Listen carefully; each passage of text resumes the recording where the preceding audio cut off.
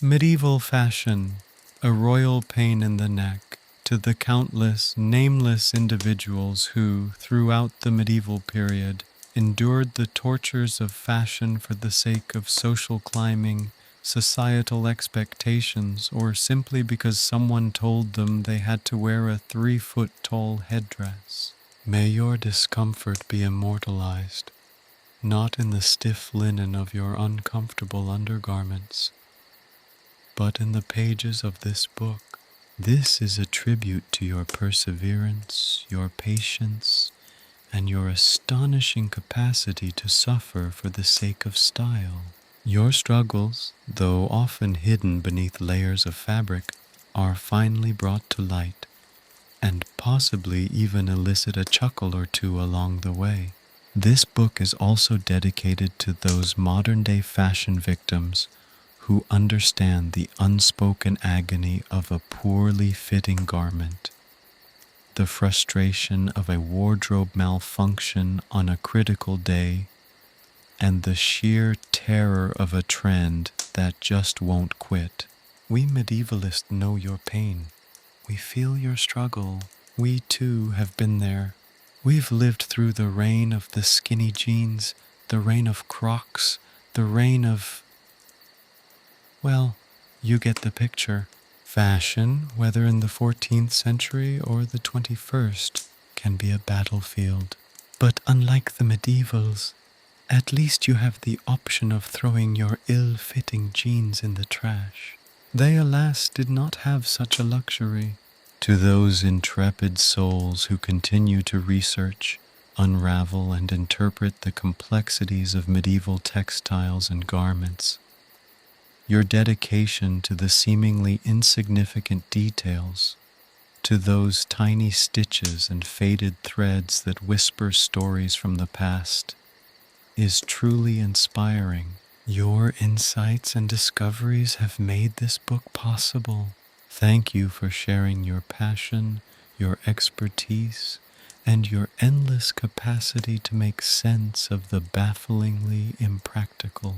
Because let's be honest, some things from the medieval period just make you wonder what they were thinking. Mostly the headdresses, really. Those headdresses. Finally, this dedication is for anyone who has ever felt a pang of sympathy for a historical figure forced to wear something utterly ridiculous.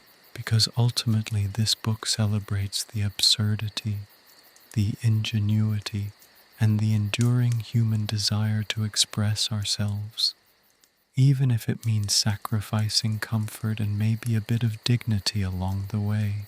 So raise a glass of something suitably medieval, perhaps spiced wine or mead, to the glorious, uncomfortable history of fashion. Chapter 1. The Illusion of Grandeur. The weight of royalty wasn't just a metaphorical burden. It was a very real, very physical one, borne on the shoulders and backs and hips of medieval monarchs. Forget the flowing grace often depicted in paintings and tapestries. The reality was far more cumbersome. Picture, if you will, a king or queen not in regal splendor, but in something closer to a heavily laden pack mule. Layers upon layers of fabric, each adding its own significant weight and restricting movement.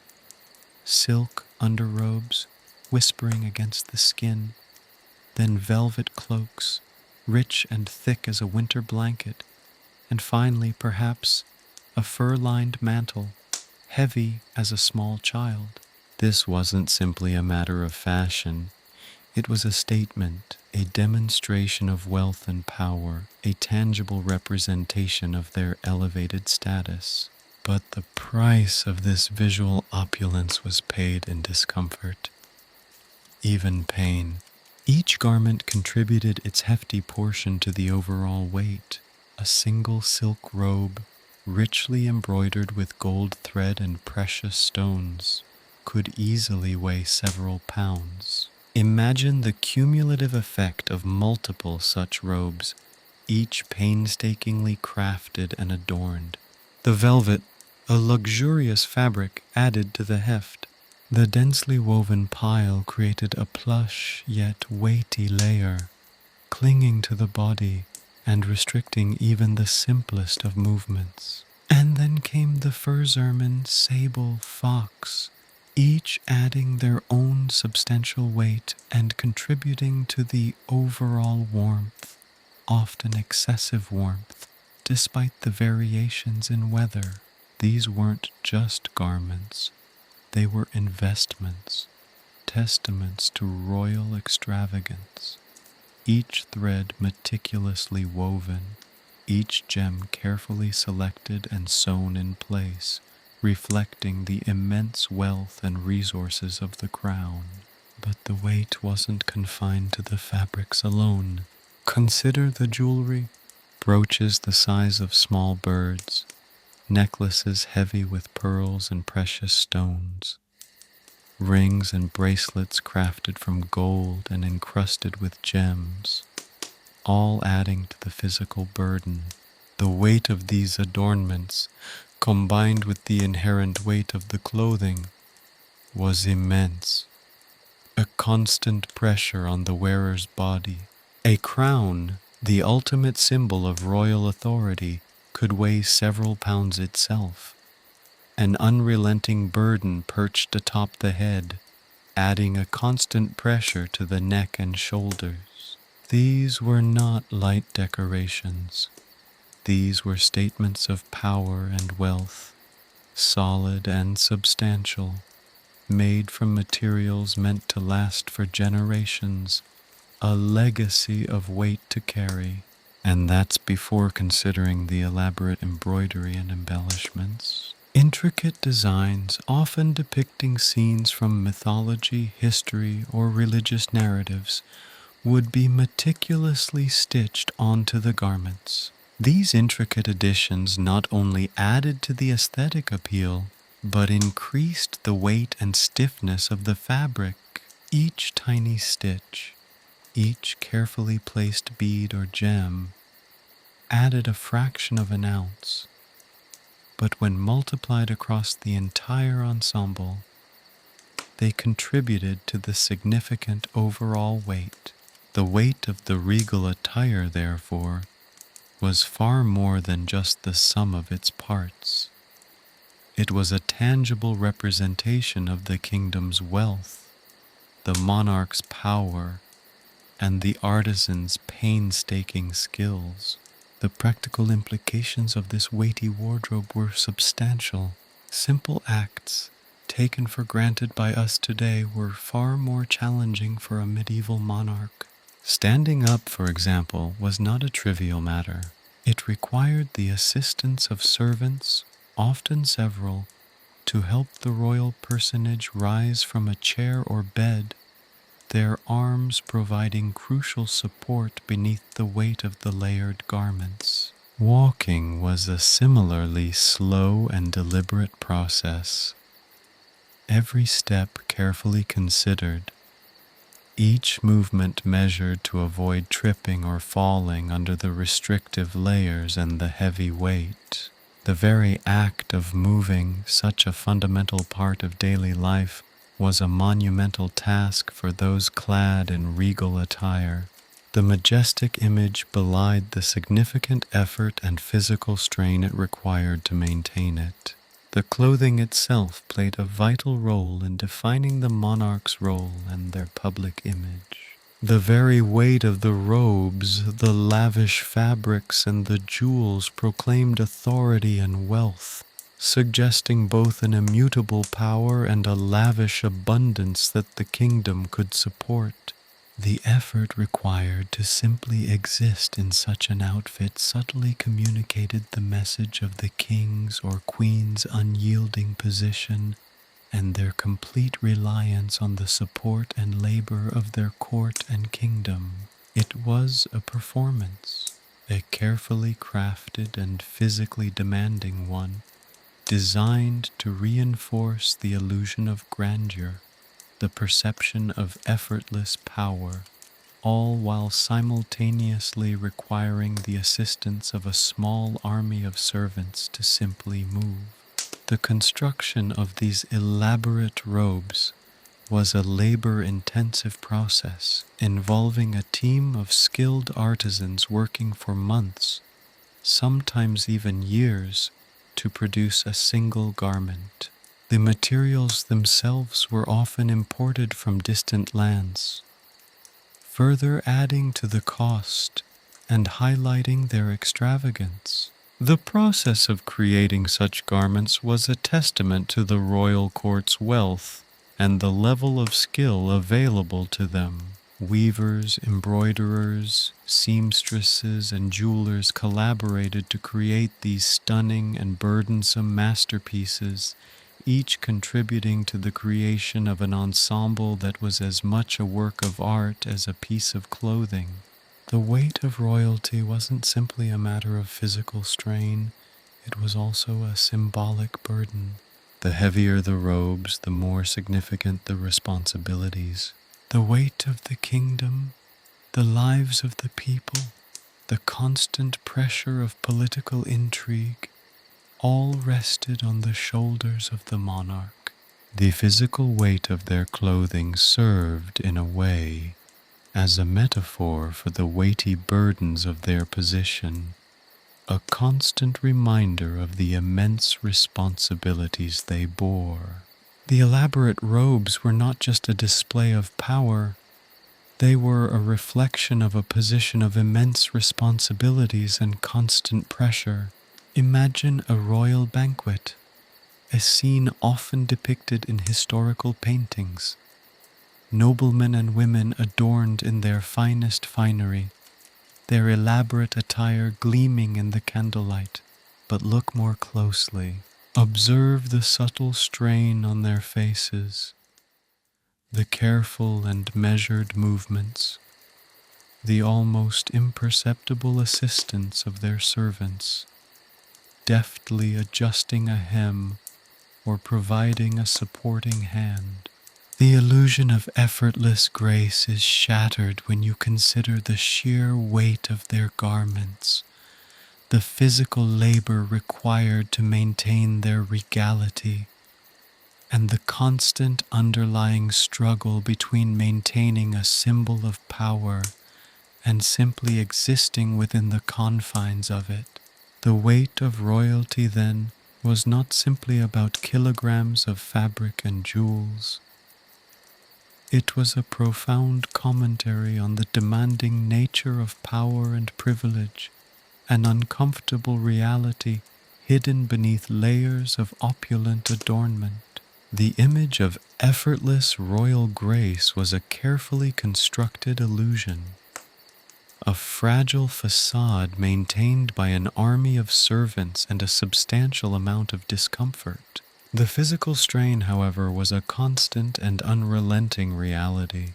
The true price of royalty was not only gold and jewels, but the significant physical cost of wearing its symbol. The weight of royalty, as we've seen, wasn't solely confined to the voluminous robes and shimmering jewels. It extended, quite literally, to the very ground beneath their feet. For while the upper garments announced power and status with their sheer bulk and lavish decoration, the footwear of the medieval elite offered a similarly potent, albeit more pointed statement: the poulain. These shoes, with their extraordinarily elongated toes, were as much a symbol of social standing as they were a testament to human endurance, or perhaps, more accurately, a lack thereof. Forget the dainty slippers of modern imagination. The poulain was a weaponized article of clothing. Their exaggerated length, sometimes reaching a foot or more beyond the wearer's toes, dictated not only their appearance, but the wearer's gait, their posture, even their social interactions. Imagine a nobleman, resplendent in his velvet doublet and shimmering hose, attempting to navigate the uneven cobblestones of a medieval street. His long pointed shoes, curving elegantly downwards like the prow of a ship, are a constant impediment, tripping hazards that threaten to send him sprawling into the mud at any moment. The practicality of such footwear was, to put it mildly, negligible.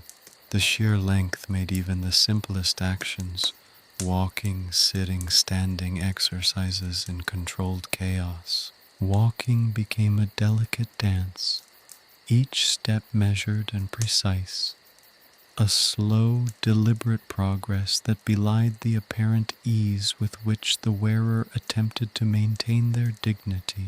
Turning required a careful pivoting of the entire body, a graceful maneuver that was less a spontaneous action and more a planned ballet sequence. Sitting, if accomplished without mishap, necessitated the careful arrangement of the ridiculously long toes, perhaps propped up on a footrest or strategically tucked under a chair leg, to avoid tripping oneself or those unfortunate enough to be nearby. The everyday routine of a nobleman, therefore, was transformed into a series of carefully choreographed maneuvers designed to circumvent the very footwear meant to elevate his status. The length of the poulain, however, was a direct correlation to the wearer's social status. The longer the toe, the higher the social echelon, a visual proclamation of wealth and leisure. The common folk, those whose daily lives were governed by the realities of physical labor, could not afford such impracticality. Their footwear was functional, sturdy, and above all, practical, designed for the realities of working fields and traversing uneven terrain, not the curated environments of courtly life. The poulain, therefore, represented a striking visual dichotomy: the ostentatious display of a wealthy elite against the utilitarian necessities of the broader population. But the poulain's impracticality didn't stop at its length. The materials themselves added to the discomfort. Fine fabrics, such as velvet, silk, and even richly embroidered cloth, were used to create the uppers, enhancing the luxurious aesthetic while simultaneously increasing the weight and stiffness of the shoe.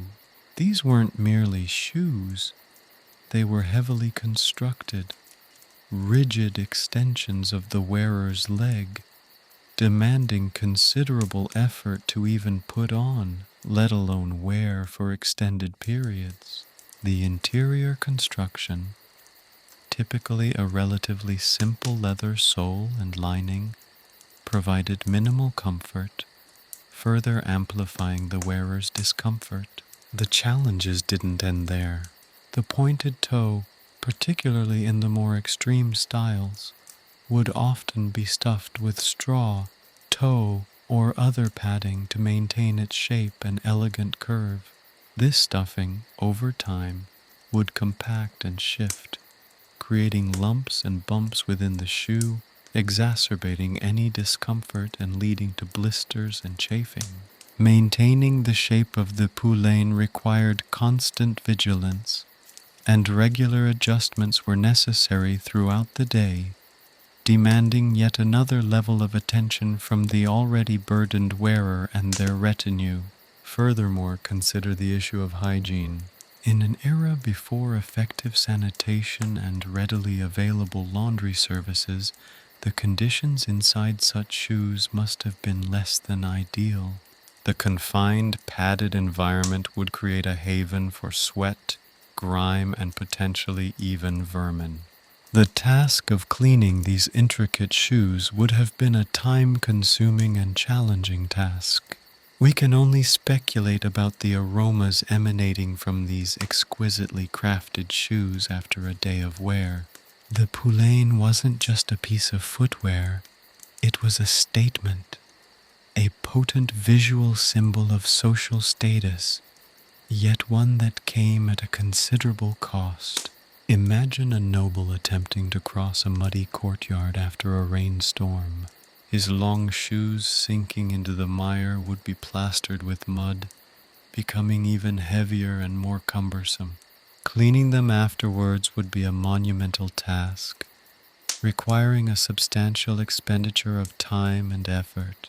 Yet this was a price he and his social peers were willing to pay. The discomfort and inconvenience paled in comparison to the social cachet conferred by such ostentatious footwear.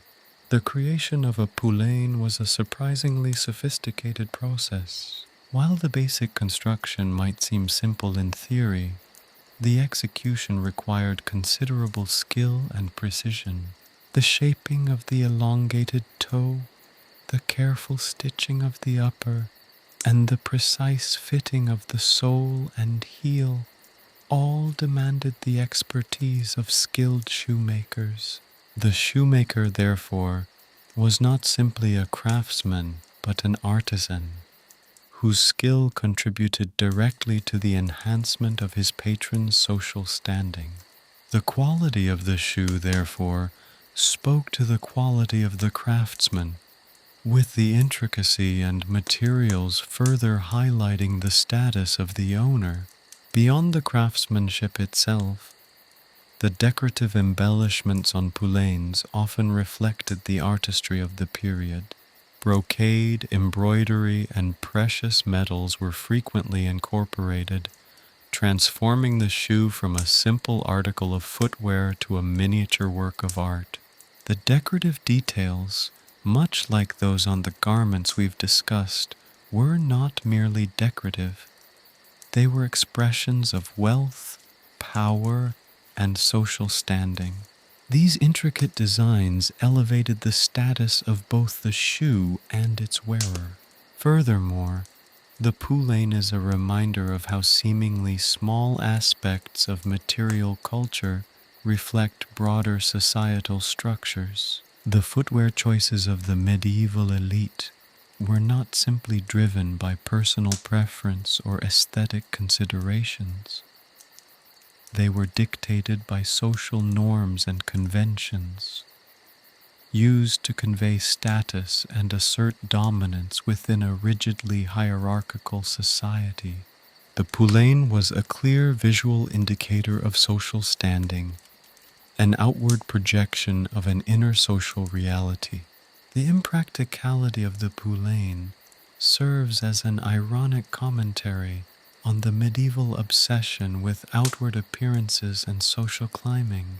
The discomfort, the inconvenience, the practical challenges all faded into insignificance when compared to the potent visual symbol of status. The poulain, in its extravagant length and impractical design, wasn't just a piece of footwear. It was a statement of social aspiration, a testament to the lengths to which people would go to project an image of wealth, power, and prestige, even if it meant enduring considerable physical discomfort in the process. The poulain represents a significant aspect of medieval material culture, highlighting the complex relationship between fashion, social status, and the daily lives of individuals within a rigidly structured society. It's a reminder that the pursuit of elegance and status can come at a significant cost, not just financially, but also physically. And in the case of the poulain, that cost was quite literally measured in painful steps. The image of a medieval noble attempting to navigate a crowded marketplace, his extremely long-toed shoes an obstacle course for himself and everyone around him, captures the essence of this sartorial absurdity perfectly. A visual representation of an era where the pursuit of grandeur sometimes resulted in the most impractical and inconvenient of fashion choices. The illusion of grandeur, as we see, was frequently built on the foundation of discomfort, a foundation that extended from the head, weighed down by the crown and its layers of finery. all the way down to the pointed toes, meticulously crafted for status, but agonizing to wear. The entire ensemble, from the head to the toe, was a performance, a demanding and often uncomfortable performance, carefully crafted to perpetuate the illusion of effortless power. The poulain, with its absurdly elongated toe, might seem the pinnacle of medieval sartorial impracticality, but it was merely the tip of the iceberg, or perhaps, more accurately, the tip of a very, very long and exceedingly uncomfortable toe.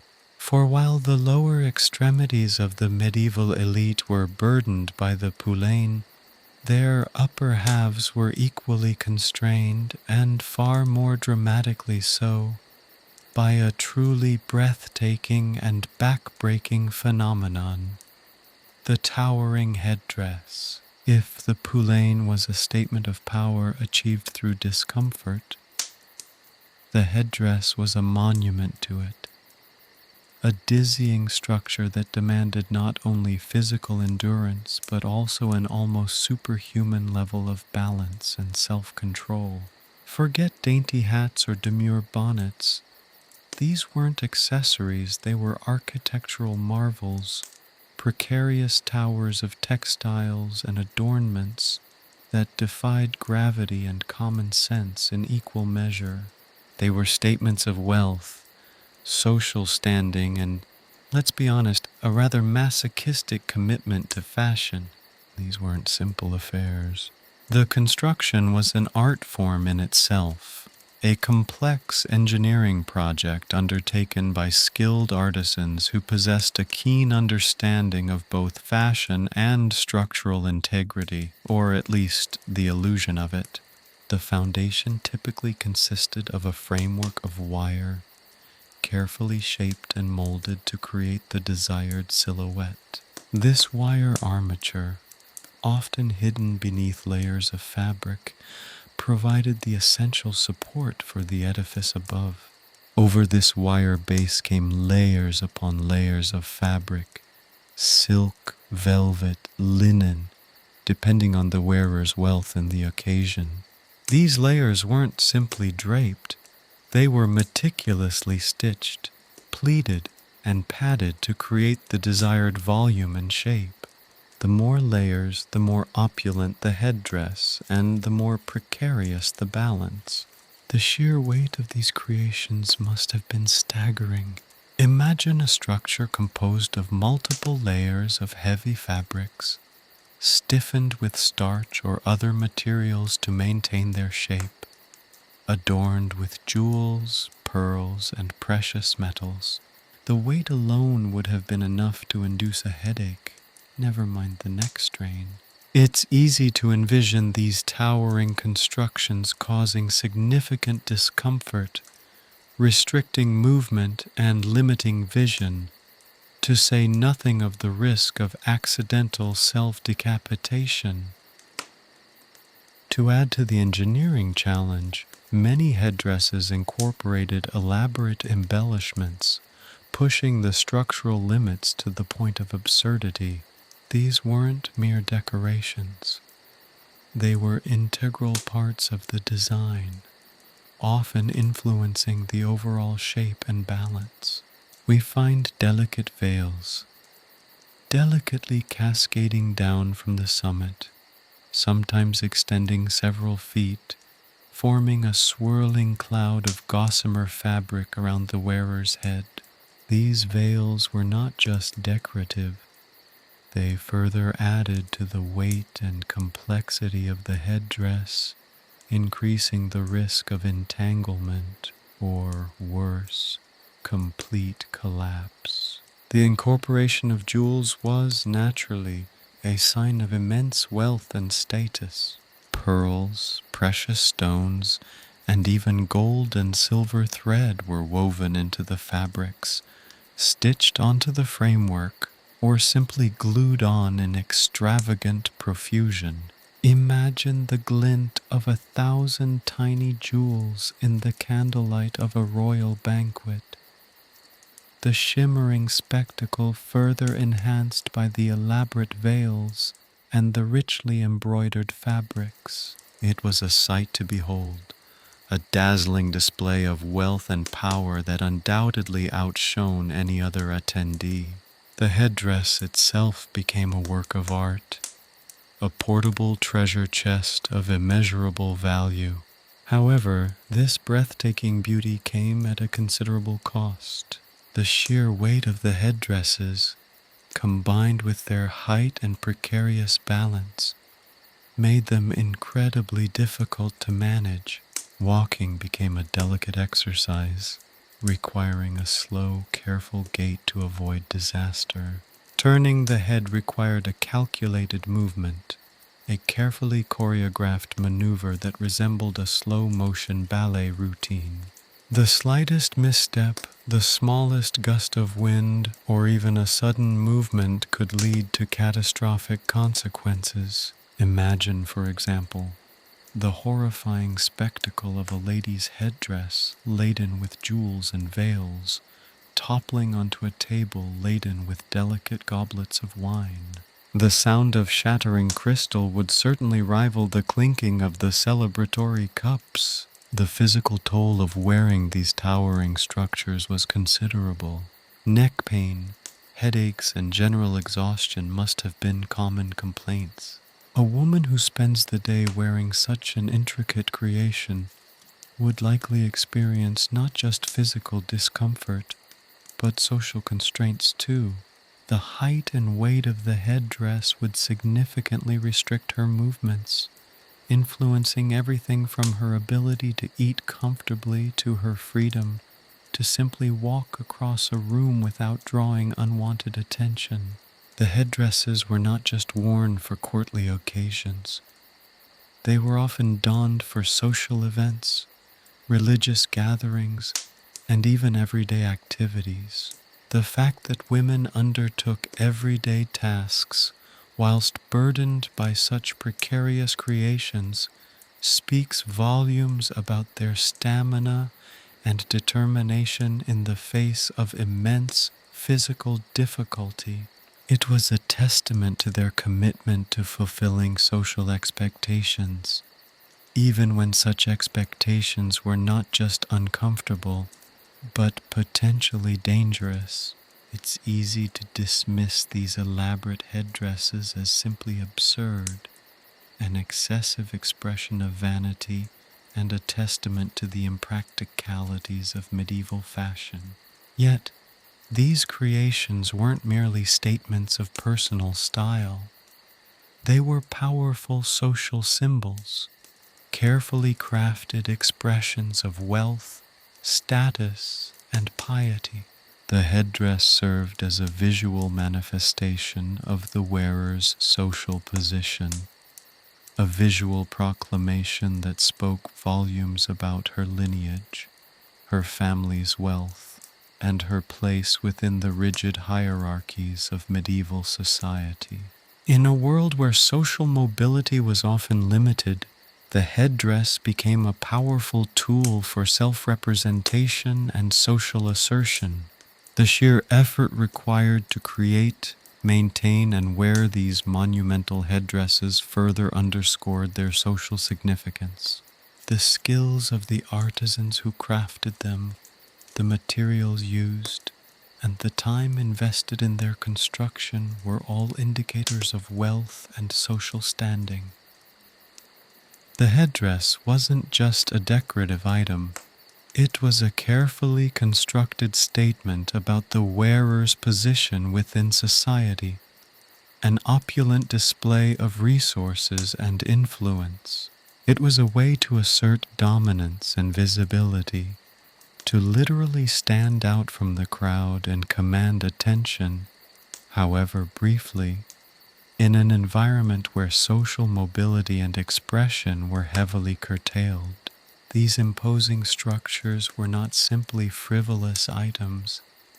They were significant indicators of status, wealth, and even piety. reflecting the complex intersection of fashion, religion, and social hierarchy. The materials, the craftsmanship, and the sheer difficulty of wearing them all contributed to their symbolic significance, transforming them from mere headwear into powerful tools for social performance. The creation of a single headdress was a collaborative effort involving several skilled artisans.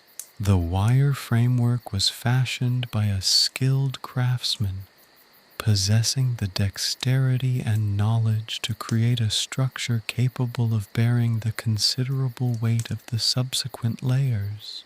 This framework was then passed to seamstresses, responsible for carefully draping and stitching the layers of fabrics, achieving the intended shape and silhouette. Embroiderers and jewelers would then add the final touches, embellishing the already intricate creation with pearls, precious stones, and gold thread, creating a dazzling masterpiece that reflected the wearer's wealth and standing.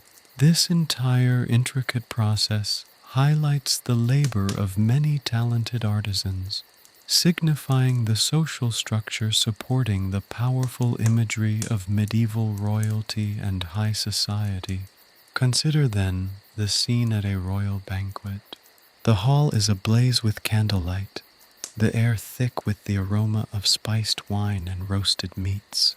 Ladies in their opulent gowns, their bodies constricted by corsets, their necks strained by the weight of their elaborate headdresses, move with a careful grace, each step a calculated maneuver to avoid tripping over their own ridiculously long toes or accidentally toppling the tower of textiles perched precariously on their heads. The slightest jostle, a misplaced step, or a sudden gust of wind could bring disaster, sending jewels, fabric, and feathers raining down upon the startled guests. The entire scene is a delicate balancing act, a precarious performance where the illusion of effortless grandeur is constantly threatened by the very elements designed to create it. The image of a medieval court, a sea of towering headdresses wobbling precariously above a sea of long, pointed shoes, reveals the true nature of medieval grandeur, a performance enacted at considerable cost, both physical and social. The shimmering silks and velvets, the meticulously embroidered robes, the towering headdresses, these are the images that dominate our perceptions of medieval fashion. But beneath the opulent exterior lay a far less glamorous reality. The world of undergarments, a realm of linen, wool, and the constant, often losing battle against the realities of medieval hygiene. Forget the romanticized notions of pristine cleanliness. The truth, as we shall see, was far less appealing. The undergarments of the medieval period weren't simply functional. They were a testament to the ingenuity and the limitations of the era's technology and social norms. They reflect the struggles for comfort, cleanliness, and the ever-present fight against the unpleasant realities of daily life.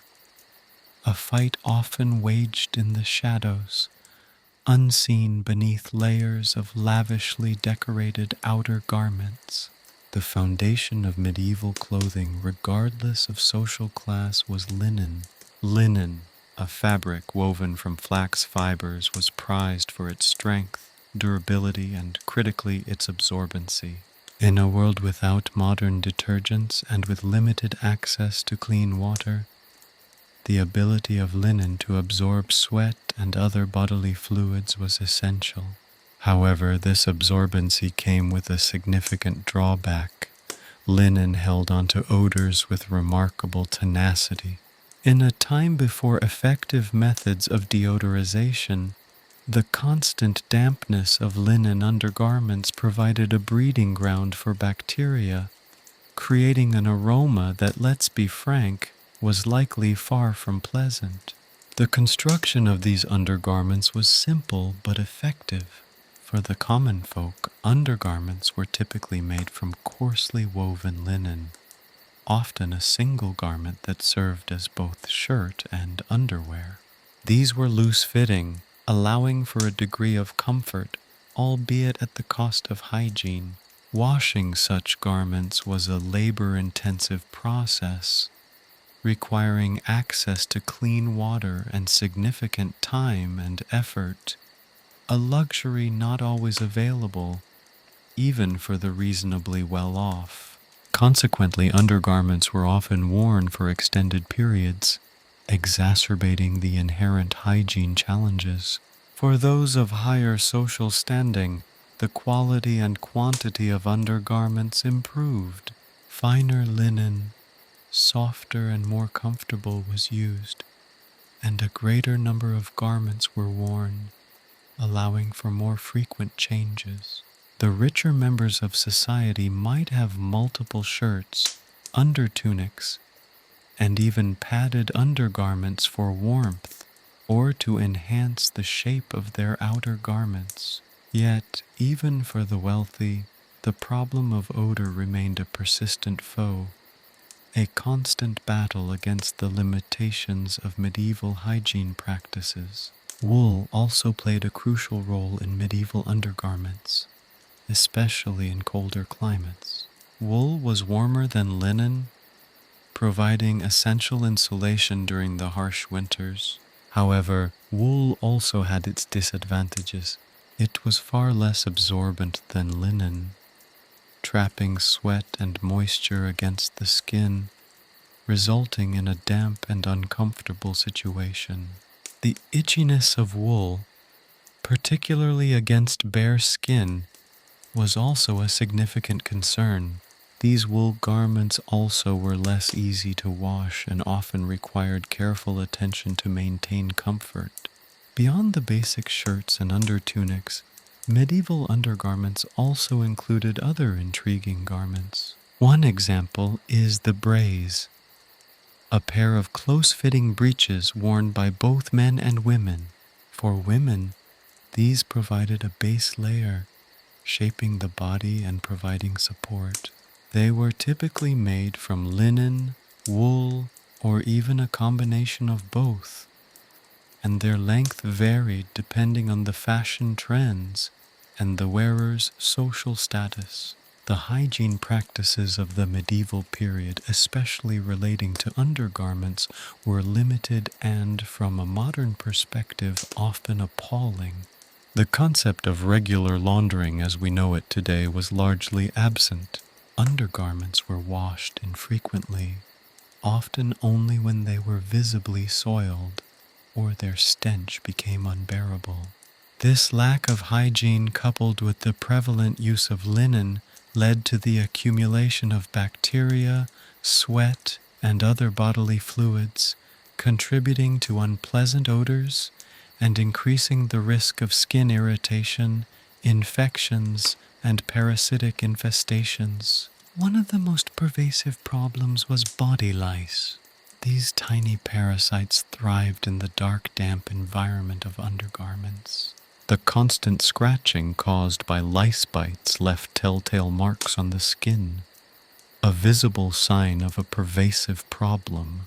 Treatments for lice were rudimentary and often ineffective. The use of herbs and other natural remedies attempted to control infestations, but with limited success. The prevalence of lice was a widespread issue, affecting all social classes, though the methods of dealing with the issue varied greatly depending on income level and access to resources. Beyond lice, the problem of fleas was another ubiquitous medieval concern. Fleas, thriving in the often unsanitary conditions of medieval homes and environments, found refuge in the fabric of undergarments. Again, remedies were limited, resulting in constant discomfort. The presence of these parasites underscores the challenges of hygiene and the often difficult lives that even the highest in society endured. The contrast between the outward appearance of medieval grandeur and the hidden realities of undergarments is stark. The rich fabrics, the opulent adornments all hid a world of discomfort, itching, and unpleasant odors. The elegant gowns and elaborate headdresses concealed a constant battle against the elements, against parasites, and against the very limitations of the period's technology and societal practices. It's easy to look at depictions of medieval life and assume a certain level of cleanliness and comfort, but the reality was far less glamorous. The undergarments, those unseen and often unacknowledged layers of clothing, whisper a different story, a story of ingenuity in the face of adversity, of resilience in the face of discomfort, and of the often unsanitary realities of everyday life in the Middle Ages. While the outer layers of clothing served as a public declaration of social status, the undergarments represented a more intimate, personal struggle. Their condition reflected not only the individual's access to resources, but also their level of fortitude in navigating the challenges of daily life. The diligent washing and maintenance of undergarments where possible indicated a commitment to personal hygiene and cleanliness, in contrast to the often unavoidable presence of parasites. Even within the elite strata of medieval society, the constant battle against dirt, odor, and vermin was an inescapable part of life, revealing the inherent limitations of even the most sophisticated approaches to clothing and personal care at the time. In our modern world of readily available clean water, effective detergents, and readily accessible treatments for parasites, it's easy to overlook the challenges faced by medieval people in maintaining personal hygiene. The frequent washing of undergarments and the control of parasites were often luxuries unavailable to most. The material culture of undergarments serves as a potent reminder that the pursuit of cleanliness was not simply a matter of personal choice. It was a constant, ongoing struggle, shaped by factors such as access to resources, climate, technology, and the limited understanding of hygiene practices in the Middle Ages. This constant struggle between the desire for comfort and cleanliness and the realities of medieval life is precisely what makes the study of undergarments so fascinating. They are not just pieces of clothing, they are windows into the lives of medieval people, reflecting their daily struggles, their ingenuity, and their resilience in the face of adversity. They force us to question our romanticized view of the past, prompting us to consider the less glamorous aspects of medieval life, the often hidden realities that lie beneath the surface of the spectacular garments that often fascinate and captivate us today. The undergarments, in their unassuming simplicity, offer a far more compelling and realistic portrayal of the medieval experience than the often sanitized narratives we typically encounter. These overlooked items are a constant reminder that, beneath the surface of medieval grandeur, lay a world of challenges and struggles, a world often unseen, but nevertheless vitally important to understanding the complexity of medieval society. The shimmering silks and velvets that graced the courts of medieval Europe weren't mere aesthetic choices. They were potent symbols of wealth, power, and social standing, each thread a testament to the complex economic forces shaping the era.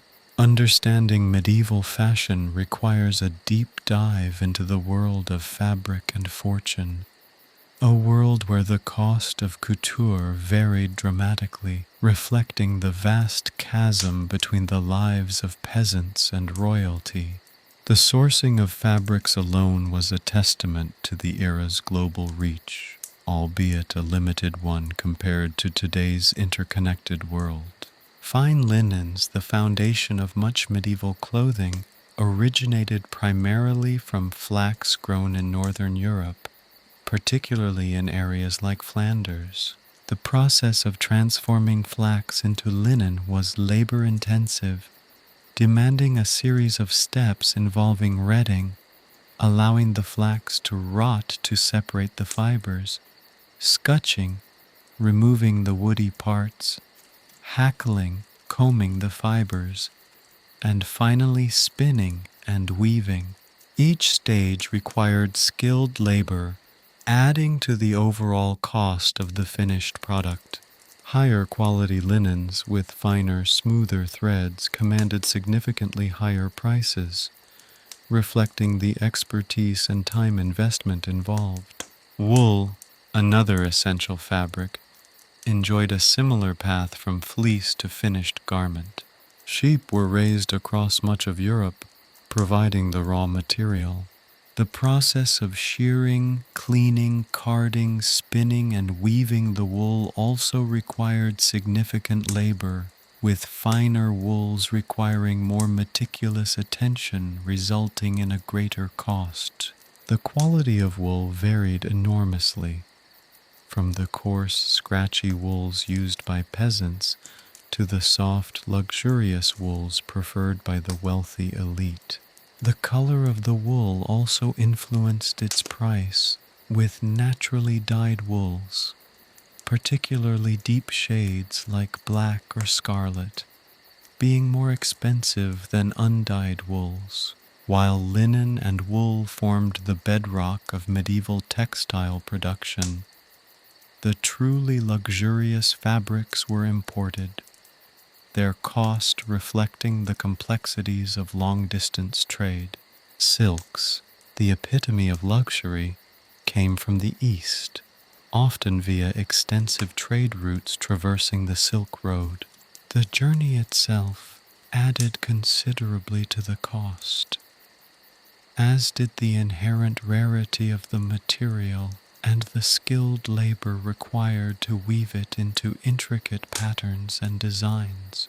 Only the wealthiest members of society could afford to drape themselves in silk, making it a powerful symbol of status and wealth. Similarly, velvets with their plush, luxurious texture were expensive imports, adding a touch of opulence to the garments of the elite. The intricate craftsmanship involved in creating medieval garments further elevated their cost. Tailors, often organized into guilds, possessed specialized skills and knowledge, allowing them to create garments of astonishing detail and artistry. Embroidery, the addition of ornate patterns using needle and thread, was a highly skilled craft, with the finest embroideries commanding exceptionally high prices. These embellishments were often made with precious metals such as gold and silver, or with gemstones, further escalating the cost of the finished garment. The more elaborate the embroidery, the higher the social standing of the wearer it proclaimed. The economic disparity between the clothing of peasants and royalty was stark. Peasant clothing was primarily made from homespun linen and wool, often in simple, functional designs. The colors were usually muted, lacking the vibrancy of the dyed fabrics favored by the wealthy. The garments were practical and durable, but lacked the lavish decoration and luxurious materials of the upper classes. Their clothing served a utilitarian purpose, prioritizing protection from the elements over any display of wealth or status. Mending and repurposing old garments were common practices, extending the life of clothing and reducing the need for frequent replacements. In contrast, the clothing of the aristocracy was a dazzling display of wealth and power.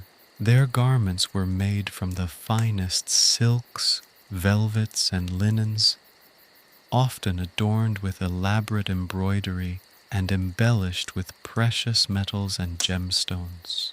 The colors were rich and vibrant, demonstrating access to costly dyes. The styles were often elaborate and complex, showcasing the high level of skill possessed by the tailors who created them. These garments were far more than mere clothing. They were moving statements of their owner's social standing, a public demonstration of affluence and power. The cost of royal attire wasn't simply reflected in the price of the fabrics and craftsmanship. It also extended to the sheer volume of clothing required to maintain a royal image. A monarch or noble would have required an extensive wardrobe featuring numerous outfits for various occasions, from grand ceremonies to more private affairs.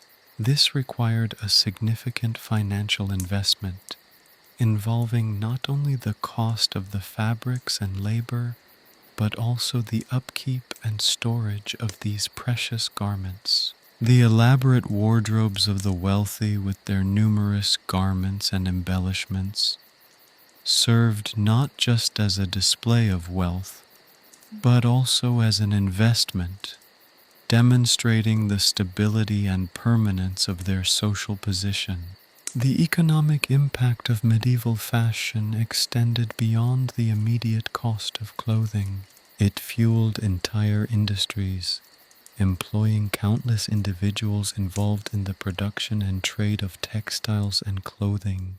From farmers growing flax and wool to weavers creating fabrics, tailors crafting garments, and merchants trading goods, the fashion industry played a crucial role in the medieval economy, supporting numerous livelihoods and fostering trade.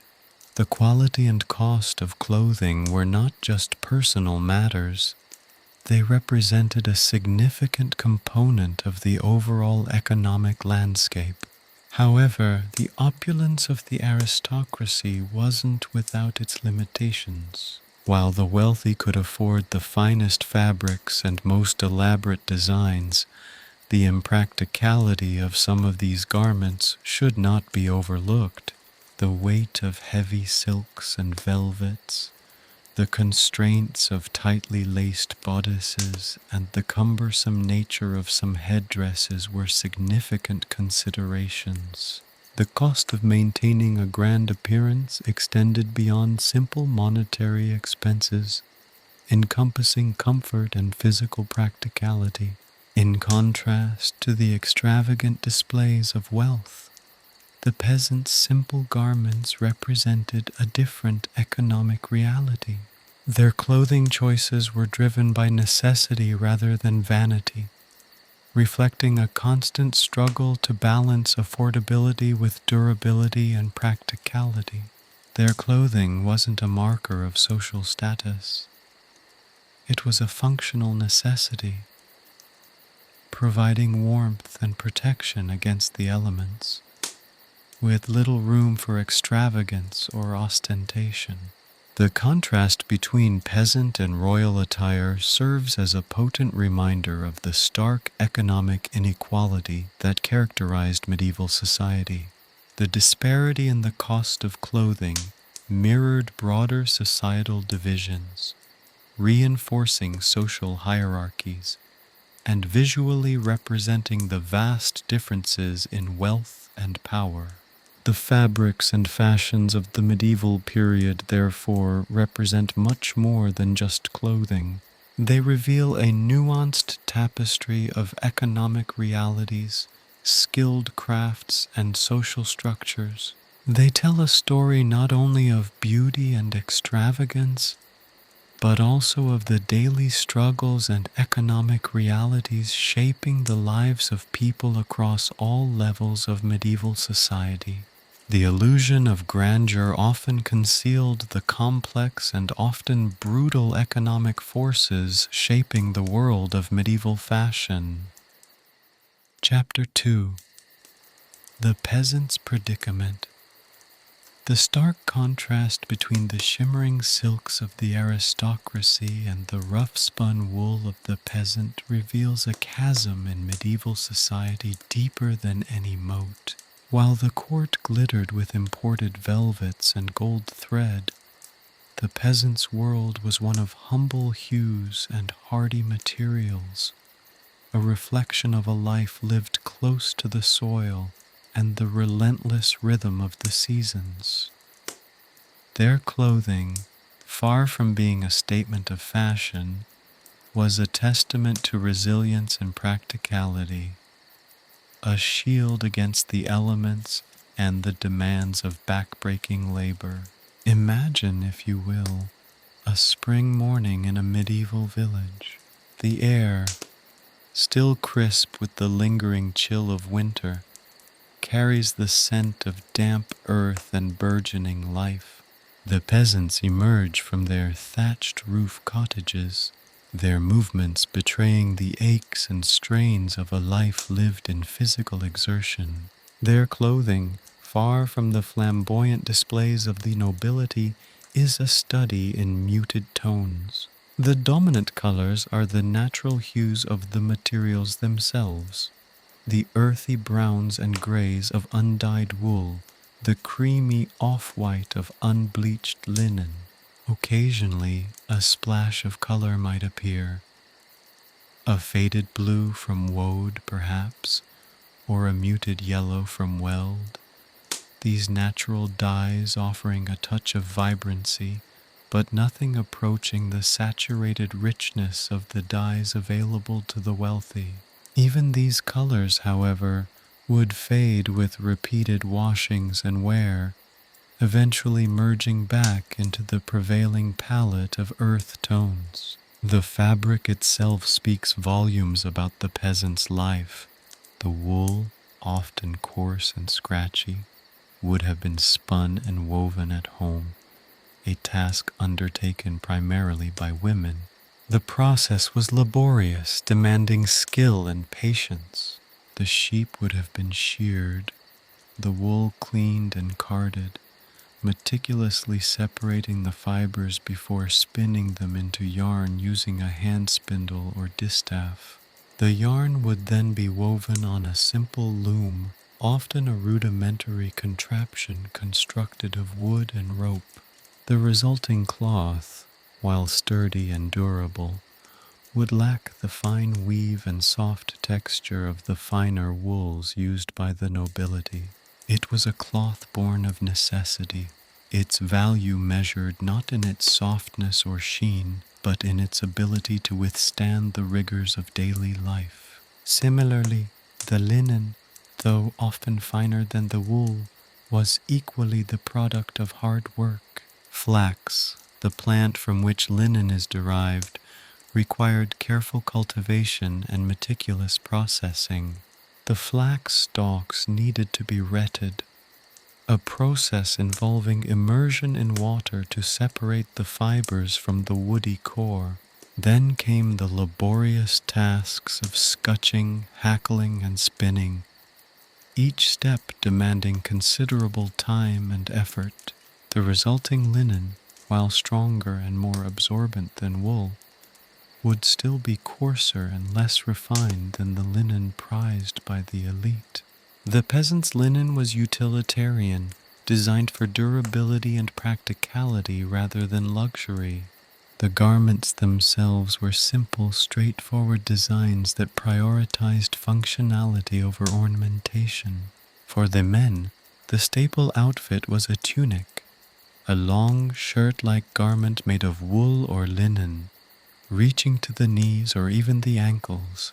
This tunic, worn over a simpler undershirt, provided warmth and protection from the elements. Breeches or hose, made of similar materials, covered the legs, providing further protection and warmth, often tucked into sturdy leather boots that were essential for the rough terrain and endless hours of fieldwork. A simple belt held the tunic in place and served as a pocket for essential tools. In colder weather, a heavier woolen cloak might be added for insulation, providing an additional layer of warmth against the biting winds and freezing temperatures. Women's garments were similarly simple and practical. A long linen or woolen kirtle, a kind of gown or long dress, formed the foundation of their wardrobe. The kirtle might be belted at the waist, often with a simple fabric belt, but the lack of ornamentation was striking. Over this kirtle, a simpler woolen or linen robe might be added for extra warmth. Head coverings were common, with linen or woolen scarves or veils offering protection from the sun and wind, often pinned or tied in place. Unlike the elaborate headdresses of the wealthy, these garments were purely functional, designed to provide warmth, protection, and modesty, with little or no emphasis on adornment. The lack of embellishment in peasant clothing was not a matter of choice. It was a reflection of economic reality. The cost of dyes, embroidery, and other forms of decoration was prohibitive for those struggling to make ends meet. The time spent on intricate embellishments was time that could have been better spent working in the fields or tending to livestock. A peasant's clothing served a utilitarian purpose, to protect them from the elements and the demands of their labor. It was a silent testament to their hard work and their enduring resilience in the face of hardship. The texture of their clothes was a reflection of their lives. The rough, sometimes scratchy wool, the coarse linen, these were not the soft, delicate materials favored by the nobility. These were fabrics that had seen the grind of the millstone, the heat of the oven, the wear and tear of constant labor. They carried the scent of sweat and toil, the smell of the earth and the animals. They were garments that bore the marks of their own lives. Mending and repurposing were common practices, extending the lifespan of garments that could not be easily replaced. Patches carefully sewn over worn or torn areas were a familiar sight, a testament to the resourcefulness of the peasant community. Clothes were handed down through generations, their fabric bearing the marks of time and use. There was no room for frivolous fashion. Each garment served a vital purpose, and every thread bore the weight of necessity. The colors, or rather the lack thereof, are significant. The muted tones reflect both the limited access to dyes and the practicality of peasant life. Bright, vibrant colors were often expensive to produce, using rare or imported materials far beyond the reach of most peasants. Their focus was on functionality and durability, not aesthetics. Their clothing blended into the landscape of their world, reflecting the earthy tones of the soil they worked. Their clothes were not a statement of their identity, but rather a functional extension of it. The simplicity of peasant attire, then, is not a sign of lack of artistry or ingenuity. It is a testament to the enduring human capacity to create from necessity, to find beauty and dignity in the practical and the functional. It's a story told not in the shimmer of silk, but in the strength of a homespun thread. A story of endurance, hard work, and the quiet dignity of a life lived close to the earth. This chapter, in its exploration of peasant clothing, ultimately reminds us that the garments we wear tell a complex story, a story far richer and more nuanced than any courtly fashion statement could ever convey. It is a story that deserves to be told, heard, and understood, and not just seen through the lens of a romanticized past. The chasm between the sartorial splendor of the aristocracy and the humble attire of the peasantry wasn't merely a matter of aesthetics.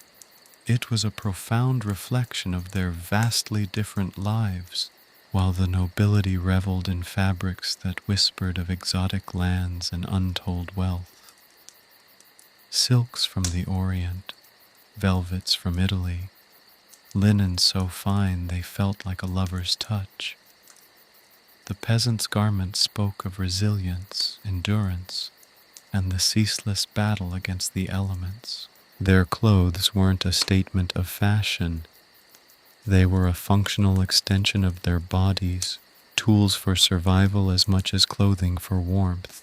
Consider the peasant's tunic, a garment seemingly simple in its design, yet deeply significant in its function. Unlike the elaborate layered robes of the nobility, often so restrictive they required the assistance of several servants to don, the peasant's tunic was a single practical garment, usually made from undyed wool or linen. The colors dictated by the availability of natural dyes rather than fashionable whims. It was designed for maximum comfort and movement. The fabric, often coarse and thick, provided warmth and protection against the biting winds of winter and the scorching sun of summer. The cut was straightforward, allowing for a full range of motion necessary for the demanding physical labor that characterized peasant life.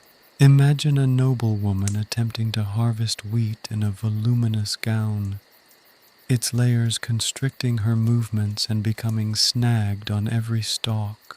The peasant's tunic, however, allowed complete freedom of movement. It was a garment that moved with the body, not against it. The construction of the peasant's tunic also reflected its utilitarian purpose. Seams were strong, reinforced with careful stitching to withstand the rigors of daily wear and tear. Holes and tears were not simply discarded, they were patiently mended, often with patches of leftover fabric, a testament to the resourcefulness and frugality that characterized peasant life. These patches, far from being considered blemishes, became a part of the garment's history, silent witnesses to the countless hours of labor it had endured. The colors, or rather the lack of vibrant hues, also tell a story. Natural dyes made from plants like woad and weld provided muted shades of blue and yellow, but these were often expensive and faded with washing. The dominant colors remained the natural tones of the undyed wool or linen, reflecting the limitations imposed by the lack of access to more exotic and costly dyes. In stark contrast, consider the ornate robes worn by the nobility. These weren't simply garments, they were statements of wealth, power, and social standing. The finest silks, often imported from distant lands, were meticulously embroidered with gold and silver thread, adorned with precious jewels and intricate designs. These robes, often layered with intricately patterned undergarments, were more akin to wearable works of art than functional clothing.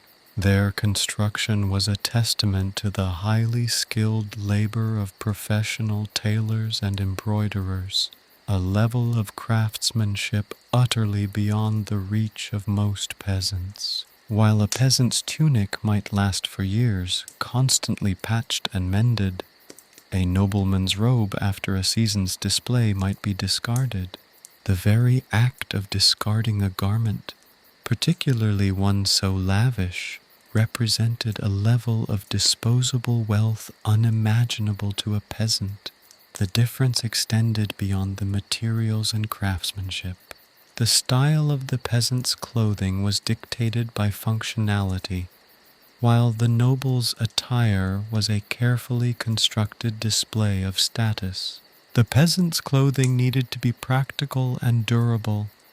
It needed to withstand the harsh conditions of fieldwork and withstand countless washings. The nobility's clothes, on the other hand, were often designed to be visually striking and were only worn for specific occasions. A noble's wardrobe might encompass a staggering array of garments, each designed for a different purpose and social context. The fabrics themselves were selected for their aesthetic qualities: shimmering silks, soft velvets, luxurious furs. The emphasis was on visual impact, a statement of power and wealth. Consider, for example, the difference between a peasant's simple leather boots and a nobleman's finely crafted shoes. The peasant's boots were sturdy and practical, providing protection from the rough terrain and the elements. Made from thick, durable leather, they were designed to withstand daily wear and tear. Their simplicity was a necessity. They were a functional part of the peasant's work attire. In contrast, a nobleman's shoes might be made from fine leather, exquisitely crafted and perhaps adorned with precious metals or jewels. These shoes were not designed for work. They were designed to be seen, to display the wearer's wealth and social status. They were often impractical for anything beyond leisurely walks, a statement of the wearer's elevated position in society. Furthermore, the accessories worn by peasants and nobles differed greatly. The peasant might have worn a simple leather belt to hold tools, while a nobleman might wear an ornate belt crafted from precious metals and adorned with jewels. The peasant's head covering might be a simple cloth or scarf, providing protection from the sun or rain. The noble's headdress could be an elaborate affair, crafted from silks and jewels, often so heavy and elaborate it required the support of a frame. Such headdresses were symbols of status, their complexity and expense underscoring the wearer's position in society. A peasant woman's practical apron, a garment designed to protect her clothes from the dirt and grime of housework, contrasted sharply with a noblewoman's ornate stomacher, a decorative garment worn over the bodice of her dress. These elements, small in themselves, highlight the vast disparity in the lives and social standings of the two groups. The contrast in attire extends to the very act of dressing. For the peasant, getting dressed was a quick and functional process. The simple garments were easily donned, allowing them to start their work quickly. For the nobility, the act of dressing could be a lengthy and elaborate ritual, requiring the assistance of several servants. The layers of clothing, the complex fastenings, the intricate hairstyles, all contributed to a lengthy and demanding preparation. The very process of getting dressed reinforced the social hierarchy, underscoring the difference in lifestyles and the level of service available to the different social classes. In conclusion, the clothes worn by the medieval peasantry, far from being a reflection of impoverishment or lack of aesthetic sensibility, were a testament to the ingenuity and resourcefulness required to survive in a harsh and unforgiving world. Their practicality, durability, and simplicity were not signs of inferiority, but rather evidence of a life dictated by the relentless demands of physical labor and the exigencies of survival. The stark contrast between their attire and that of the nobility served as a powerful reminder of the vast inequalities that permeated medieval society, a visual representation of the social stratification that defined the era. The peasant's clothing was a story of survival, resilience, and the quiet dignity of a life lived close to the earth. A narrative as compelling and intricate as any tale spun from the most opulent silks and velvets.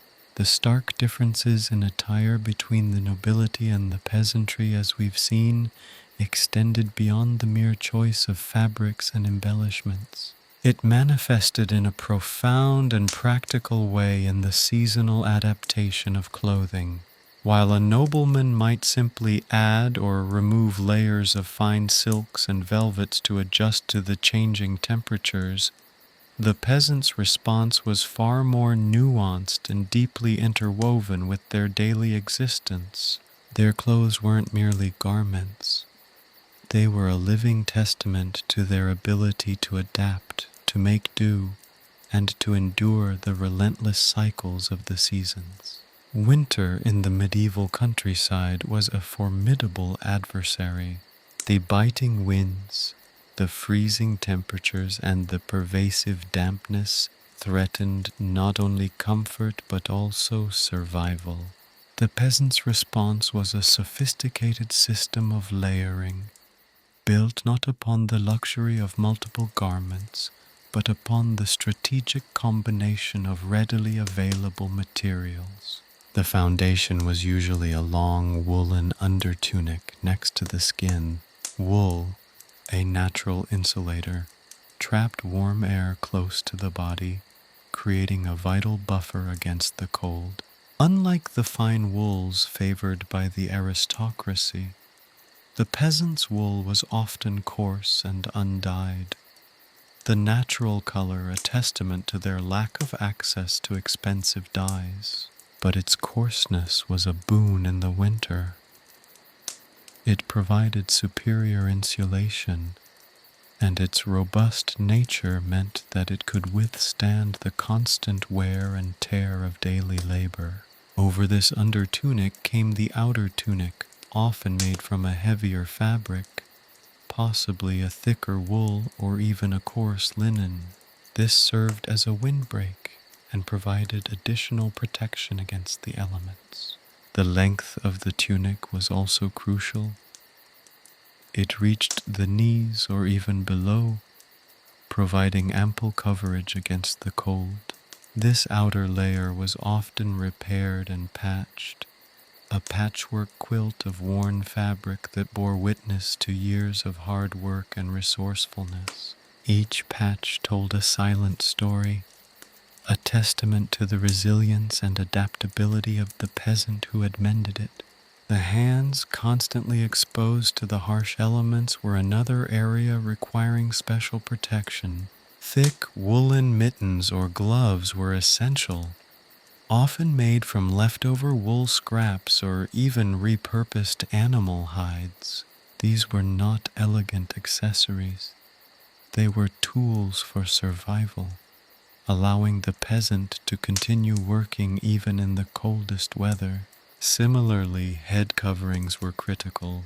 A simple woolen hood attached to the tunic provided warmth for the head and neck, while a separate woolen cap offered additional protection against the wind and snow. These were not items of fashion.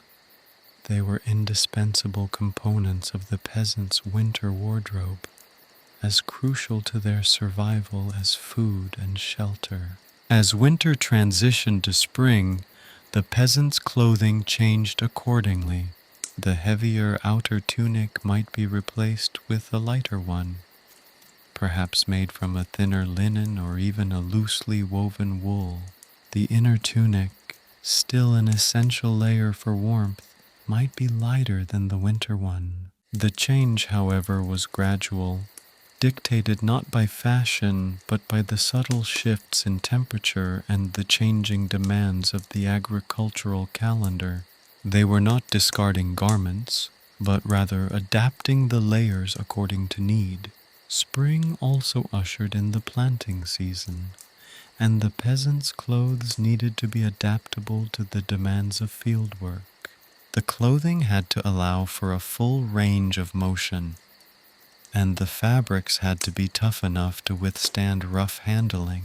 Their garments were never delicate. They were sturdy and practical, ready to withstand the rigors of sowing, weeding, and the general toil of the spring planting season. Summer demanded a different adaptation. The intense heat and sun of the medieval summer required garments that provided protection without causing excessive overheating. The linen tunic, traditionally worn as an undergarment, now became the primary garment, its thin weave allowing for adequate ventilation. The peasant might wear a straw hat offering shade and protection from the sun's harsh rays. The straw hats were not luxurious, they were functional and easily replaceable if damaged. They were often woven from locally sourced materials. However, even during the summer, the peasant's clothing retained its practicality and strength. While the fabrics might be lighter, the construction remained robust, reflecting the constant demands of fieldwork. A peasant's garment was never delicate. Repairing and patching continued, a constant activity reflecting the need for practicality and efficiency. Autumn presented another challenge, a transitional season between the warm months and the cold winter to come. The peasant once again responded by layering, gradually adding heavier garments as the temperature dropped. The heavier outer tunic might reappear, and the wool under tunic would resume its crucial role in insulation. The process was not a sudden change, but a seamless adaptation, a flexible response to the changing needs of the body and the demands of the season. The peasants' ability to adapt their clothing seasonally underscores their remarkable resourcefulness and self-sufficiency. They weren't passive recipients of fashion trends. They were active participants in creating and maintaining their own clothing. They were skilled spinners, weavers, and seamstresses, capable of transforming raw materials into functional and durable garments. Their skills were passed down through generations, a vital element of their survival. Beyond the act of creation, the peasant also demonstrated remarkable skill in repairing and mending their clothing. A torn seam, a frayed hem, a hole worn through constant use, these were not simply discarded. Instead, they were carefully repaired, often with patches of leftover fabric. These repairs were not signs of poverty or negligence, but rather a testament to the peasants' ingenuity and their commitment to maximizing the lifespan of their garments. Each patch was a marker of time, a visible record of their efforts to make do and to extract the maximum possible value from their resources. This was not merely frugality. It was a reflection of deep respect for the labor involved in producing these garments. The act of repairing clothing served another purpose. It provided a means of keeping warm during the long winter months. A well-placed patch not only mended a hole, but also enhanced the insulating capabilities of the garment. This was a small detail, yet it was indicative of the peasants' profound understanding of the relationship between clothing, the environment, and their own well-being. It was an act of self-reliance and ingenuity, a reflection of their ability to survive and thrive in the face of adversity. This cyclical process of adaptation, repair, and reuse formed a vital part of the annual rhythm of life in the medieval countryside, a quiet yet profound testament to the resilience and ingenuity of the peasant class. Their seasonal adjustments to clothing weren't mere acts of practicality. They represented a deep connection to the land, a symbiotic relationship between human needs and the changing rhythms of the natural world. This was far from the frivolous world of royal fashion, but it was a story every bit as compelling and important in understanding the lives of medieval people. The peasant's clothing, viewed through the lens of seasonal adaptation, becomes a powerful symbol of survival, self-sufficiency, and the enduring spirit of a people intimately bound to the earth and its cycles. The patched tunic, a testament to years of tireless labor, wasn't merely a garment, it was a living history. Each carefully sewn repair, each strategically placed patch, whispered tales of resilience and ingenuity. A tear mended with a scrap of sturdy linen, repurposed from a worn-out shirt. A hole patched with a piece of wool, salvaged from a disintegrating glove. These weren't imperfections, but badges of honor, evidence of a life lived close to the soil, a life where waste was a luxury they couldn't afford. Consider the humble needle, a tool as commonplace as the plow itself. In the peasant's hands, it was far more than a simple implement. It was an extension of their will, a means of extending the life of their precious garments. A broken seam, instead of signaling the end of a garment's life, was simply a challenge, an invitation to demonstrate their skills and resourcefulness. They didn't shy away from visible repairs. The patches often became decorative elements in themselves, a colorful mosaic of past repairs and resourcefulness. These weren't hidden flaws. They were a proud display of their ability to make do. The art of mending wasn't confined to repairing tears and holes. It encompassed a far wider range of skills, from reweaving frayed edges to replacing missing buttons.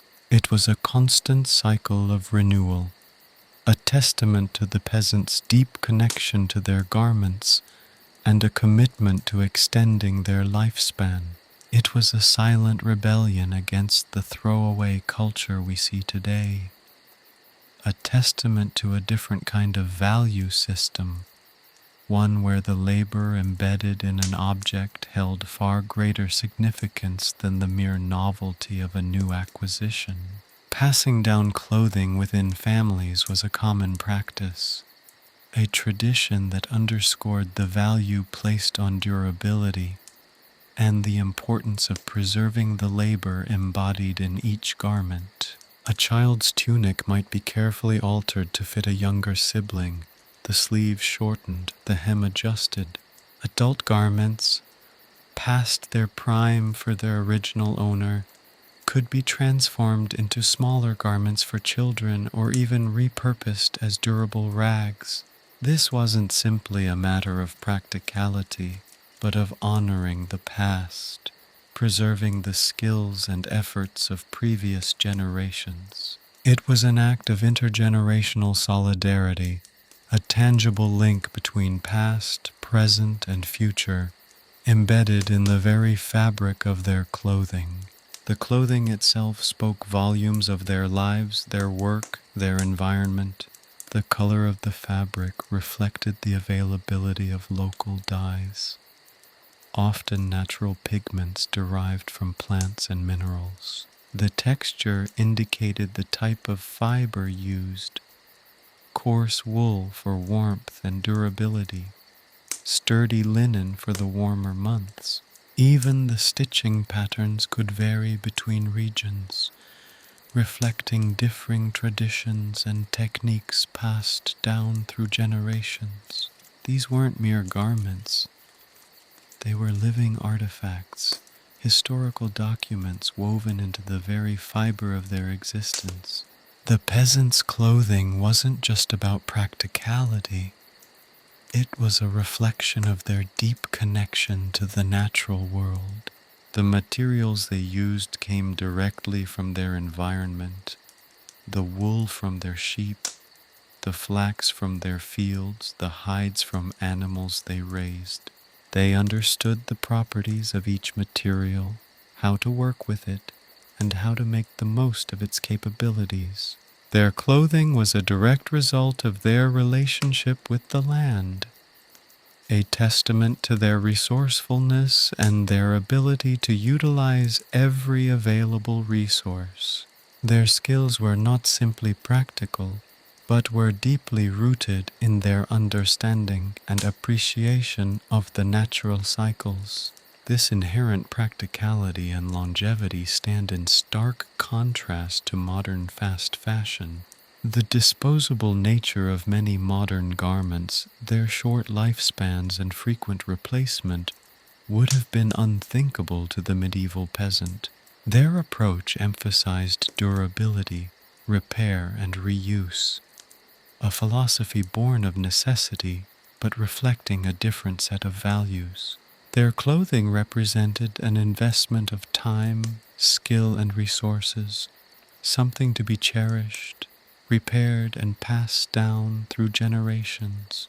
This wasn't a matter of poverty, but a deeply ingrained cultural value, a respect for the labor involved in creation, and a commitment to making the most of what they had. Consider the shoes.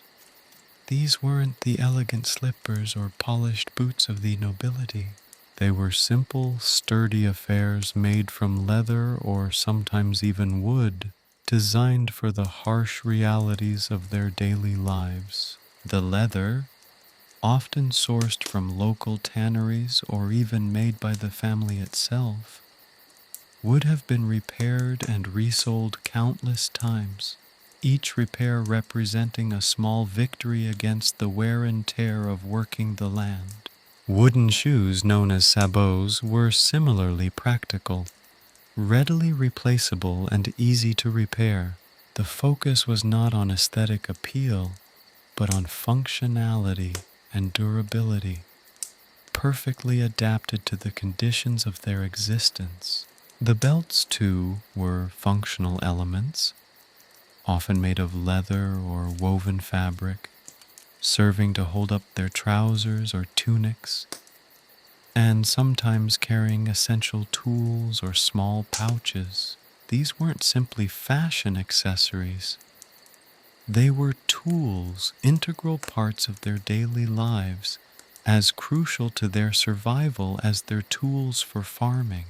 Their design was determined by functionality and durability, reflecting the demands of their environment and the arduous nature of their daily routines. The entire process, from the sourcing of raw materials to the creation and repair of garments, was a deeply ingrained part of the peasant's existence. It involved a wealth of skills and knowledge that were passed down through families, a tangible embodiment of their cultural heritage. This expertise encompassed the entire process, from shearing sheep and preparing the wool to spinning the yarn, weaving the fabric, and finally creating the garments themselves. This intimate knowledge of the entire process instilled a profound respect for the materials and the labor involved, fostering a mindset far removed from our contemporary culture of disposable fashion. The contrast with modern fashion is striking. We are bombarded with trends, with disposable items meant to be replaced after a single season. This throwaway culture, fueled by mass production and cheap labor, is fundamentally different from the mindset of the medieval peasant, who valued durability, repair, and the preservation of resources above fleeting trends. Their approach was not only environmentally responsible, but also reflected a different value system, one grounded in practicality, resourcefulness, and a deep appreciation for the labor embodied in every object they owned. Their approach also deserves recognition for its potential environmental sustainability. The focus on longevity, reuse, and repair minimized waste, a practice worthy of consideration in our current era of environmental concern. The methods employed by the peasants stand in contrast to the fast fashion industry's reliance on mass production, its wasteful consumption patterns, and its contribution to environmental degradation. The lessons of the medieval peasant, seemingly simple at first glance, offer valuable insights into how we might approach clothing production and consumption today in a more sustainable and responsible manner. The ingenuity of the peasant wasn't confined to the garments themselves. They demonstrated a remarkable ability to adapt their clothing to the changing seasons, using layering to regulate their body temperature. This wasn't a matter of fashion, it was a matter of survival. The layering of garments, combined with the strategic use of different fabrics and materials, allowed them to effectively regulate their body temperature, ensuring comfort and protecting them from the harsh elements. It was a sophisticated system born of necessity, highlighting their deep understanding of their environment and their remarkable ability to adapt to its demands. Beyond the practical aspects, the peasants' clothing also held a certain social significance. While they lacked the elaborate embellishments of the nobility, their clothing still carried subtle indicators of their social standing and regional identity. The choice of fabric, the style of the garments, and even the way the garments were repaired, all could carry implicit information.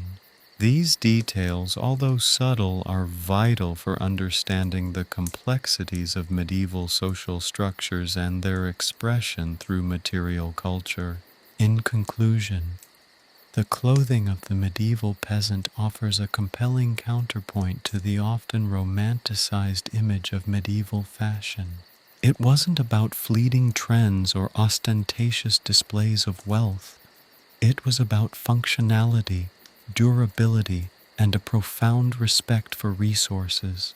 Their clothing, carefully mended, repaired, and passed down through generations, tells a story of resilience, ingenuity, and a deep connection to the land. A story every bit as important as the more glamorous narratives of royal fashion. The tale of their clothing is a testament to the creativity and sustainability of a people working in harmony with their environment. A stark and often forgotten lesson in our modern era of disposable culture. The seemingly uniform world of peasant clothing, a landscape of patched tunics and sturdy footwear, held within it a surprising complexity. While lacking the flamboyant displays of wealth seen in aristocratic attire, subtle variations in color, fabric, and even the manner of repair served as silent social signals, whispering tales of age, marital status, and regional affiliation. These nuances, often overlooked in broader analyses of medieval fashion, reveal a sophisticated system of nonverbal communication, a visual language understood by all within the rural communities. Color, for instance, played a crucial role. While the vibrant hues of royal silks and velvets were beyond the peasants' reach, the limited palette available to them, derived primarily from natural dyes, still offered a spectrum of subtle distinctions. A deep indigo, achieved through the laborious process of dyeing with woad, might signal a household's access to a more plentiful supply of this valuable plant, perhaps hinting at a slightly more prosperous status within the community. A faded brown, on the other hand, might indicate older, more frequently worn garments, revealing the wearer's age or the family's economic constraints. The skillful use of these natural dyes, passed down through generations, also revealed regional variations. The earthy tones of a particular region's available plants became almost a visual signature, subtly identifying the wearer's village or even specific farming district. Fabric quality offered another layer of subtle social signaling. The coarseness or fineness of the wool, the strength and texture of the linen all spoke volumes. A tunic woven from finely spun wool, though still far removed from the luxurious fabrics of the nobility, suggested a degree of skill and perhaps access to better sheep or more time for spinning and weaving. Such a garment would likely be cherished and mended with meticulous care, its longevity a testament to both the quality of the material and the weaver's expertise. In contrast, a more coarsely woven garment with a rougher texture might indicate the use of less desirable wool, or simply a lack of time to dedicate to meticulous preparation. The difference might be slight, almost imperceptible to the untrained eye, but within the community these variations held clear meaning. Even the way in which garments were repaired spoke volumes.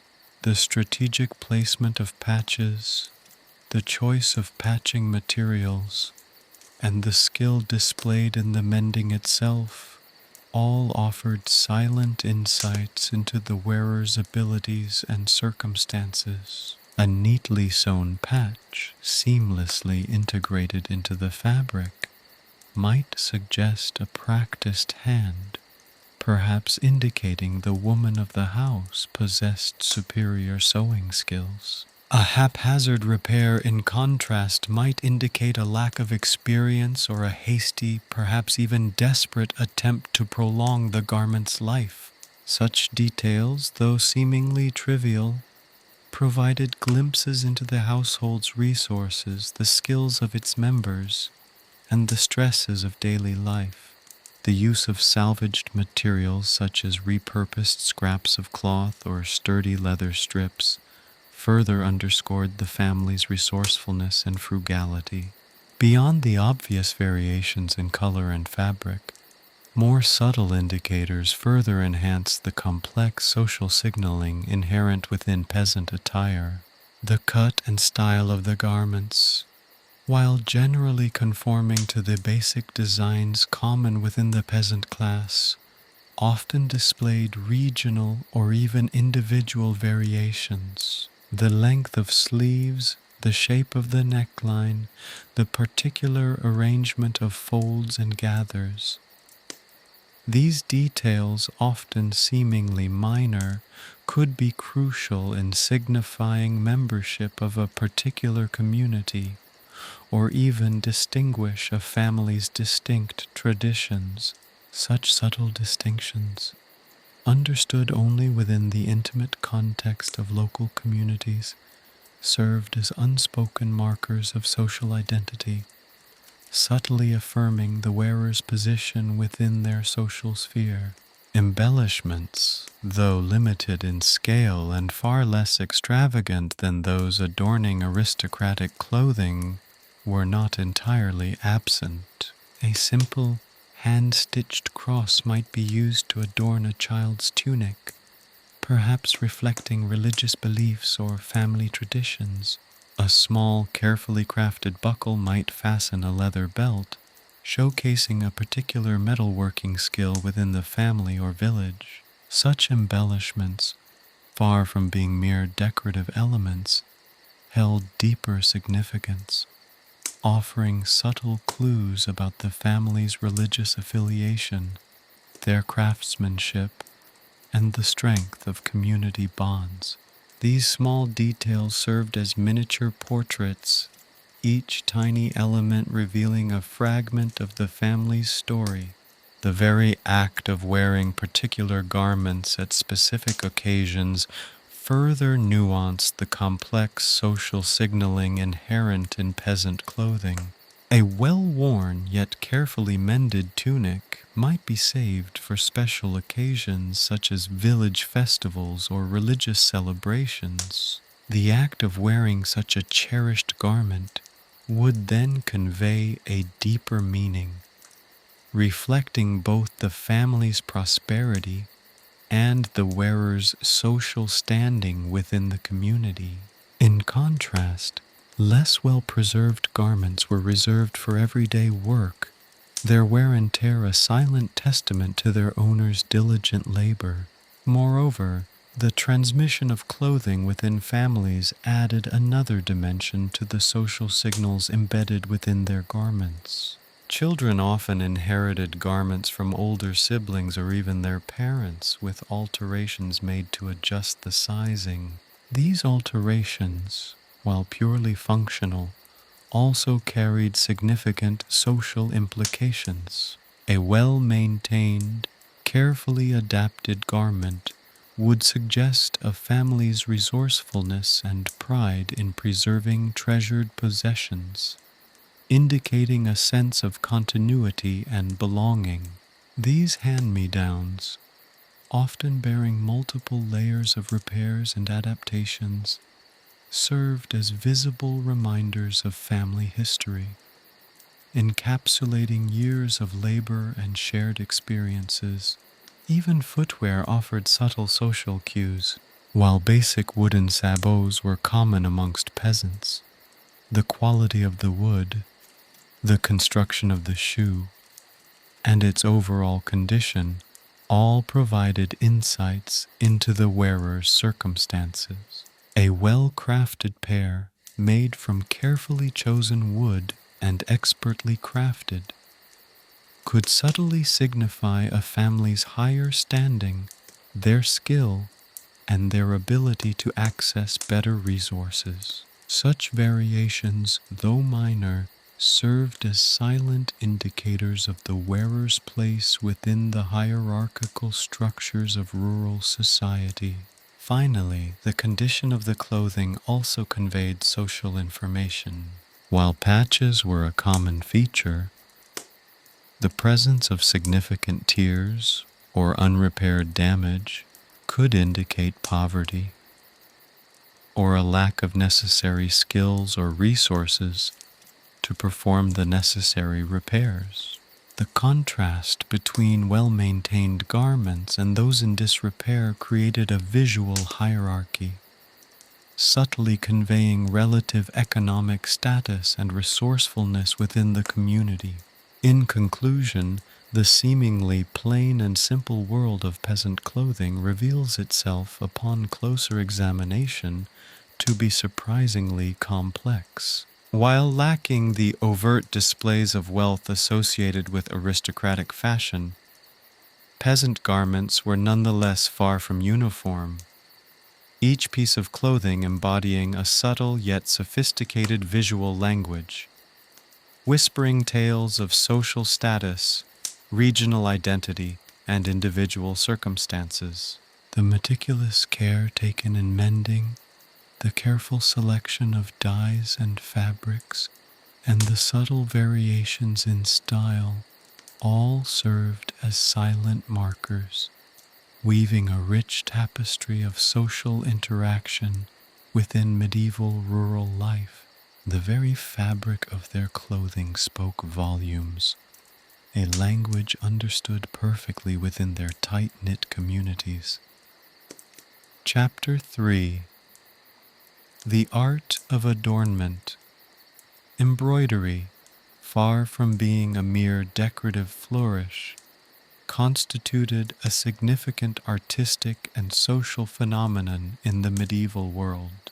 While the opulent silks and velvets of the aristocracy might have been adorned with elaborate gold thread and precious stones, even the humblest garments could be elevated through the skillful application of needle and thread. The artistry of medieval embroidery involved a complex interplay of technique, material, and symbolism, creating intricate designs that conveyed meaning far beyond their aesthetic appeal. The techniques employed by medieval embroiderers were remarkably diverse, from simple running stitches to more complex couching, chain stitch, and various forms of surface embroidery. The possibilities were extensive. Couching, for instance, involved laying down lengths of thread and then securing them with small stitches, creating raised patterns with a distinctive texture. Chain stitch, with its characteristic looped effect, allowed for the creation of flowing lines and intricate details. These techniques, often combined in a single piece, produced a breathtaking range of textures and visual effects, transforming plain fabrics into richly decorated surfaces. The materials used in medieval embroidery reflected both the available resources and the desired outcome. Linen and wool formed the base for many embroideries, their textures providing a suitable foundation for the various stitches. Threads, too, varied considerably. Linen and silk threads offered a range of colors and textures, while metallic threads like gold and silver added a touch of opulence. These precious threads, though costly, were frequently used in religious and aristocratic contexts, enhancing the status and prestige associated with the garment. However, even in simpler embroideries, the skillful use of natural dyes could produce a striking and sophisticated palette of colors, all within a more modest budget. The use of plant-based dyes offered a spectrum of natural hues, from deep blues and greens to vibrant reds and yellows, each color demanding specific plants and processing methods. A skillful embroiderer would understand and utilize this palette with impressive creativity. The symbolism woven into medieval embroidery designs was often deeply layered and complex. Religious motifs were particularly common, reflecting the pervasive influence of Christianity throughout the medieval period. Crosses, birds, symbolic of the Holy Spirit, and stylized depictions of biblical scenes were frequent elements, adorning garments of both the religious orders and lay people alike. Floral motifs also featured prominently, representing concepts such as purity, fertility, and divine grace. Roses, lilies, and ivy, amongst others, carried specific symbolic meanings that were subtly interwoven into larger compositions.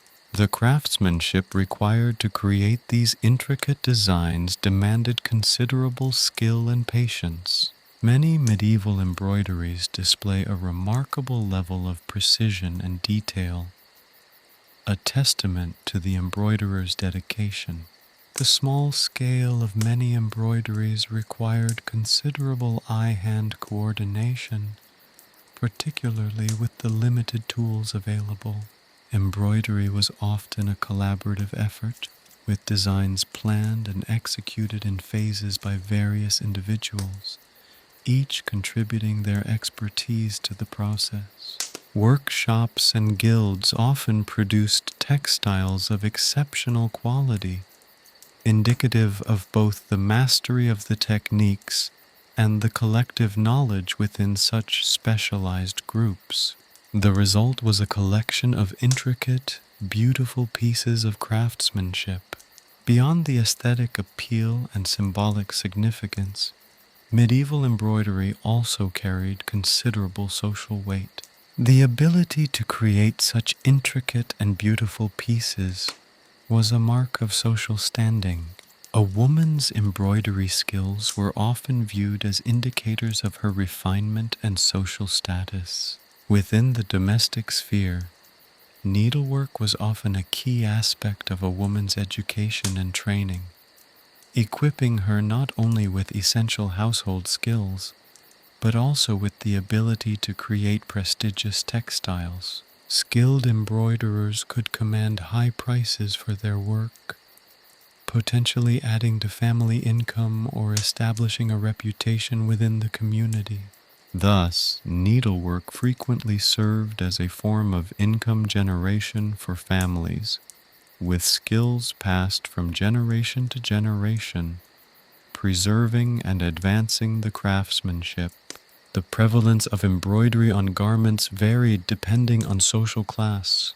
While the aristocracy favored luxurious fabrics heavily embroidered with gold and silver threads, portraying complex narratives or heraldic symbols, the middle class and peasants were still capable of producing exquisite pieces.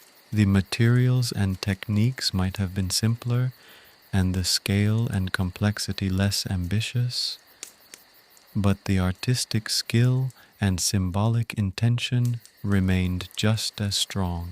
Even simple peasant garments could be enhanced with meticulously stitched cross-stitch patterns, floral motifs, or other symbolic designs. These subtle embellishments served as visual markers of identity, community affiliation, and family traditions. Moreover, the sheer amount of time and effort invested in an embroidered piece lent it a considerable symbolic weight. The creation of elaborate embroidery could represent a significant investment of time, skill, and sometimes considerable financial resources. It often functioned as a tangible manifestation of personal identity, expressing one's creativity, religious convictions, or family affiliations. Moreover, embroidery could also serve as a form of social currency, a way of establishing one's prestige and status within the community. An intricately embroidered piece could thus serve as a statement of skill, prestige, and devotion.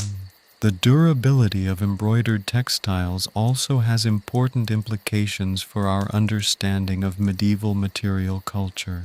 While many other forms of clothing or accessories might have been lost to time, the robustness of embroidery has allowed many examples to survive, providing precious insights into medieval artistic practices, social structures, and religious beliefs. These embroidered pieces represent a visual diary of the time, preserving the cultural and social patterns of a long-gone era in an enduring medium. Their survival also speaks volumes about the care and appreciation accorded to them throughout the centuries, an enduring legacy of skill and craftsmanship.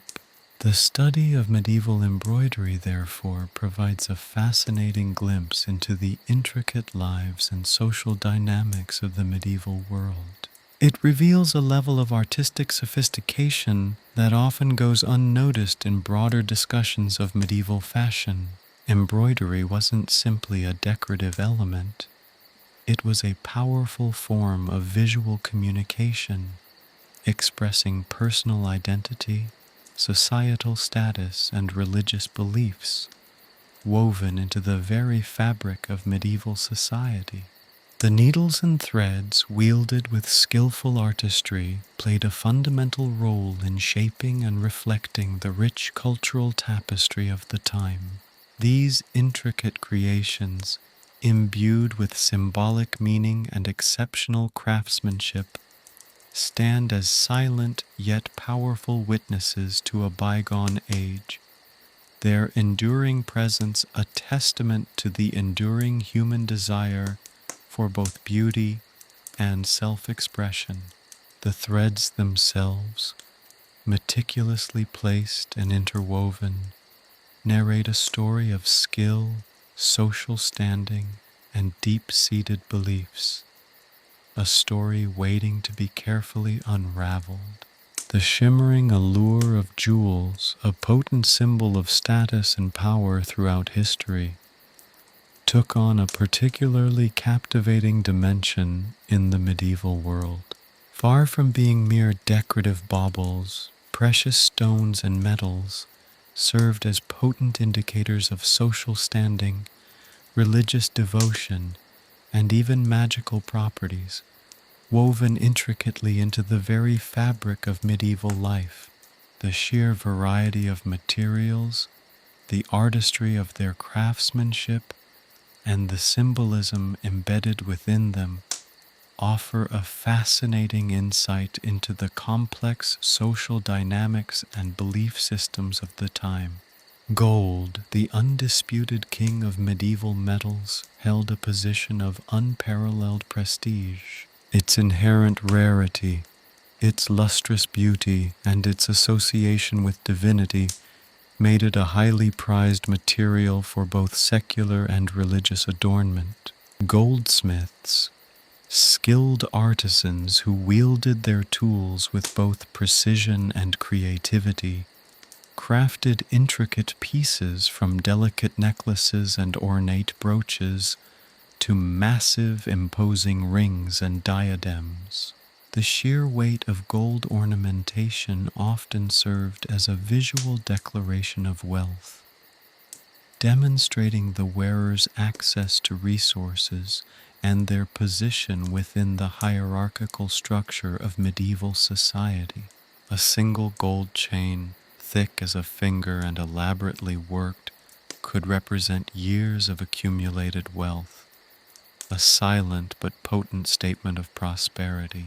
Silver, while less valuable than gold, still played a significant role in medieval adornment. Its bright, reflective surface caught the light, and its malleability allowed for equally complex and delicate designs. Silver pieces were more accessible than gold to the middling classes and merchants, yet their use still carried considerable social weight. Silver jewelry, often intricately engraved or embellished with semi-precious stones, served as a more subtle yet still meaningful marker of social standing.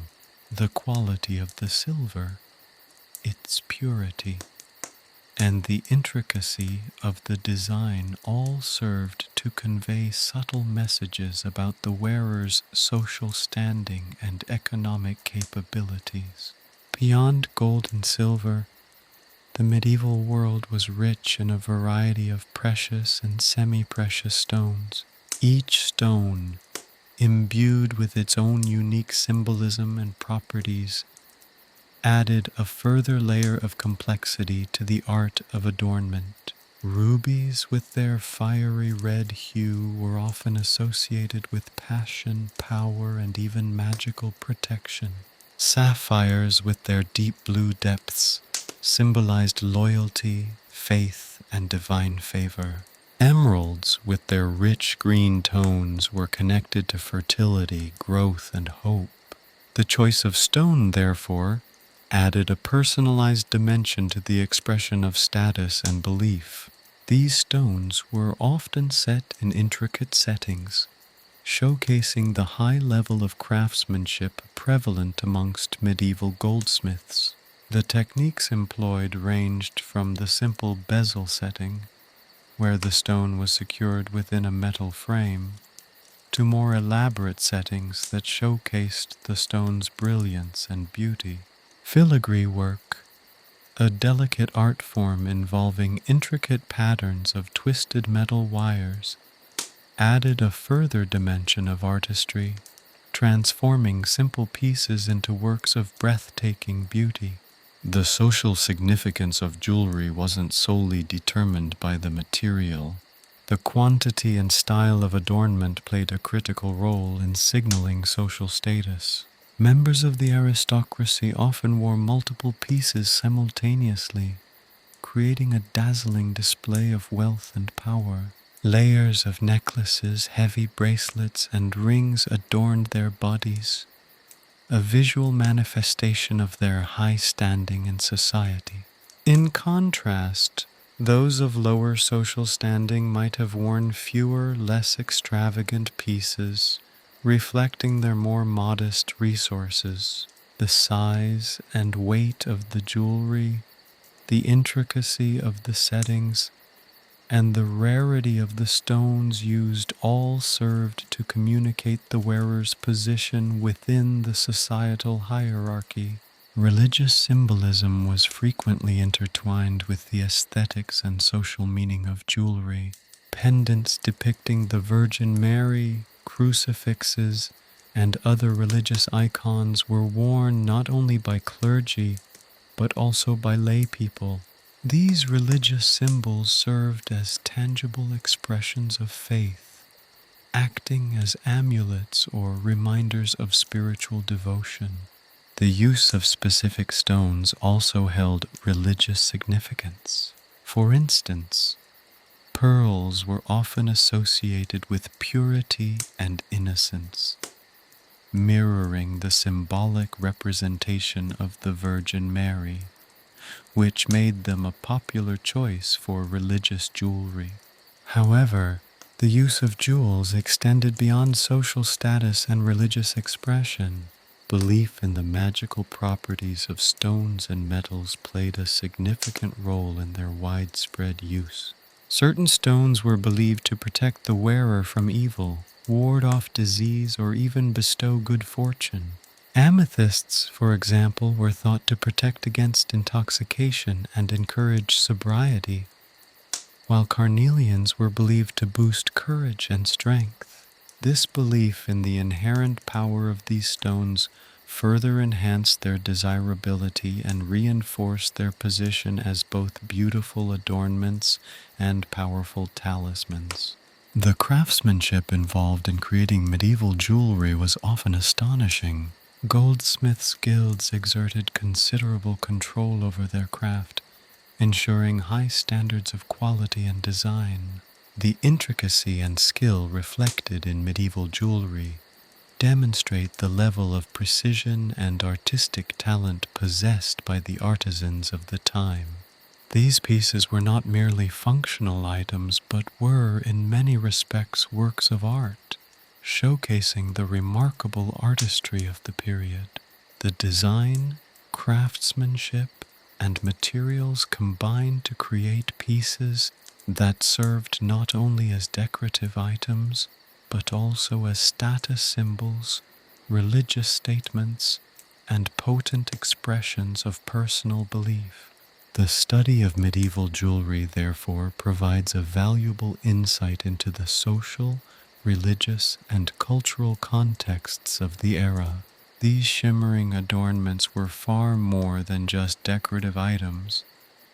They were integral to the social fabric of medieval society, communicating wealth, status, religious conviction, and personal beliefs.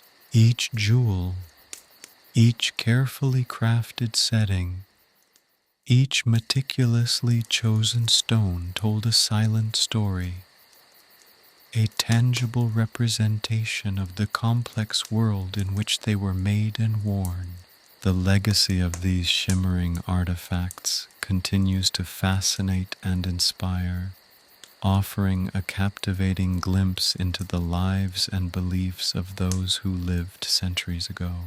Their enduring beauty serves as a testament to the artistry and imagination of medieval craftspeople, a reminder of the enduring human desire to express oneself through the shimmering language of adornment.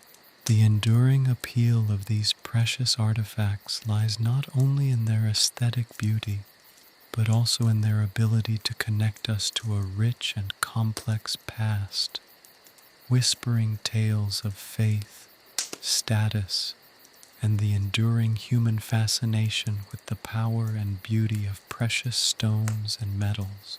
They are, in essence, miniature narratives etched in gold, silver, and the captivating gleam of precious stones, awaiting our careful examination and interpretation.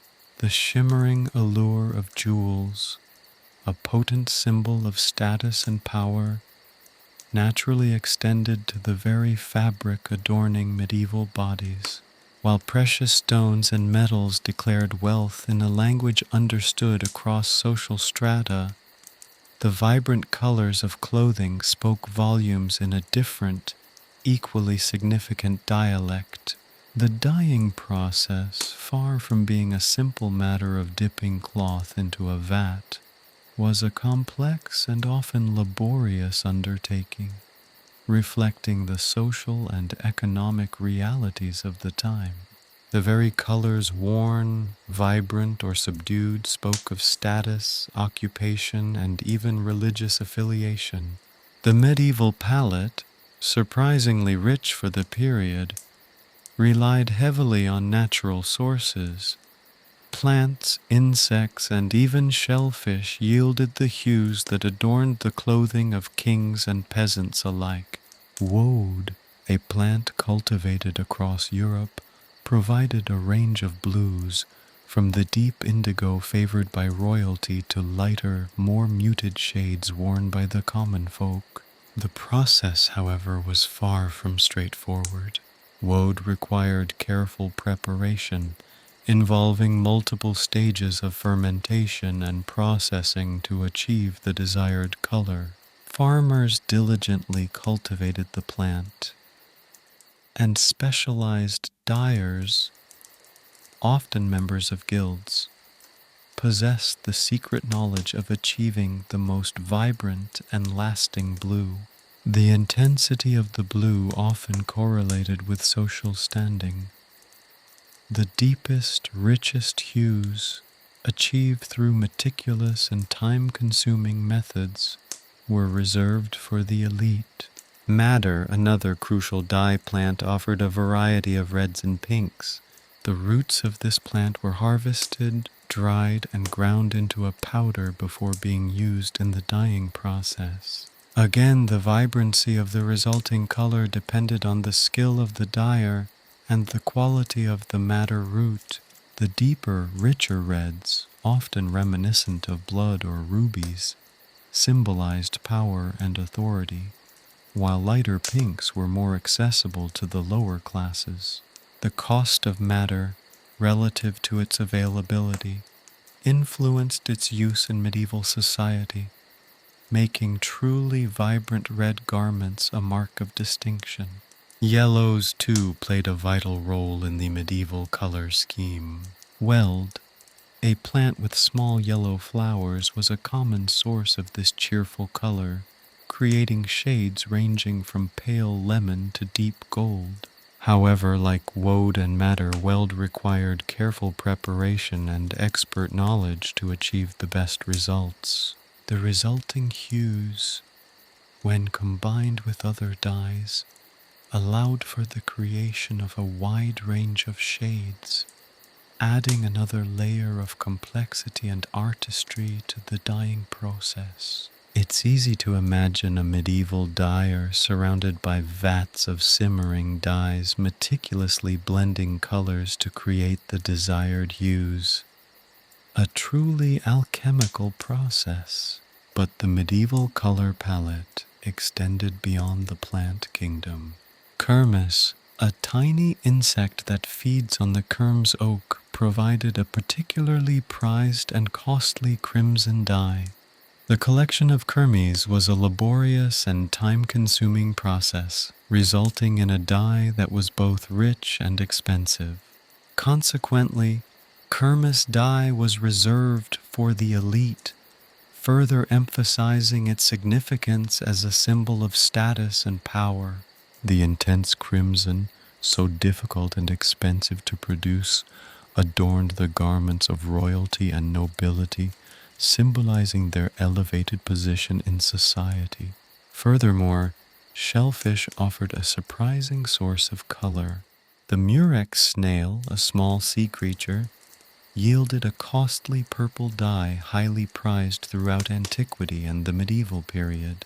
The process of extracting the dye from the murex was exceptionally arduous, requiring the processing of thousands of snails to obtain even a small quantity of dye.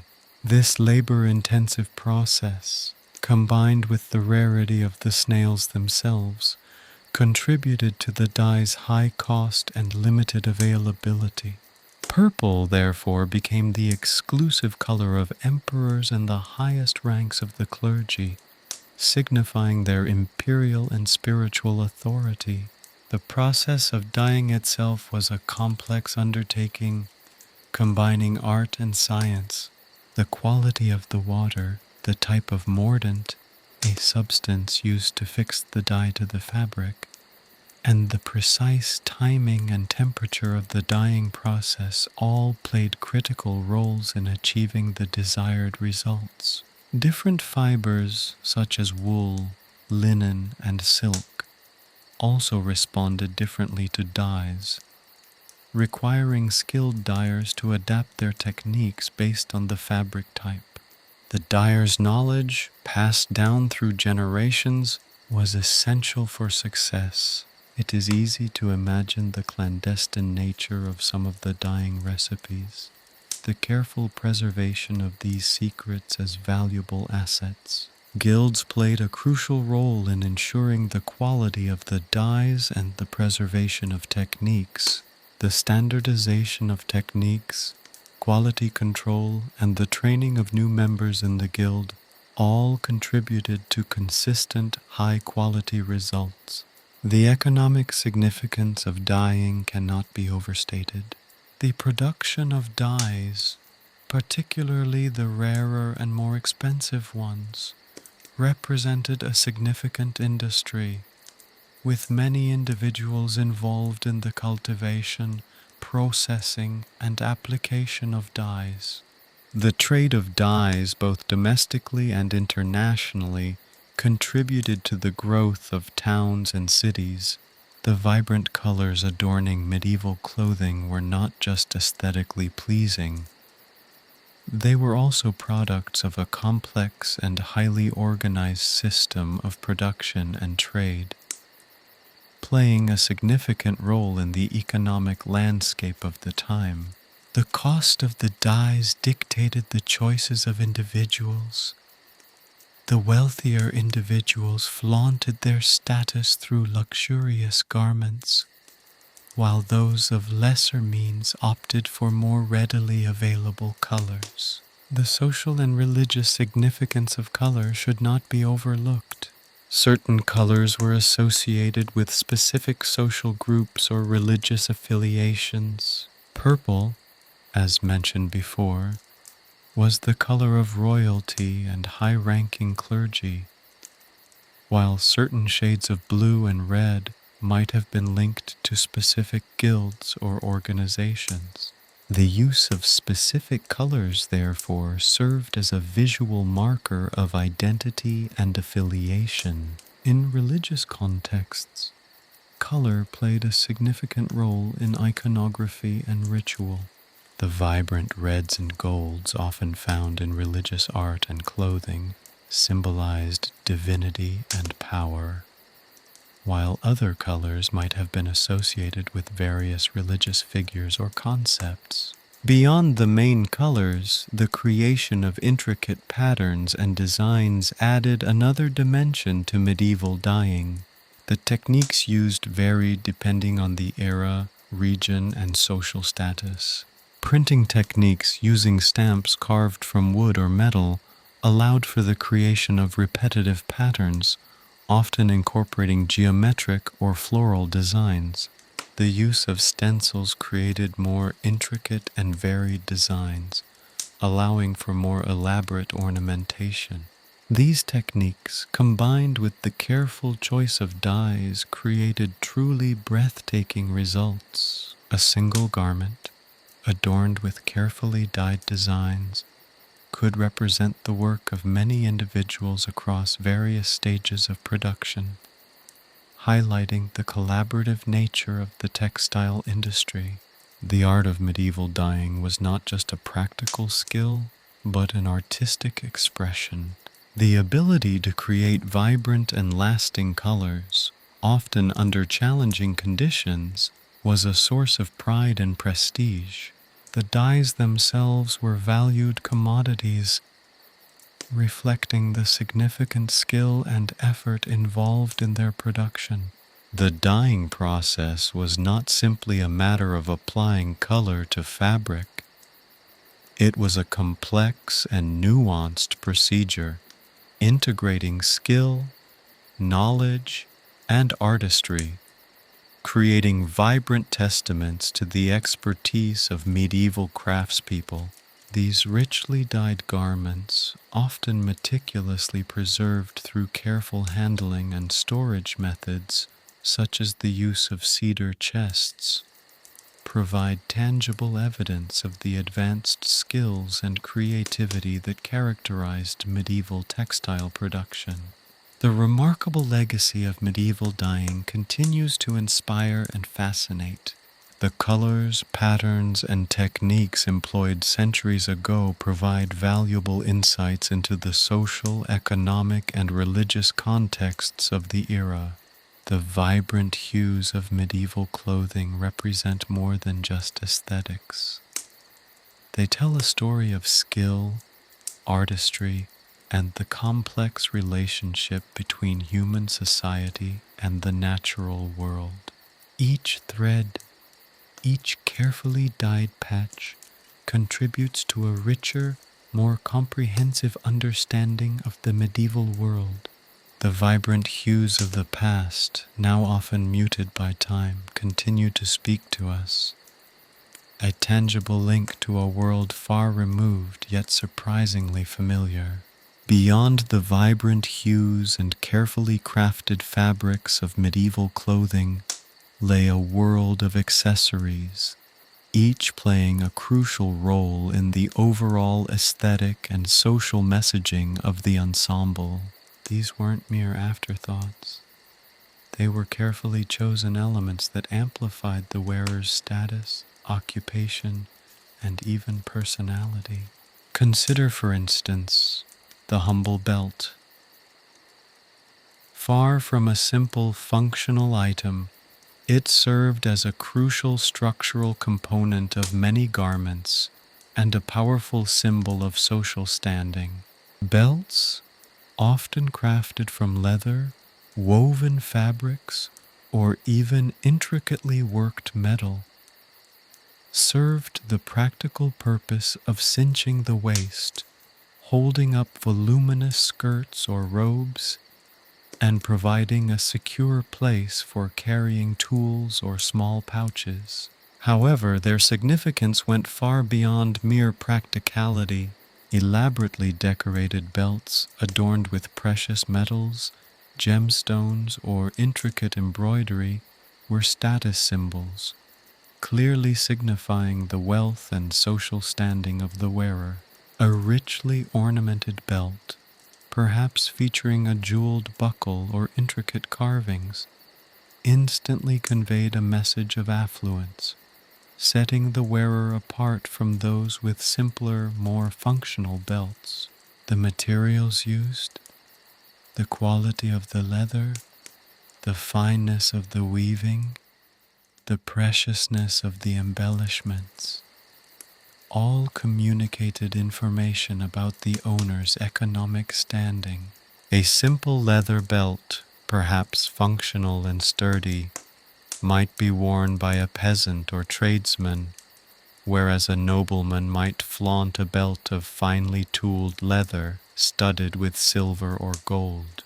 Moreover, the placement and style of the belt itself could further refine the message. A high-waisted belt, common in the later medieval period, emphasized a different silhouette compared to a lower-slung belt favored in earlier times.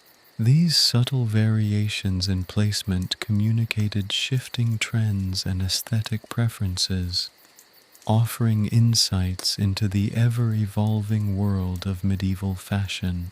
Beyond belts, purses and pouches added another layer of complexity to the medieval wardrobe. These weren't simply containers for coins and other small items. They were fashion accessories in their own right, often crafted from richly colored fabrics adorned with embroidery or embellished with metalwork. The style and material of the purse subtly indicated the social standing of the owner. A simple linen pouch might be practical for everyday use by a peasant, while a wealthy merchant or noblewoman might carry a silk purse embellished with precious stones or intricate needlework. Gloves, too, were far from mere functional items. While protecting hands from the elements or providing warmth was certainly a practical function, gloves in medieval society conveyed a different language altogether. Gloves of fine leather or richly embroidered fabrics were symbols of wealth and status, and elaborate gloves, perhaps adorned with pearls or precious stones, were popular gifts given between members of the nobility. The presence of gloves, their material, and their decoration helped to communicate the social standing of the wearer even before a word was spoken. Furthermore, specific styles of gloves were associated with certain professions or social groups, contributing to the overall messaging of the entire ensemble. Veils, a significant accessory for women of all social classes, served a multitude of purposes beyond mere modesty. Veils, ranging in fabric from simple linen to richly woven silks or expensive imported materials, provided protection from the elements, offered a degree of modesty, and could even signal social status. A simple linen veil might be worn by a peasant woman, while a noble woman might wear a richly embellished veil, perhaps adorned with pearls, precious stones, or intricate embroidery, signifying wealth and status. The color of the veil, the embellishments, and the way it was worn could all contribute to the wearer's overall image, providing subtle cues about her social standing and personality.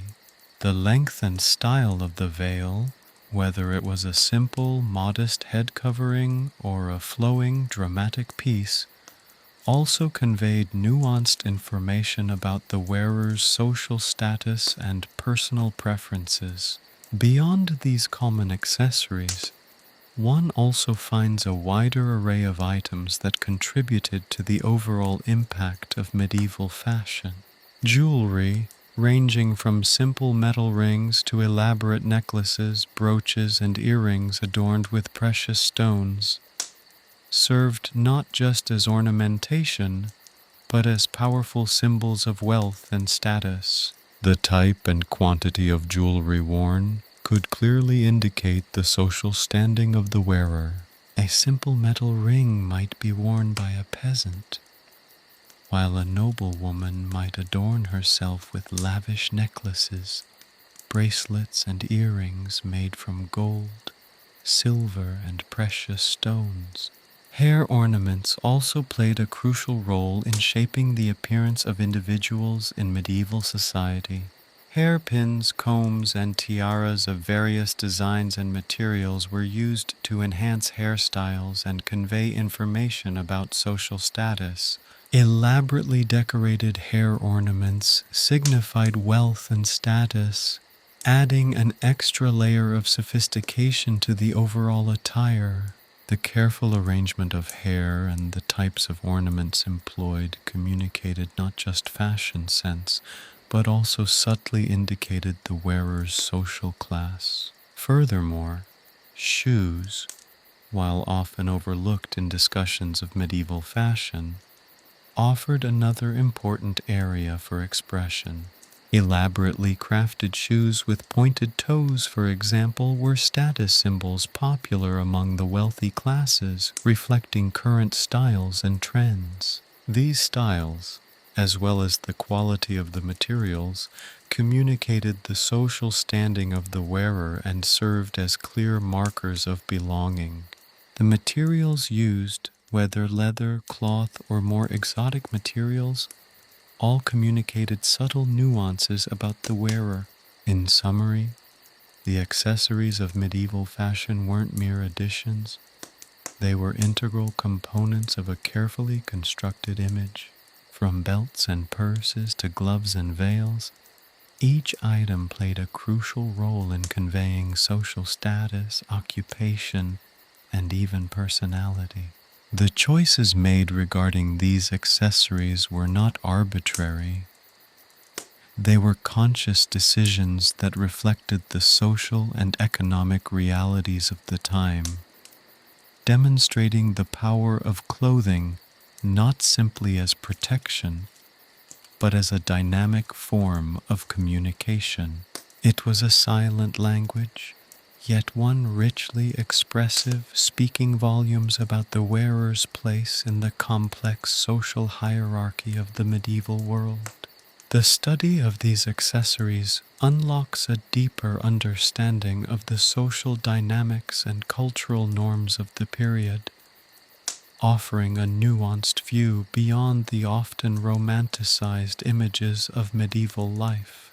The richness and complexity of this silent language only enhances our understanding and appreciation of the art of medieval adornment and its societal significance. The seemingly simple act of dressing was, in medieval times, a powerfully performative act, a carefully orchestrated display reflecting both individual personality and societal expectations. The meticulous detail dedicated to these seemingly minor accessories illuminates the deep-seated human desire for self-expression and social recognition, even within the constraints of a rigidly hierarchical society. These accessories weren't simply functional. They were carefully chosen symbols that communicated volumes, revealing a society steeped in visual communication and deeply conscious of the symbolism inherent in every detail of its attire. Hair, that crowning glory, or occasionally a source of considerable consternation, played a significant role in the medieval tapestry of self-expression. Forget the simplistic notion of a single medieval hairstyle. The reality was a vibrant and ever-evolving landscape of styles reflecting social standing, marital status, age, and even religious affiliations. For women, the possibilities were as varied and intricate as the most elaborate embroidery. Long, flowing tresses, carefully braided, plaited, or coiled into elaborate buns and knots, were the ideal, often augmented with the strategic application of various oils and herbs to enhance shine and manage unruly strands. These elaborate styles demanded significant time and effort, a fact that underscores their importance as status symbols. A woman who could afford the time and the servants to create such a meticulously crafted coiffure was clearly not burdened by the daily toil of manual labor. The tools of the hairdressing trade were surprisingly sophisticated for the time. Elaborate combs crafted from bone, wood, or even precious metals were essential for detangling and shaping the hair. Hairpins, often adorned with precious stones or intricate metal work, secured the elaborate constructions. These weren't mere functional tools. They were themselves statements of fashion and wealth, adding another layer to the overall visual message. Think of them as the medieval equivalent of a modern-day hair accessory, albeit with considerably more social significance. The quality of the materials used, the fineness of the bone, the richness of the metal, the brilliance of the stones directly communicated the wearer's social standing. A peasant woman might use a simple wooden comb, whereas a noble woman might sport a comb of intricately carved ivory or even gold inlaid with precious gems. The length of a woman's hair was also significant. Long hair was generally considered the ideal, signifying youth, fertility, and beauty. However, practical considerations sometimes dictated shorter styles, particularly for women engaged in manual labor. Shorter hair was also associated with certain religious orders, underscoring the interplay between fashion and religious identity. Indeed, the very act of cutting one's hair could be a powerful statement of religious commitment, a symbolic shedding of worldly concerns. But long hair, while aesthetically pleasing, also presented challenges. The sheer weight and volume could be unwieldy, requiring intricate methods of control and restraint. This led to the development of a wide array of hairstyles designed to manage the hair while simultaneously creating a visually stunning effect. Braids, plaits, and intricate knots were common, often combined with the use of head coverings to create a complete and elegant ensemble. These hairstyles weren't just aesthetically pleasing. They were carefully constructed displays of skill and artistry, requiring a considerable investment of time and, in some cases, the assistance of a skilled hairdresser. These hairstyles, carefully crafted and adorned, served as a constant, subtle reminder of the wearer's social standing. Head coverings provided another layer of complexity to the visual narrative of medieval hair and headwear. The veil, for instance, was far more than a simple item of modesty. It was a multifaceted accessory conveying social status, marital status, and religious affiliation. Veils ranging from simple linen to richly woven silks and brocades were worn by women of all social classes. A peasant woman might wear a plain linen veil, while a noblewoman could adorn herself with a luxurious silk veil, perhaps embroidered with gold thread or embellished with pearls and jewels. The material, the color, and the way the veil was worn all communicated significant information about the wearer's identity.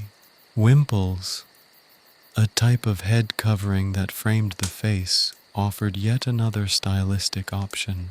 These intricate constructions, often made of linen or fine fabrics, were particularly popular among women of the upper classes. The wimple, carefully draped and secured, could be a surprisingly complicated accessory, demanding a certain level of skill to arrange properly. Its ornate folds and embellishments, when skillfully arranged, added an aura of elegance and sophistication. Different styles of wimples were associated with particular time periods, reflecting ever-shifting trends within the realm of medieval fashion. For men, hairstyles were generally simpler than those of women, but no less expressive. Long hair was generally preferred, often worn loose or styled in a variety of ways, from simple braids or plaits to more elaborate curls or waves. Shorter hair was occasionally seen, but this was often associated with particular occupations or social groups. Clerical tonsures, for instance, were distinctive shaved areas on the head signifying membership in the clergy. Beyond basic styles, men also used a variety of accessories to enhance their appearance.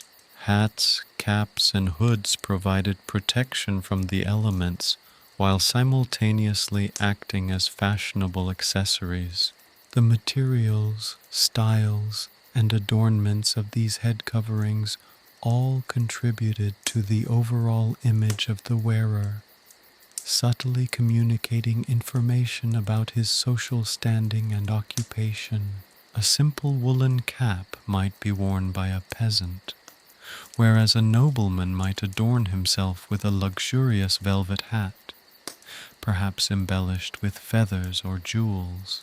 The type of hat or cap could also signify the wearer's occupation or profession. Cosmetics also played a role in shaping the overall look of both men and women.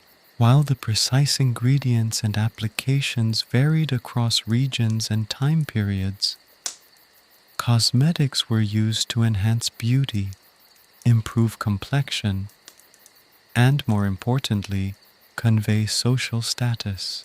The use of face paint, rouge, and various perfumes, although not as elaborate as later periods, suggested a desire to enhance and project a certain image, an act reflecting a broader cultural interest in the creation of a polished and aesthetically pleasing self-presentation. The production and use of these cosmetics were certainly not limited to the elite. However, the sheer range of availability and quality, encompassing everything from naturally derived substances to more costly imported ingredients, presented a clear social gradient reflecting the wearer's economic standing. In conclusion, the seemingly simple act of styling one's hair and choosing headwear was far from simple in the medieval world.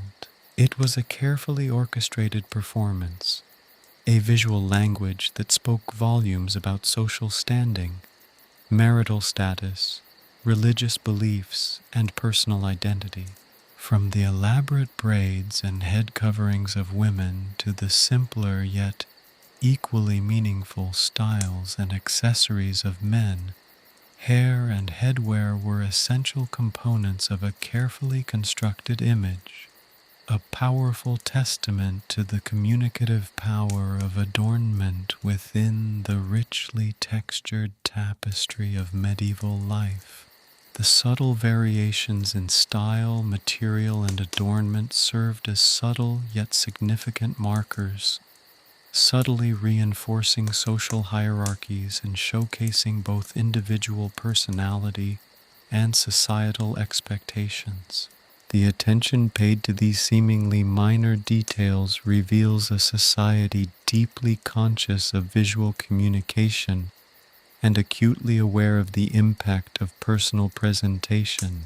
To neglect the study of medieval hair and headwear is to miss a crucial layer in the rich tapestry of medieval social history, a layer that speaks volumes about the complexities of identity, status, and self-expression in a world where the choices made regarding appearance held profound social significance.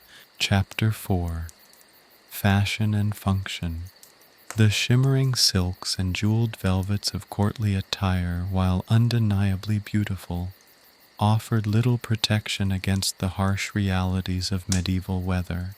Forget the idealized images of elegant figures gracefully navigating muddy lanes.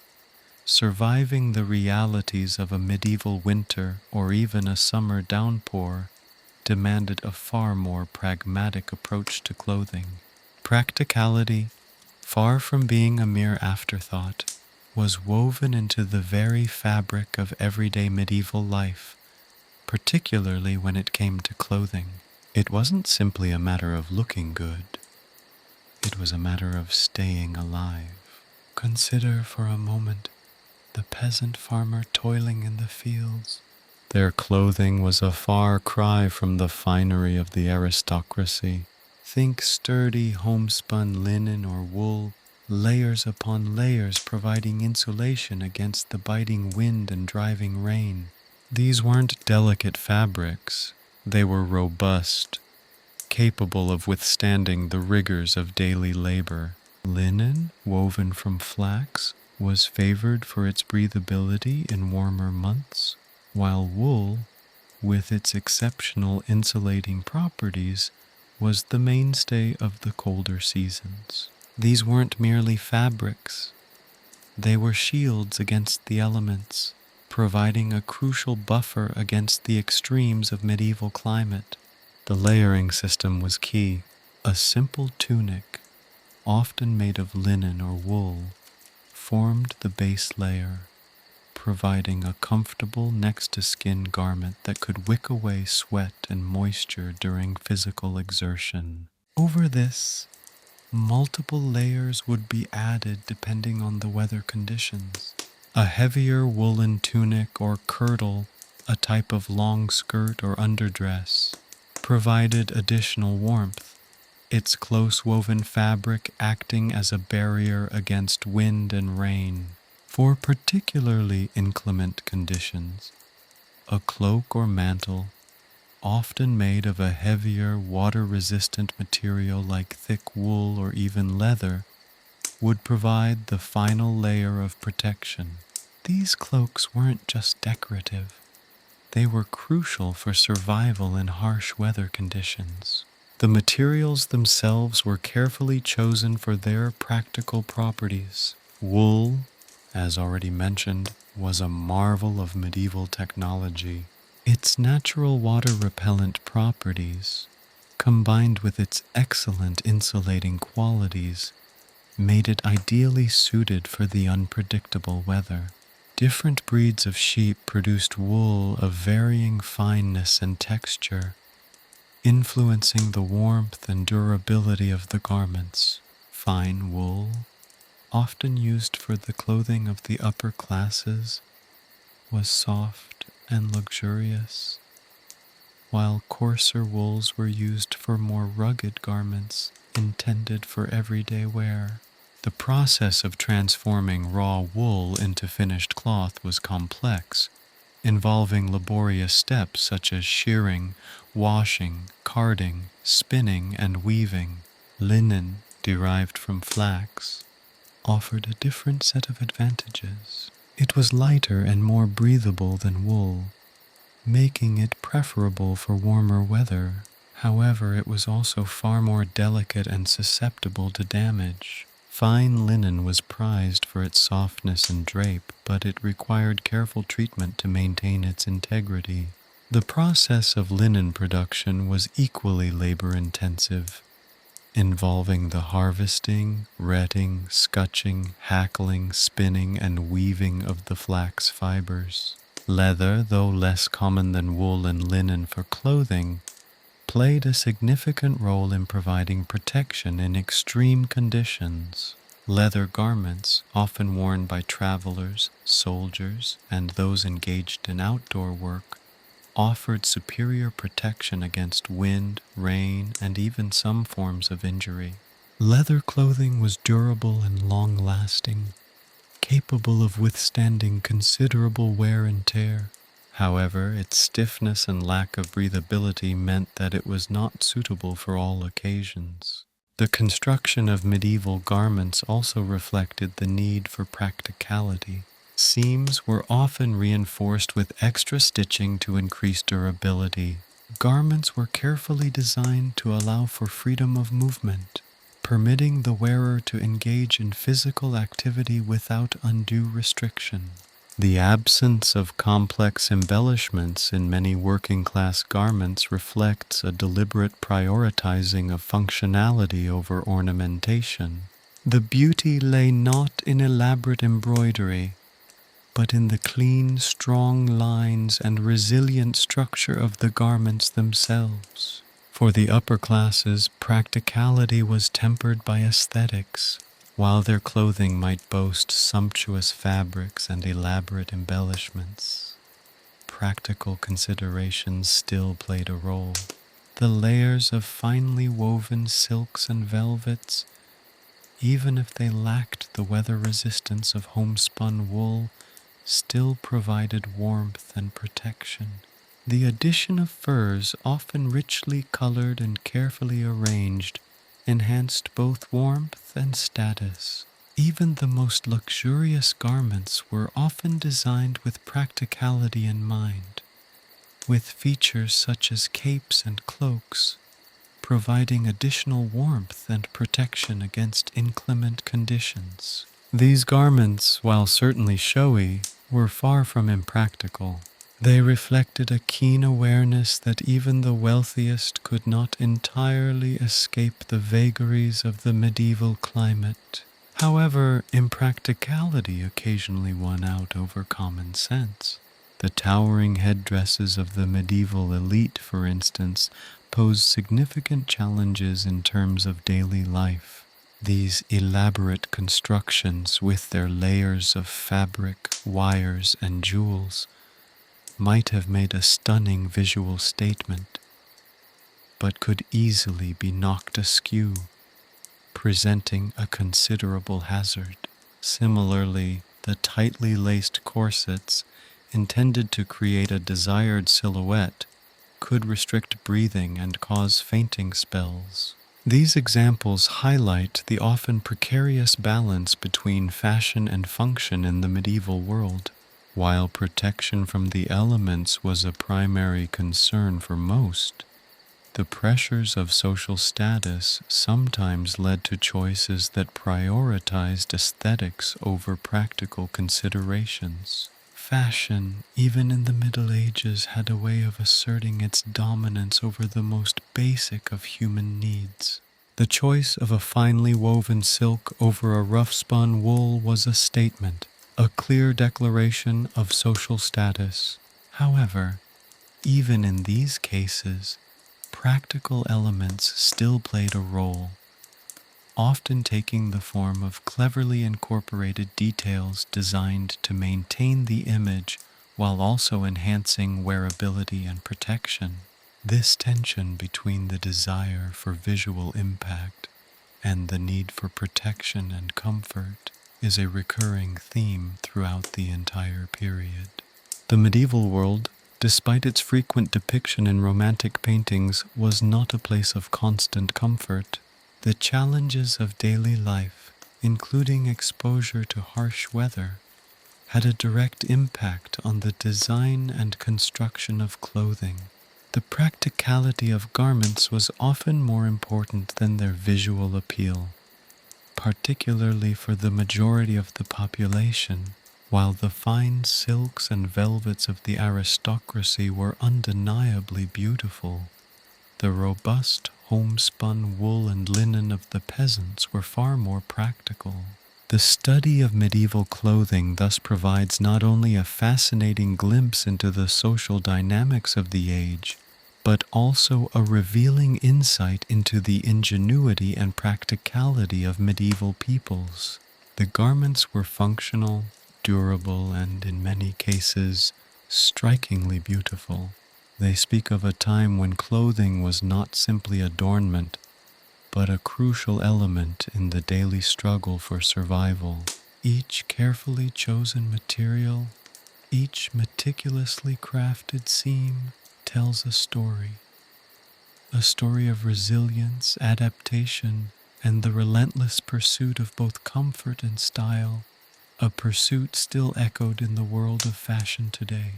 The stark contrast between the fine fabrics of the aristocracy and the rough-spun garments of the working class becomes even more pronounced when we examine the specific demands of various occupations.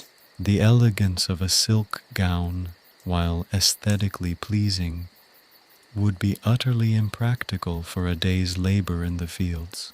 The medieval world, with its agrarian backbone, demanded clothing that could withstand the rigors of physical work, offering protection, comfort, and a degree of freedom of movement crucial for efficiency. Consider the peasant farmer, the backbone of medieval society. Their clothing was a testament to practicality. While the materials remained largely wool and linen, their construction and design differed significantly from the garments worn by the non-working classes. The farmer's tunic, likely made of coarse but durable linen or wool, was often shorter and looser than those worn by the wealthy, providing greater freedom of movement. Long flowing sleeves would be a hindrance, easily snagging on tools or brush. Hence, shorter sleeves were common, often gathered at the elbow or wrist. Similarly, the length of the tunic was adjusted to avoid tripping hazards, often reaching just to the knee or mid-calf. Elaborate embellishments were absent, as these would only impede work and increase the risk of damage. Durability was paramount. Reinforced seams, carefully chosen materials, and robust construction were essential, reflecting the demanding nature of agricultural labor. Beyond the tunic, the peasant farmer layered their clothing according to weather conditions. A sturdy apron, often made of leather or a thick, coarse fabric, served as additional protection against dirt and injury. Imagine the farmer sowing seeds, their hands constantly in the soil. The apron provided a barrier, safeguarding their undergarments. Likewise, a thick woolen or leather jerkin would offer extra warmth in the colder months. These weren't fashionable garments. They were practical workwear, their design governed by functionality rather than aesthetics. The clothing of the craftsman further highlights the link between garment and occupation. A blacksmith, working amidst the heat and sparks of his forge, required garments that offered protection from burns and sparks. Leather aprons, often reinforced with additional layers, provided a barrier against the intense heat and flying debris. Wool or linen tunics again were preferred for their ability to wick away sweat and offer comfort. The absence of loose-fitting sleeves and overly long garments was crucial to prevent accidental entanglement in machinery or the risk of fire. A carpenter, on the other hand, faced a different set of risks. While not necessarily exposed to extreme heat, their work involved sharp tools and potentially dangerous equipment. Their garments were designed to minimize entanglement hazards and protect them from potential cuts and abrasions. Sturdy leather gloves were essential, and their tunics were likely made of tough linen or wool, offering protection without restricting movement. Long, loose sleeves would only get in the way. Hence, shorter sleeves were also prevalent in this occupation. Again, practical considerations overruled any attempt at fashion or elaborate design. The world of the medieval artisan was rich in specialized clothing. The weaver, surrounded by threads and looms, might have worn a simple linen tunic to avoid lint and dust accumulation. The tailor, working with needles and sharp scissors, would likely have used a protective apron or even a leather jerkin for protection against accidental punctures. The specifics of the attire would always depend on the occupation's hazards. The overriding theme was functionality, and practicality superseded any desire for ostentatious display. Within the military sphere, clothing's function took on a dimension of vital importance, often literally meaning the difference between life and death. The knight's armor, while not strictly clothing, serves as a prime example. The layered protection of chainmail, plate armor, and padded garments beneath was not a fashion statement. It was a life-saving ensemble, designed to withstand the brutal force of weaponry. While there might be some degree of heraldic display on the surcoat or tabard, the primary purpose was protection. The foot soldier, while not benefiting from the same level of expensive protection, still wore clothing designed for practicality and protection on the battlefield. Their tunics and hose, trousers, would likely be made of strong, durable materials such as thick wool or even linen, layered to provide some protection against the elements and any minor blows.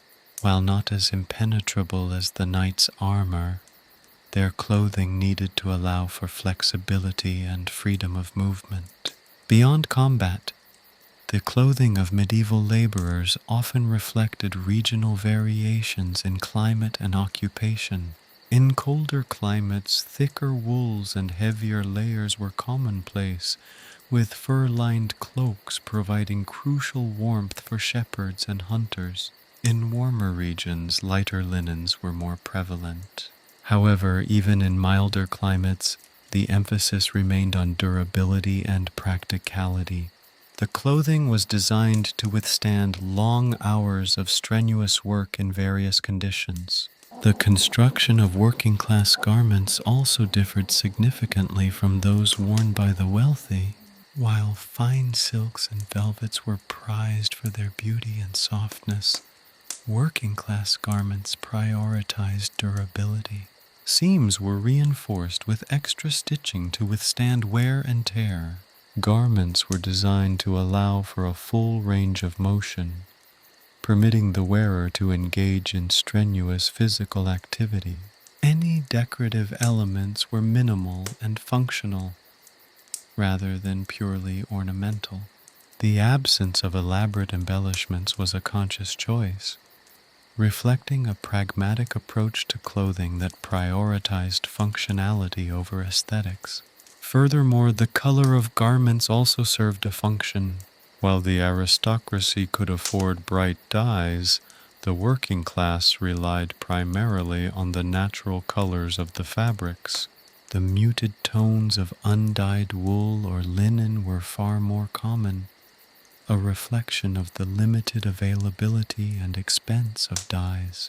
The lack of vibrant colors in peasant clothing was not an indicator of poverty, but rather a practical decision influenced by cost and the need for durable, long-lasting garments. The social implications of clothing choice, even in the context of labor, must be considered. While the practicality of peasant clothing dictated design, certain garments or accessories might still convey social status. A particular type of woven fabric, specific details in construction, or the quality of materials could indicate subtle differences in economic position within the working class. The presence or absence of a certain type of headwear could also convey status or age. These nuanced details, while less obvious than the grand displays of the aristocracy, nonetheless provided a form of social signaling within the context of daily labor. In conclusion, medieval clothing was far from a monolithic entity. While the opulent garments of the aristocracy often capture the imagination, the working clothes of the period tell a vastly different, equally compelling story. These garments, often overlooked in romanticized depictions, reflect the ingenuity and resilience of those who labored to sustain medieval society. Their design, construction, and materials were not chosen for aesthetic reasons alone, but for their practicality and ability to withstand the demanding physical realities of medieval life. The study of these garments provides a valuable lens through which to understand the daily lives and social structures of the medieval period, revealing a far more complex and nuanced picture than often portrayed. The interplay between fashion and function, often at odds in the upper echelons of society, becomes a harmonious collaboration in the world of medieval labor, where practicality reigned supreme, shaping the very fabric of daily existence. The seemingly simple act of dressing held profound implications for hygiene and health in the medieval world, a world vastly different from our own in terms of sanitation and medical understanding. The very materials used in clothing, their construction, and even the frequency of washing dramatically impacted the well-being of individuals, regardless of their social standing. While the wealthy could afford finer fabrics and more frequent laundering, relatively speaking, even their choices were subject to the limitations of the era. Let's begin with the materials themselves. Linen, a staple fabric for both the rich and the poor, possessed certain inherent advantages. Its natural breathability allowed for better air circulation next to the skin, reducing the likelihood of excessive sweating and the consequent buildup of bacteria. However, linen, even the finest varieties, required careful handling and was prone to damage from repeated washing, a significant consideration given the limitations of medieval laundering techniques.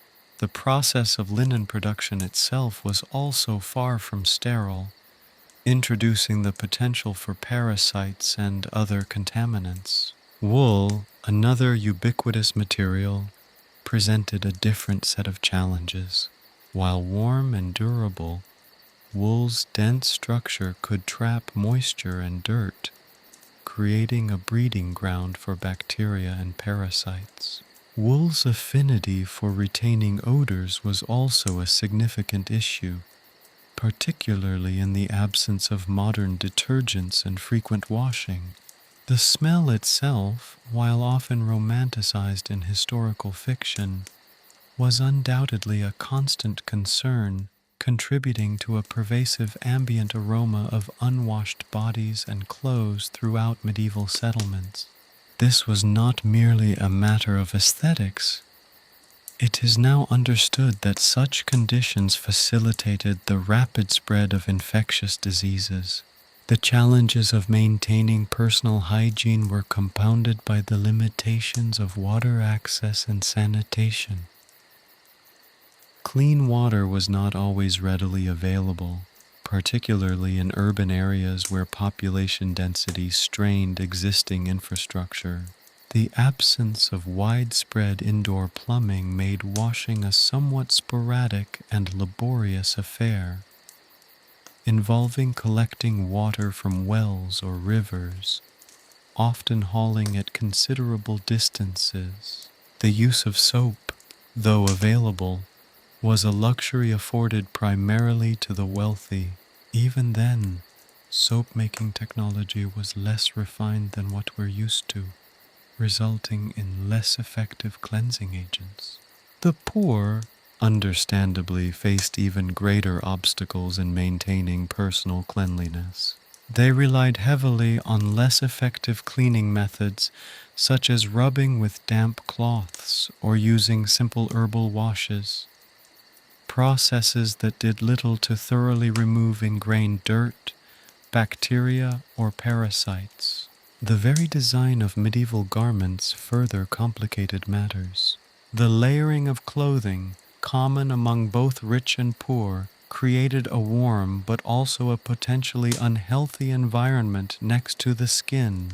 This trapped body heat and moisture, promoting bacterial growth and increasing the risk of infections. The tight-fitting corsets favored by the upper classes, while aesthetically pleasing, were particularly problematic, restricting air circulation and causing chafing, skin irritation, and even impeded blood flow. These garments often remained on for extended periods, exacerbating hygiene issues. The prevalence of lice and other parasites was a common reality of medieval life, regardless of social class. While some people took preventive steps such as regular combing and the use of herbal remedies, eliminating these infestations completely was extremely challenging. Clothing acted as a primary vector for the spread of parasites, transferring from person to person and even to surfaces. The lack of readily available effective treatments, alongside the limited understanding of infection transmission, meant that infestations could linger for extended periods. Consequently, it was almost unavoidable for the majority of the populace to have contact with parasites. Moreover, the use of second-hand clothing, a necessity for many, was another avenue for the transmission of diseases. The impact of clothing on the spread of disease went beyond parasites. The lack of knowledge about germ theory meant that diseases spread rapidly through crowded medieval towns and villages. Clothing, especially poorly washed garments, could harbor pathogens, facilitating the transmission of highly contagious illnesses such as the plague. Clothing became an active participant in the spread of disease rather than a mere accessory. The close physical proximity required by the social structure further intensified the risk of transmission through contact with clothing. The social hierarchy played a significant role in the interaction between clothing, hygiene, and health. The wealthy, having access to more resources, could afford better quality fabrics, more frequent laundry, and a greater level of personal hygiene practices. Yet even their advantages were limited by the prevailing medical knowledge and available technology of the period. The poor, facing substantial economic and logistical barriers, often endured conditions that heightened the risk of disease and infestation. This disparity in hygiene practices and access to resources reflected and exacerbated existing social inequalities. The relationship between clothing and health in the medieval period wasn't simply a matter of cleanliness. It was interwoven with social norms, economic realities, and medical understanding, or rather, the lack thereof. The absence of antibiotics and vaccines meant that even minor wounds and infections could have life-threatening consequences, making the careful consideration of clothing choices a matter of survival. The prevailing beliefs of the time, incorporating elements of humoral theory, further shaped people's approaches to health and hygiene. These beliefs did not always align with what we now know to be effective methods, further complicating the efforts to prevent or treat diseases. Furthermore, the very act of laundry itself was labor-intensive, requiring considerable time, effort, and resources. Boiling clothes in large cauldrons, beating them against rocks, and drying them in the sun or wind were all physically demanding tasks. The frequency of washing clothes was therefore not merely a question of convenience, but of access to time, fuel, and resources. This is why many medieval households might have engaged in washing clothing seasonally or less frequently. The use of various cleaning agents, like urine or lye, which are commonly depicted in historical fiction, although they had some cleaning efficacy, were far from hygienic by modern standards. It is crucial to move beyond simplistic notions of medieval hygiene. The image of constantly filthy, disease-ridden populations doesn't accurately reflect the complexities of the period. While hygiene standards differed significantly from modern expectations, individuals, communities, and social classes all responded to the challenges of disease and cleanliness in diverse and adaptable ways. Their approaches to hygiene were informed by their available resources, medical knowledge, and social circumstances. Understanding the interplay between clothing, hygiene, and health offers a fascinating glimpse into the lived realities of the medieval world, revealing a picture far more nuanced and intricate than the popular perception of this era. The study of clothing practices isn't just about fashion. It provides invaluable insights into daily life, social structures, and the ongoing struggle for health and well-being in a world grappling with disease, poverty, and limited technology. The pursuit of comfort and protection, often manifested through their clothing choices, stands as a testament to the resourcefulness and resilience of medieval people. The restrictive nature of medieval clothing wasn't merely a matter of aesthetics. It profoundly impacted daily life, particularly the realm of physical mobility. Imagine attempting to milk a goat, tend a field, or even simply walk briskly while clad in layers of heavy fabric, cinched at the waist by a corset that felt like a vice.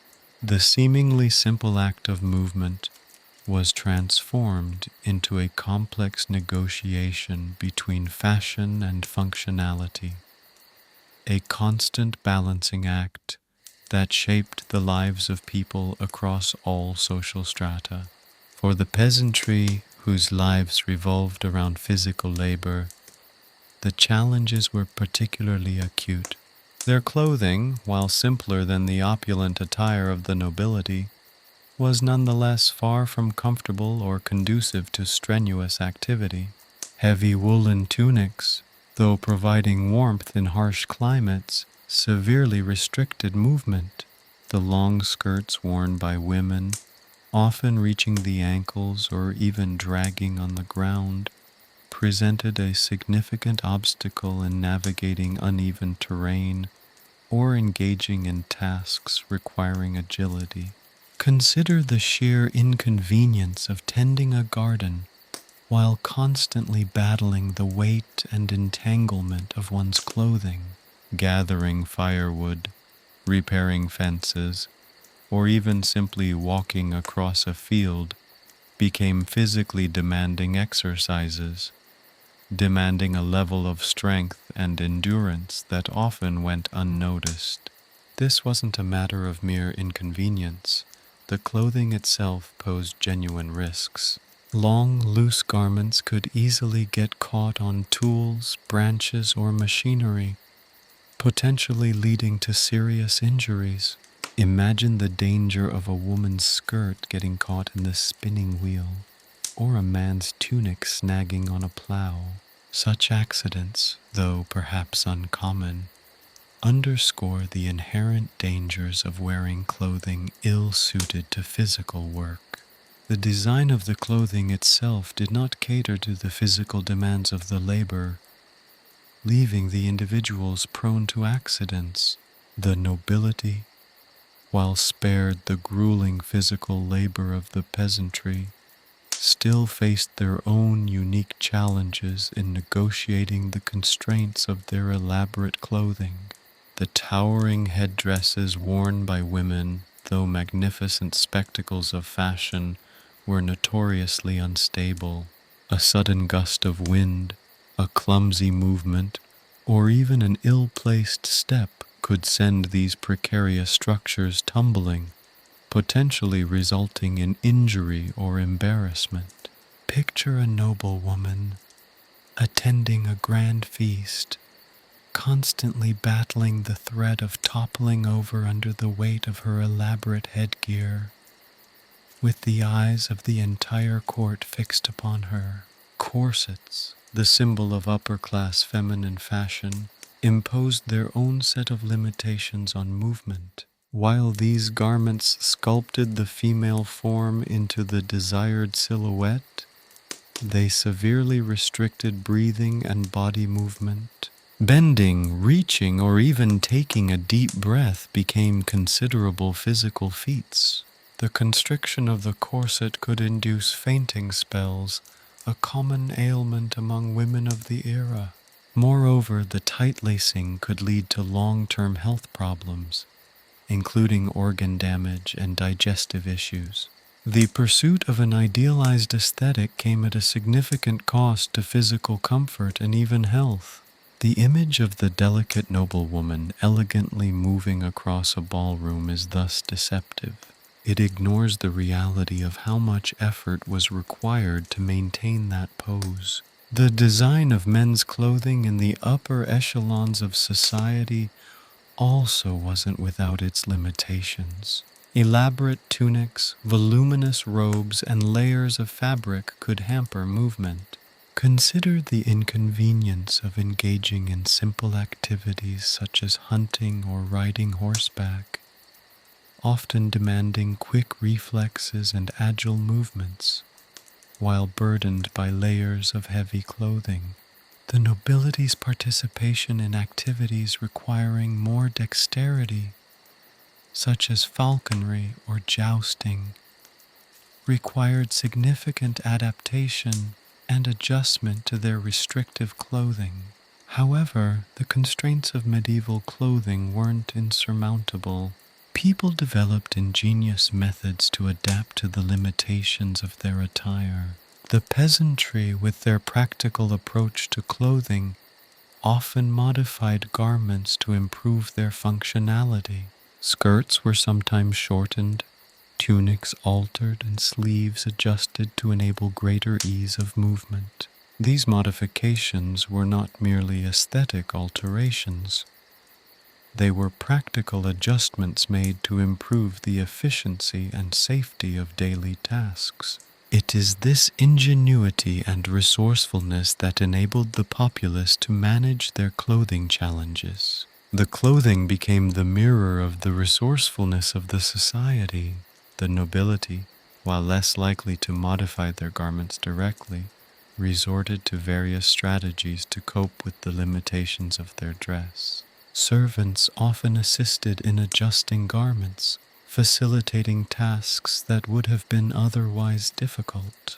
The intricate lacing of corsets was often a collaborative effort, requiring the assistance of others. Certain activities might have been planned around clothing constraints, with time or settings carefully considered to avoid wardrobe malfunctions or accidents. The relationship between clothing and movement in the medieval period was a delicate balance between fashion, functionality, and social hierarchy. The restrictive nature of the clothing, though often viewed as merely aesthetic, profoundly impacted the daily lives of individuals. The challenges posed by the clothes were met with resourceful adaptation, ingenuity, and modifications.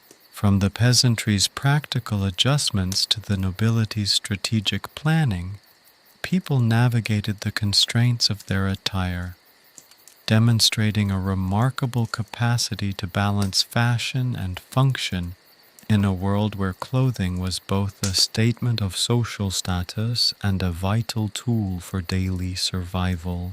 The story of medieval clothing is not merely a narrative of sartorial choices. It's a testament to the resilience and adaptability of individuals in the face of sartorial constraints. It's important to note that the level of constraint varied considerably depending on the time period, geographical location, and social standing. The fashion trends of the late medieval period, for example, saw some shifts towards slightly less restrictive garments, particularly for certain activities. Regional variations in climate and occupation also influenced clothing design, with more practical garments prevalent in regions where physical labor dominated. The study of medieval clothing, therefore, necessitates a nuanced understanding of these regional and temporal variations, going beyond simplistic generalizations about medieval attire. Furthermore, the role of undergarments should not be overlooked. While often invisible in depictions of medieval fashion, the undergarments played a crucial role in both comfort and mobility. Layers of linen shirts and undertunics provided a level of insulation and cushioning, reducing the chafing and irritation caused by outer garments. They also absorbed sweat, making the clothes more comfortable to wear for extended periods. The design and choice of undergarments, therefore, influenced the overall experience of wearing medieval clothing, even for those who were not involved in strenuous physical labor. The study of medieval clothing, therefore, offers a valuable insight into the daily lives of medieval people, revealing a picture far richer and more complex than often portrayed. It moves beyond a superficial appreciation of the aesthetic and reveals the profound implications that seemingly minor design choices had on daily routines, working practices, and the experience of living in the medieval world. The clothes tell a story of ingenuity, practicality, and the constant negotiation between societal expectations and the practical demands of daily existence, a narrative far more captivating than any simple description of fashion trends. The seemingly small details in the clothes reflect the social structures, the hierarchies and the daily challenges of medieval society. A simple tunic tells a story just as compelling and relevant as any grand tapestry.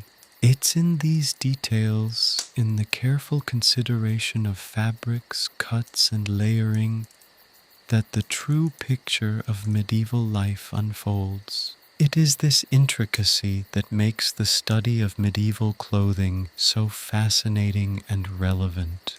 The clothing, in all its complexities, helps to reconstruct the lives of those who lived during this era, providing a rich tapestry of daily life and the ongoing struggle for survival and well-being. The previous discussion highlighted the inherent challenges of medieval clothing, regardless of social standing. However, the story doesn't end there. The experience of wearing medieval clothing wasn't uniform across Europe. Climate, resources, and regional customs all played a significant role in shaping the design and functionality of garments, adding a fascinating layer of complexity to the already intricate tapestry of medieval life. Imagine the stark difference between the clothing worn in the sun-drenched vineyards of Provence and the windswept highlands of Scotland. In the south, lighter fabrics like linen and cotton, readily available due to the warmer climate and suitable agricultural conditions, formed the backbone of everyday attire. Linen tunics, loose and breathable, were ideal for working in the heat, offering protection from the sun while allowing for ease of movement. These garments were often simpler in design than those found further north, reflecting both the availability of resources and the demands of agricultural labor. The emphasis was on practicality and comfort, prioritizing function over elaborate ornamentation. Colors tended towards lighter shades, reflecting the sun and staying cooler. Contrast this with the clothing prevalent in the colder northern regions. Here, wool was king. Heavy woolen tunics and cloaks, often layered to provide maximum warmth, were essential for survival against harsh winters. The wool provided insulation, protecting the wearer from the biting winds and freezing temperatures. The layering of garments wasn't simply a matter of fashion. It was a crucial aspect of survival, with each layer contributing to overall insulation. The style of the garments reflected the need for warmth and protection. Length was key. Long sleeves and skirts reached the ankles or even the ground, providing additional protection against the elements. Colors were frequently darker, reflecting the less intense sunlight and blending with the natural environment. The availability of specific materials also played a crucial role in shaping regional variations. Coastal regions often had access to a greater variety of materials, including linen and wool, and sometimes even imported silks and furs. These regions might see a more diverse range of clothing styles, reflecting the availability of more varied materials. Inland regions, however, might rely heavily on locally available resources, leading to greater uniformity in clothing styles. For instance, regions with abundant flax production would see linen dominate, while areas with large sheep populations would rely primarily on wool. This geographical impact on resource availability profoundly influenced the fashion choices available to inhabitants. The clothes were a visual manifestation of the region's economy and the surrounding environment. Consider, for example, the differences in footwear.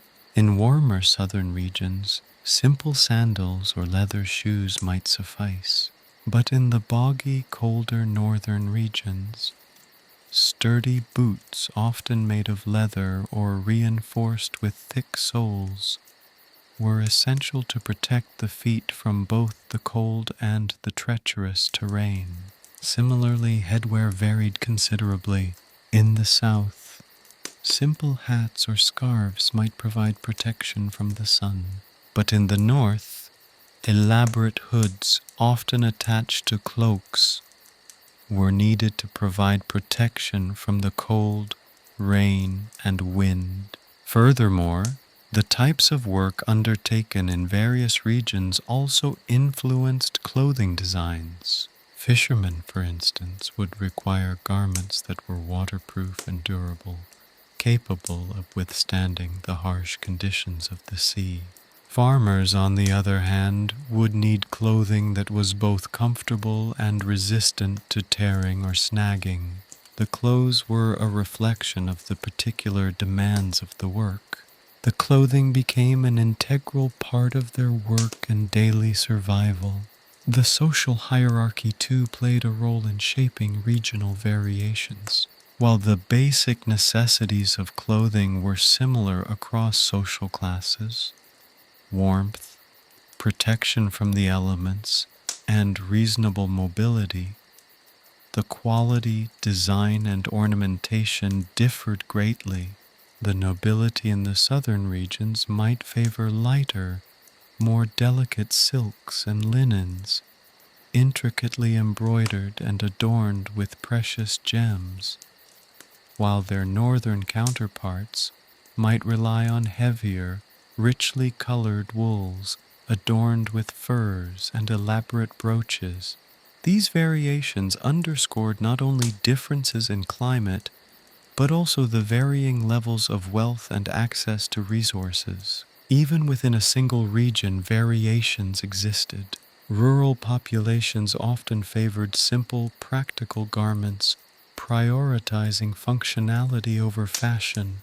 Their clothes were often made from readily available materials and were designed to withstand the rigors of daily labor. Urban populations, on the other hand, might adopt more fashionable styles, reflecting the influence of trade routes and interactions with other cultures. Cities were often centers of innovation and fashion trends, which would diffuse throughout the region, though adapted to local climates and conditions. The variations are not only visible in the garments themselves, but in the way they were made. The techniques employed in crafting clothes varied from region to region, reflecting local traditions and access to skilled artisans. Certain regions might have been renowned for their fine weaving techniques, producing fabrics of exceptional quality and beauty. Others might focus on other styles, for instance, leatherwork. The craftsmanship is a reflection of the local skills and expertise. The differences in clothing across various regions of medieval Europe illustrate the close relationship between fashion, environment, and social structures. It was a dynamic interplay, with each element shaping and influencing the others. The clothing was a reflection not only of the local culture and lifestyle, but also of the geography, climate, and the economy of the specific region. To further illustrate this point, consider the following examples. Scandinavia. The long, harsh winters of Scandinavia dictated clothing that prioritized warmth and durability. Thick woolen garments, often layered, were essential. Furs, both animal hides and cultivated furs such as rabbit and fox, provided extra insulation. Footwear would have been robust, with leather boots that came up to the knee or even higher to protect against the cold and wet. Hoods were an integral part of their attire, offering protection from snow and wind. A heavy waterproof cloak completed the ensemble, ready for snowstorms and blizzards. Southern France. In contrast, the warmer climate of southern France allowed for lighter fabrics. Linen tunics, often embroidered or adorned with simple designs, were prevalent. Loose, flowing garments were favored for comfort in the heat. Sandals or lightweight leather shoes would have been more common than heavy boots. Hats might have been worn for sun protection, but would generally have been lighter than the heavier cloaks and hoods used in colder climates. England. The more temperate climate of England allowed for a greater variety of materials and styles. Wool was essential in the northern regions, but linen was also widely used, especially in the south. A mix of styles was common in England, reflecting the diversity of its geography and trade connections. Italy. Italy, with its diverse climate, demonstrated a wide variety of clothing styles. In the mountainous regions of the north, heavier woolen garments prevailed, mirroring the northern European styles. However, the warmer regions of the south favored lighter, more loosely woven fabrics. The economic wealth of certain Italian city-states also enabled access to imported silks and luxurious fabrics, influencing the fashion styles of the elite. These regional variations are crucial to understanding the diverse tapestry of medieval European life.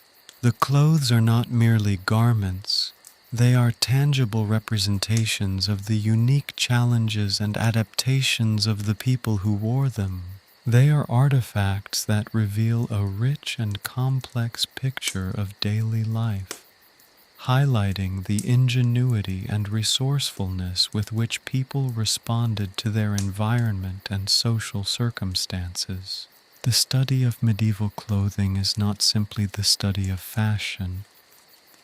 It is the study of the people who lived within the fabric of history, their adaptability, their ingenuity, and their resilience in the face of diverse challenges. The garments, in all their variation, represent the human story behind the grand narratives of medieval history, a story woven into the very fabric of their lives. Chapter 5. Fashion and Society. The previous discussion illustrated the remarkable diversity of medieval clothing, shaped by factors ranging from climate and geography to available resources and regional customs. However, this diversity was not merely a matter of practicality or regional preference. It served a crucial social function. Clothing in the medieval period was a powerful visual language, broadcasting an individual's social standing and wealth with remarkable clarity. To understand medieval society, one must first understand the silent but eloquent story told by its garments. The most obvious indicator of social status was the type of fabric used. Fine linen, a luxurious material requiring significant resources and expertise to produce, was the epitome of wealth. Linen garments, particularly those finely woven and intricately embroidered, were exclusively worn by the elite. The sheer expense of linen ensured its exclusivity. Only the wealthy could afford to clothe themselves entirely in this coveted fabric. The common people, in contrast, relied on coarser materials like wool or hemp, often hand-spun and woven by family members, reflecting their more limited resources. Wool, while less costly than linen, still held significant social connotations. The quality of the wool, the intricacy of its weaving, and the color of the dyed yarn all contributed to its social significance. Fine, tightly woven wool cloth, dyed in vibrant hues, would be found on the upper echelons of society, while rougher, more sparsely woven wool, often in muted tones, belonged to the peasantry. The sheer volume of wool used in a garment also signaled status. A heavy, voluminous cloak of fine wool suggested considerable wealth, while a thin, worn woolen tunic spoke of poverty. Beyond the type of fabric, color played a crucial role in signifying social rank. Certain colors, particularly deep reds and purples, required expensive dyes and were therefore associated with the nobility.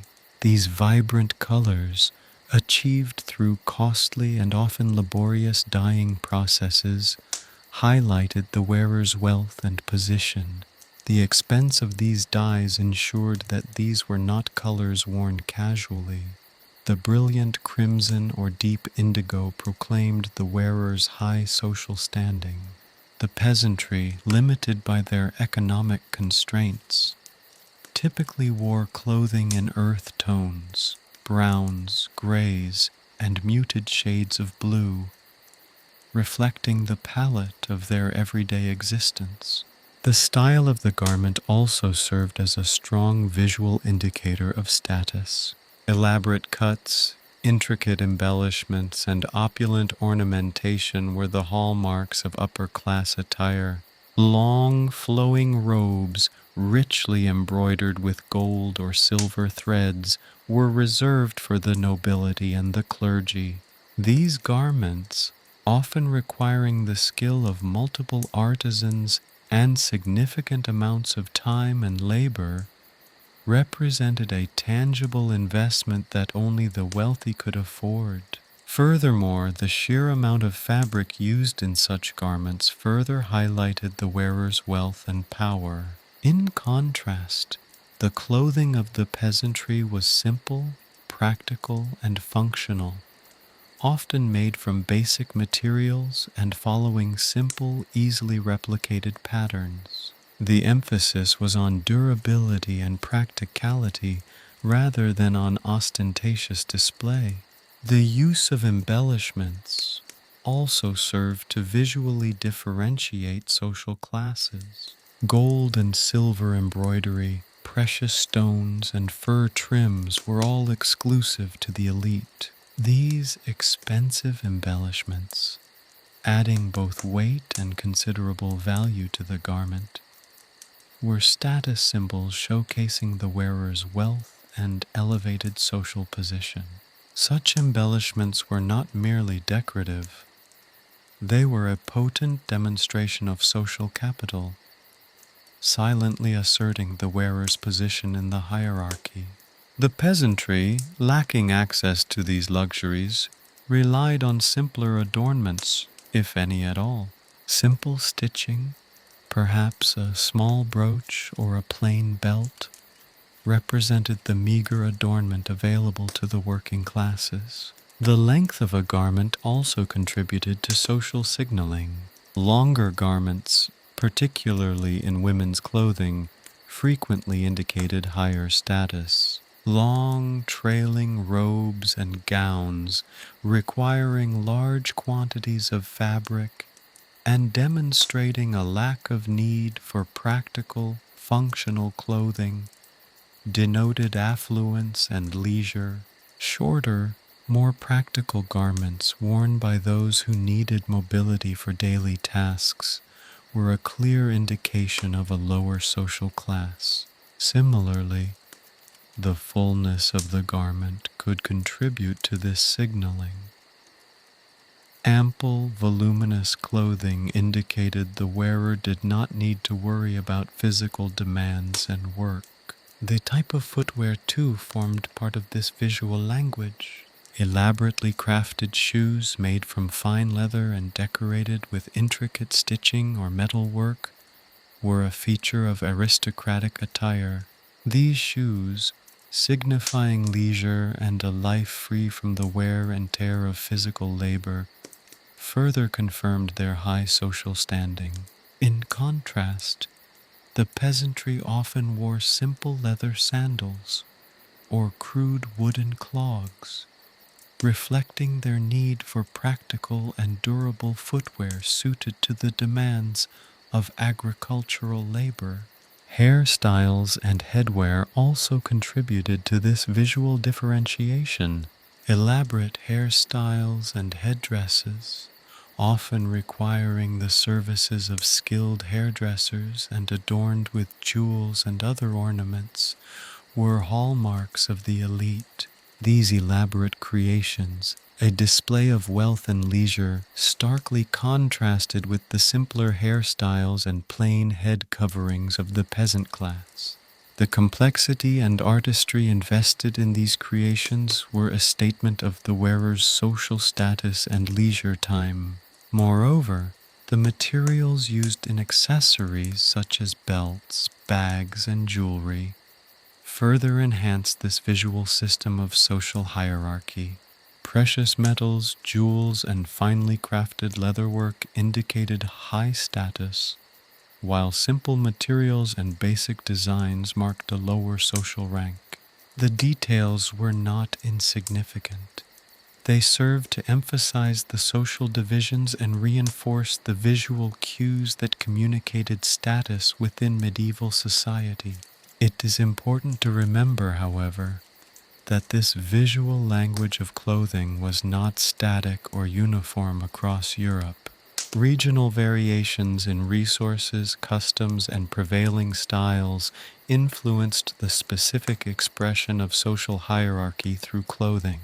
While the general principles remained consistent, the specific details of how social status was visually communicated differed across regions and even within regions based on factors such as occupation and rural versus urban residence. The study of medieval clothing, therefore, offers a fascinating lens through which to examine the social structure of the period.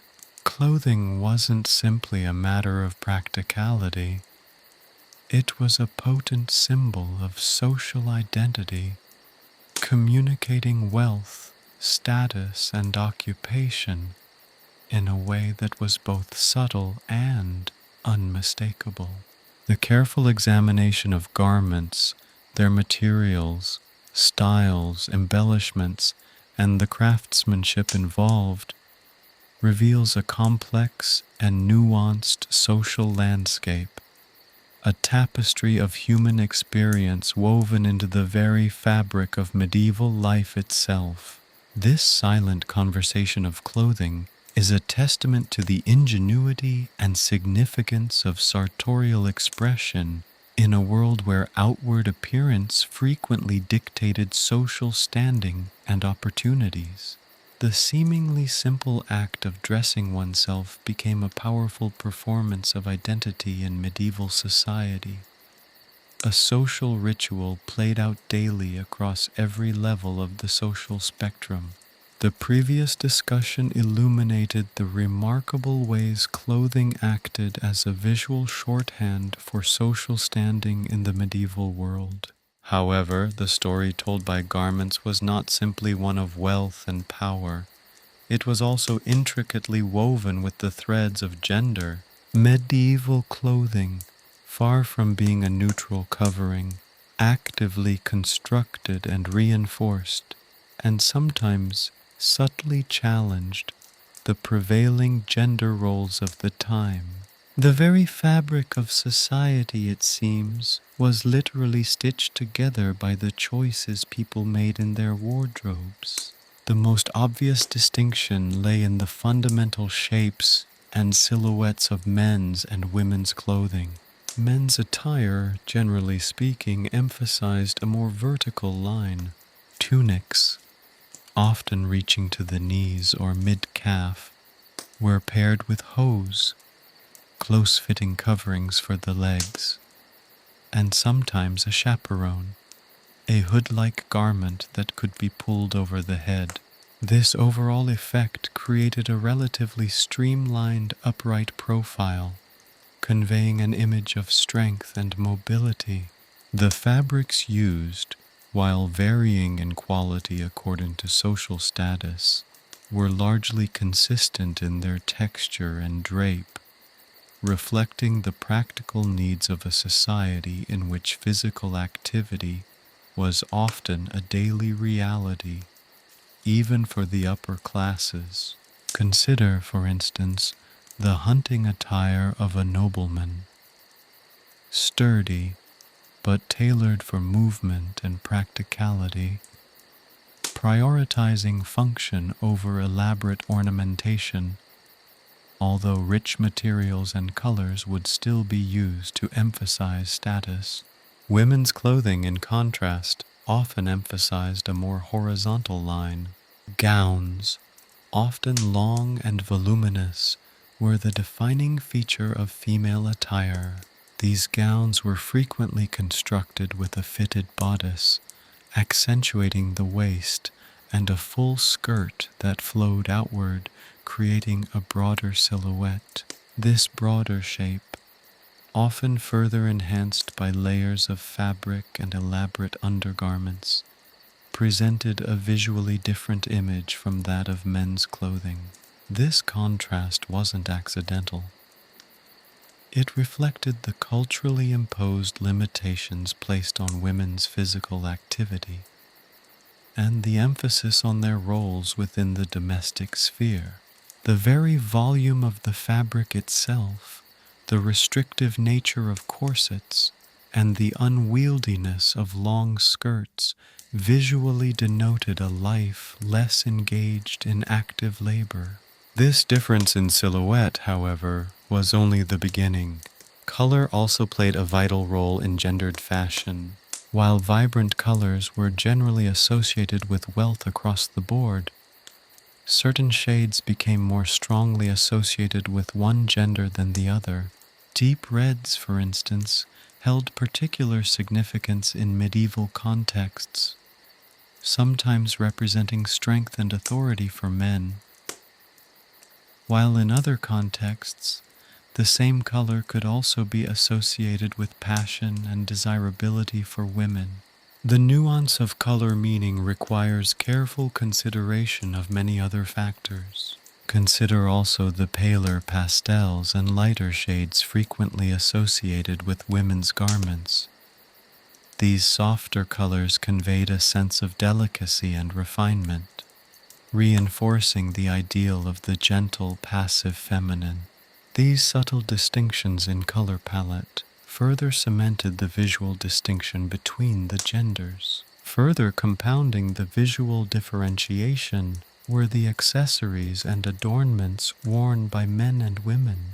Men's attire, although sometimes featuring elaborate embroidery or precious metal embellishments, generally favored items that highlighted strength and military prowess. Belts, often ornate and heavily decorated, served as practical and visually striking accessories. Sword belts, particularly for the upper classes, were status symbols in themselves, showcasing military status and indicating power and authority within the societal hierarchy. Women, on the other hand, frequently wore more delicate accessories. Jewelry, such as necklaces, brooches, and rings, played a significant role in women's adornment, visually enhancing their femininity and reflecting their social standing. Elaborate hair ornaments, headdresses, and veils also served to differentiate female fashion, often contributing to the overall impression of delicacy and refinement. Consider the intricate hairnets, jeweled combs, and elaborate wimples, all meticulously constructed to frame and showcase the female face, further emphasizing the social importance placed on feminine beauty and appearance. Headwear in particular served as a powerful visual marker of gender roles. Men often wore hats, ranging from simple caps to more elaborate forms of headwear. The styles varied geographically and socially. However, women's headwear was often far more elaborate, reflecting the importance placed on women's hair as a symbol of their modesty and social status. Veils, wimples, and elaborate headdresses became central to feminine adornment and social messaging, visually signifying their marital status and social position. A veiled woman clearly conveyed different social information than an unveiled one, reflecting the complex social codes surrounding female behavior in the medieval period. The restrictive nature of some women's garments also needs careful consideration. Corsets, for example, were not merely fashion statements. They were instruments of social control, literally shaping women's bodies to conform to the ideal of a slender waist and emphasized bust.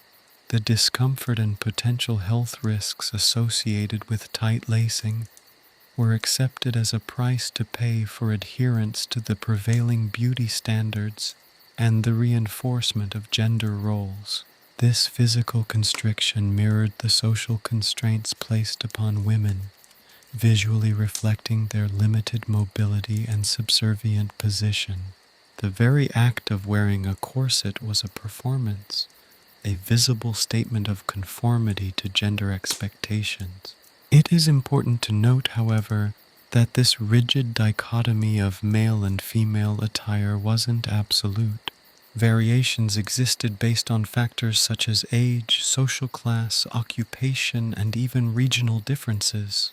Women of the peasant class, for example, often wore more practical and less restrictive clothing than their aristocratic counterparts.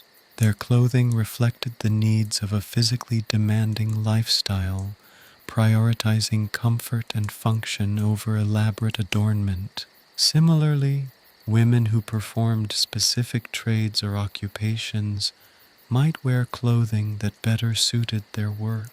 This does not, however, negate the fact that the dominant visual language of clothing clearly signified the cultural and social differences between men and women. In conclusion, clothing in the medieval period wasn't just a practical necessity. It was a powerful social tool that visually constructed and reinforced gender roles. The differences in silhouette, color, accessories, and restrictive garments created a visual vocabulary that communicated social expectations and reinforced the gender binary. While variations existed, the overarching message conveyed by medieval clothing was clear. The sartorial choices made by men and women reflected and actively shaped the prevailing gender roles of the era. The seemingly simple act of dressing oneself became a complex negotiation with social expectations, a silent dialogue between personal expression and societal pressures. This unspoken conversation played out daily on the streets and in the courts of medieval Europe, solidifying the social fabric and reinforcing the powerful role of clothing in constructing the very identities of men and women in the medieval world. The clothes they wore were not simply adornments. They were visible declarations of their place in a world deeply shaped by gender. The intricate dance between religious ideals and the flamboyant world of medieval fashion offers a fascinating case study in the tensions between spiritual aspiration and earthly desire. While the Church preached modesty and humility, the reality of medieval dress often veered wildly in another direction. A vibrant tapestry of rich fabrics, elaborate embellishments, and styles that, at times, seemed to actively defy the very principles of piety being espoused. This wasn't a simple dichotomy, however. The relationship between faith and fashion was far more nuanced. A complex interplay of competing forces, evolving social norms, and the inherent human desire for both self-expression and social acceptance. The Church's pronouncements on appropriate attire weren't consistently applied, nor were they always universally accepted. Canon law frequently addressed issues of extravagance, particularly concerning the display of wealth through clothing. Sumptuary laws, often influenced by religious sentiments, attempted to regulate fashion based on social class, aiming to prevent ostentatious displays that might be considered sacrilegious or disruptive to social harmony. These laws, however, were inconsistently enforced, varying wildly across different regions and time periods. Their effectiveness was constantly challenged by the sheer creativity and resourcefulness of those who wished to circumvent them, a sort of medieval fashion arms race between lawmakers and fashion innovators. One key aspect of this tension revolved around the concept of modesty. For women, this often translated into a preference for more concealing garments, although the interpretation and application of modesty varied considerably across social classes and even religious orders. While the ideal often involved covering the hair, neck, and body to a greater extent, this didn't preclude the use of rich fabrics or elaborate embellishments, as long as the style adhered, however loosely, to the prevailing norms of appropriate modesty. A nun's habit, for instance, was a powerful symbol of religious devotion. Yet even within this context, variations in the quality of cloth and the details of the headdress signaled status within the religious community itself. Similarly, laywomen might have chosen to wear veils and wimples, but the intricacy and opulence of these items often spoke volumes about their social standing and wealth, directly contradicting the simple notion of modesty as purely functional clothing. The concept of modesty for men differed somewhat. While overt displays of extravagance were still frowned upon, the emphasis wasn't always placed on physical concealment.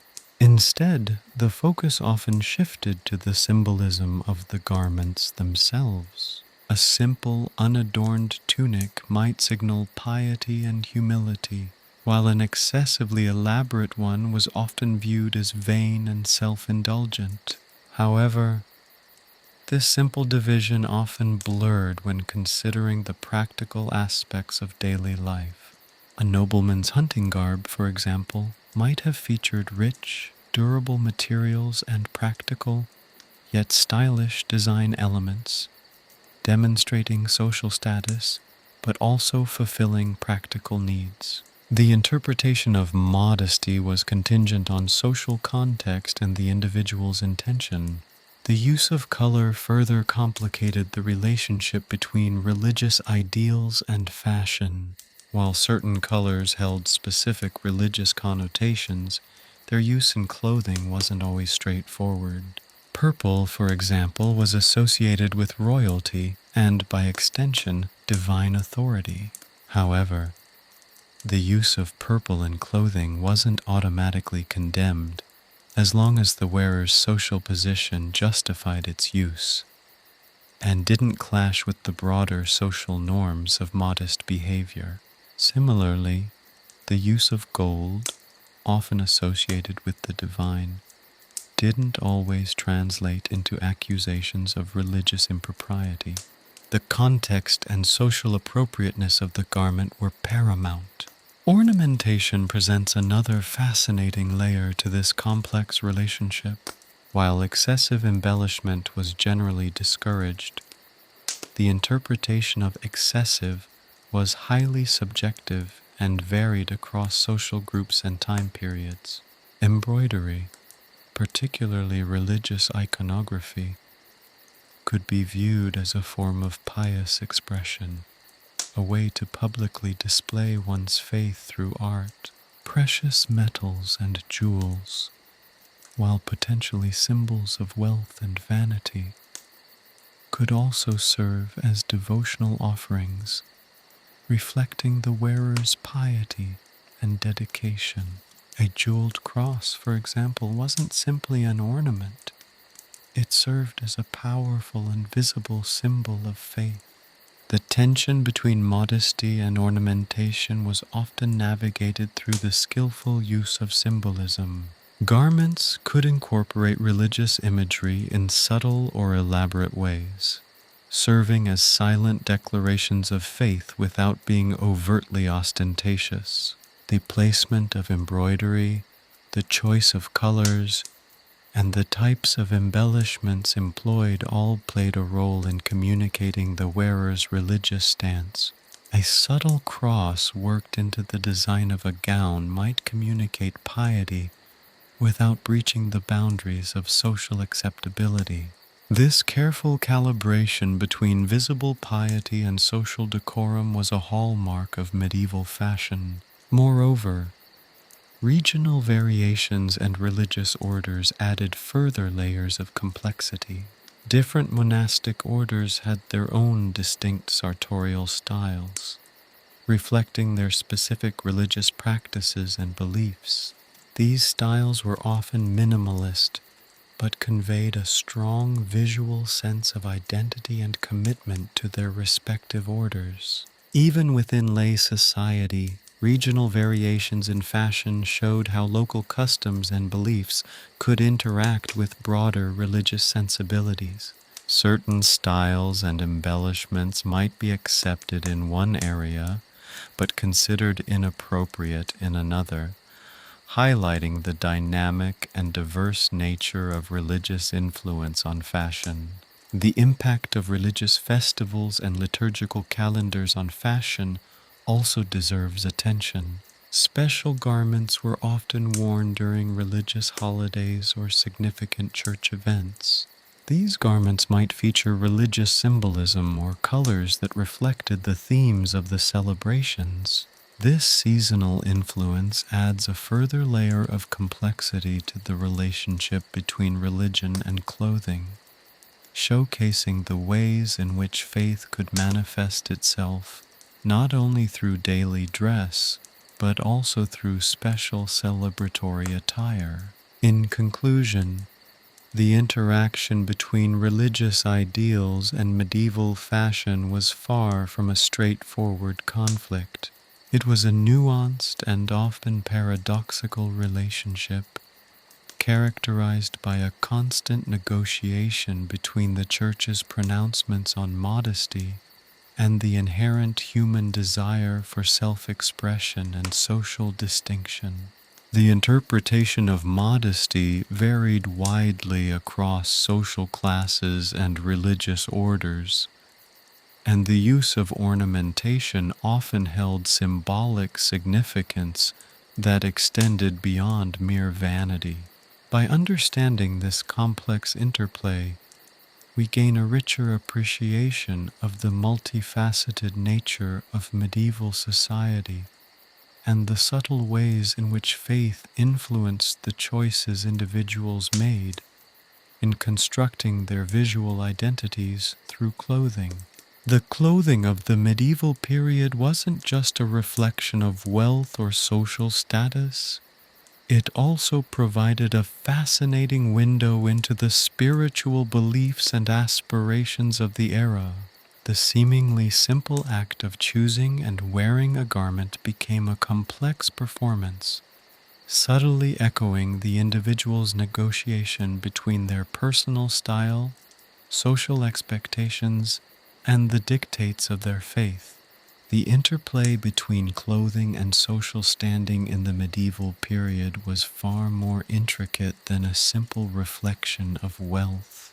Garments served as powerful visual shorthand, conveying not only economic status, but also social aspirations, moral character, or lack thereof, and even political allegiances. Sumptuary laws designed to restrict certain styles and fabrics to specific social classes offer a fascinating insight into this complex relationship. While ostensibly aimed at maintaining social order and preventing ostentation, these laws often proved difficult to enforce, acting more as a guideline than a strict rule. The very existence of these laws, however, underscores the significance of clothing as a marker of social standing. A richly embroidered gown, for instance, might be deemed appropriate for a noble woman, but scandalous for a peasant woman, regardless of the actual cost of the materials. The law aimed to codify the visual language of social hierarchy, but the creativity and resourcefulness of individuals often outstripped the law's ability to control it. Consider the ubiquitous issue of length. The length of a woman's gown, a seemingly trivial detail, could carry significant social weight. A gown trailing on the ground signified leisure and wealth, implying the wearer didn't need to engage in manual labor.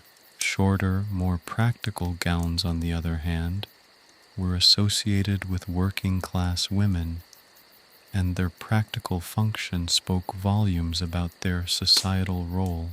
This wasn't simply a matter of convenience.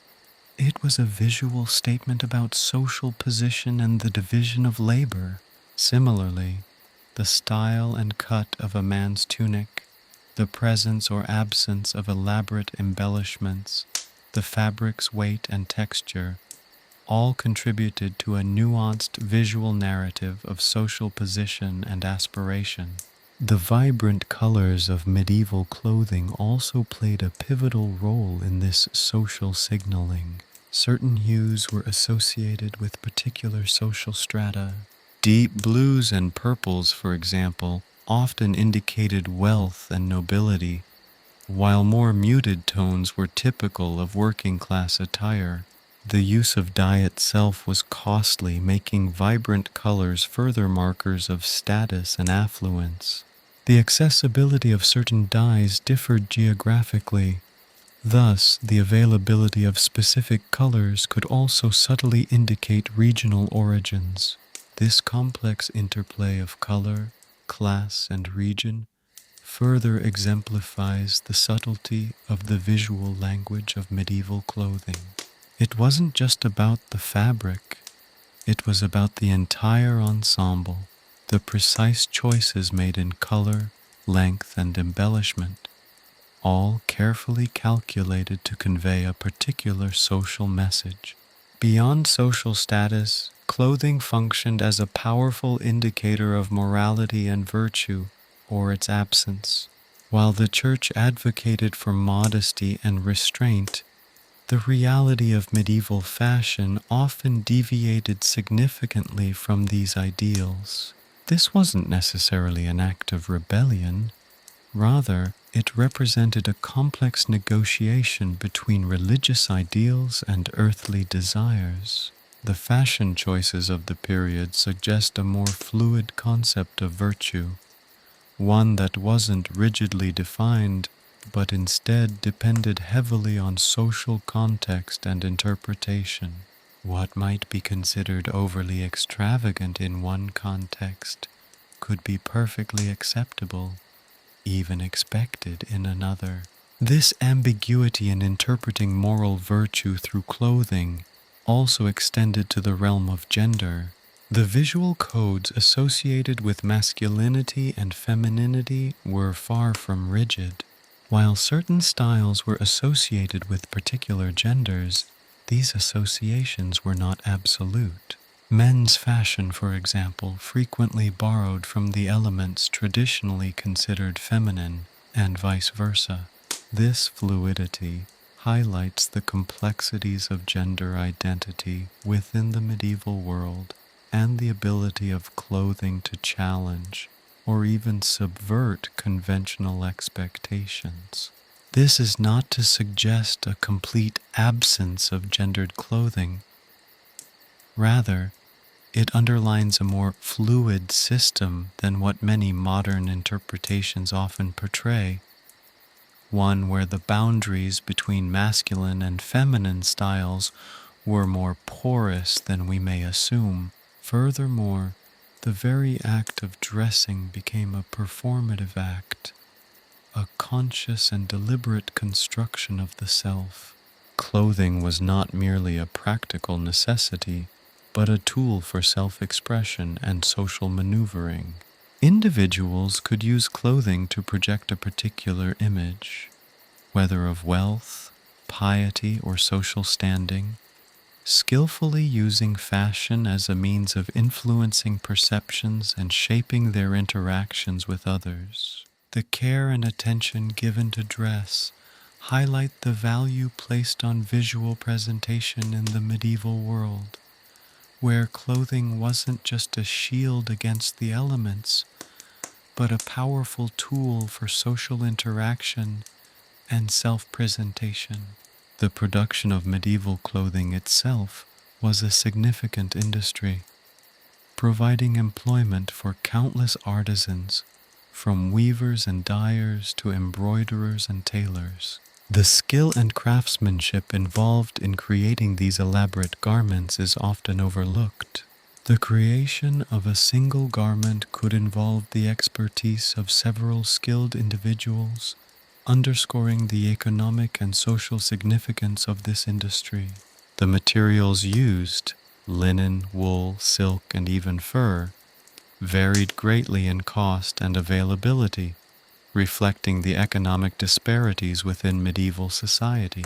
The accessibility of these materials also determined the choices individuals made when constructing their wardrobes, further reinforcing the relationship between clothing and social class. Accessories, too, played a significant role in the social signaling conveyed through clothing.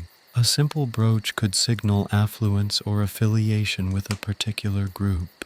A richly ornamented belt could elevate a relatively simple gown to a statement piece. Hats and head coverings, especially for women, were often elaborate and highly symbolic, showcasing status, marital status, and even religious affiliation. These small details, often overlooked in modern interpretations, add considerable nuance to our understanding of medieval fashion and its social significance. The cumulative effect of these many small sartorial choices, when combined, serve to create a visually rich tapestry of social communication. The impact of courtly life on fashion further complicates the picture. Royal courts were often centers of innovation and influence, setting trends that filtered down through society. The extravagance and display of wealth at court were often mirrored, albeit on a smaller scale, by members of the nobility and, eventually, by other social groups.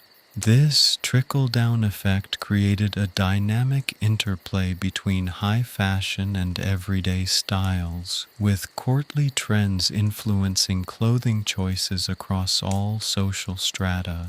This constant exchange between elite and popular fashion styles provides evidence of a more dynamic and interconnected fashion culture than might initially be assumed.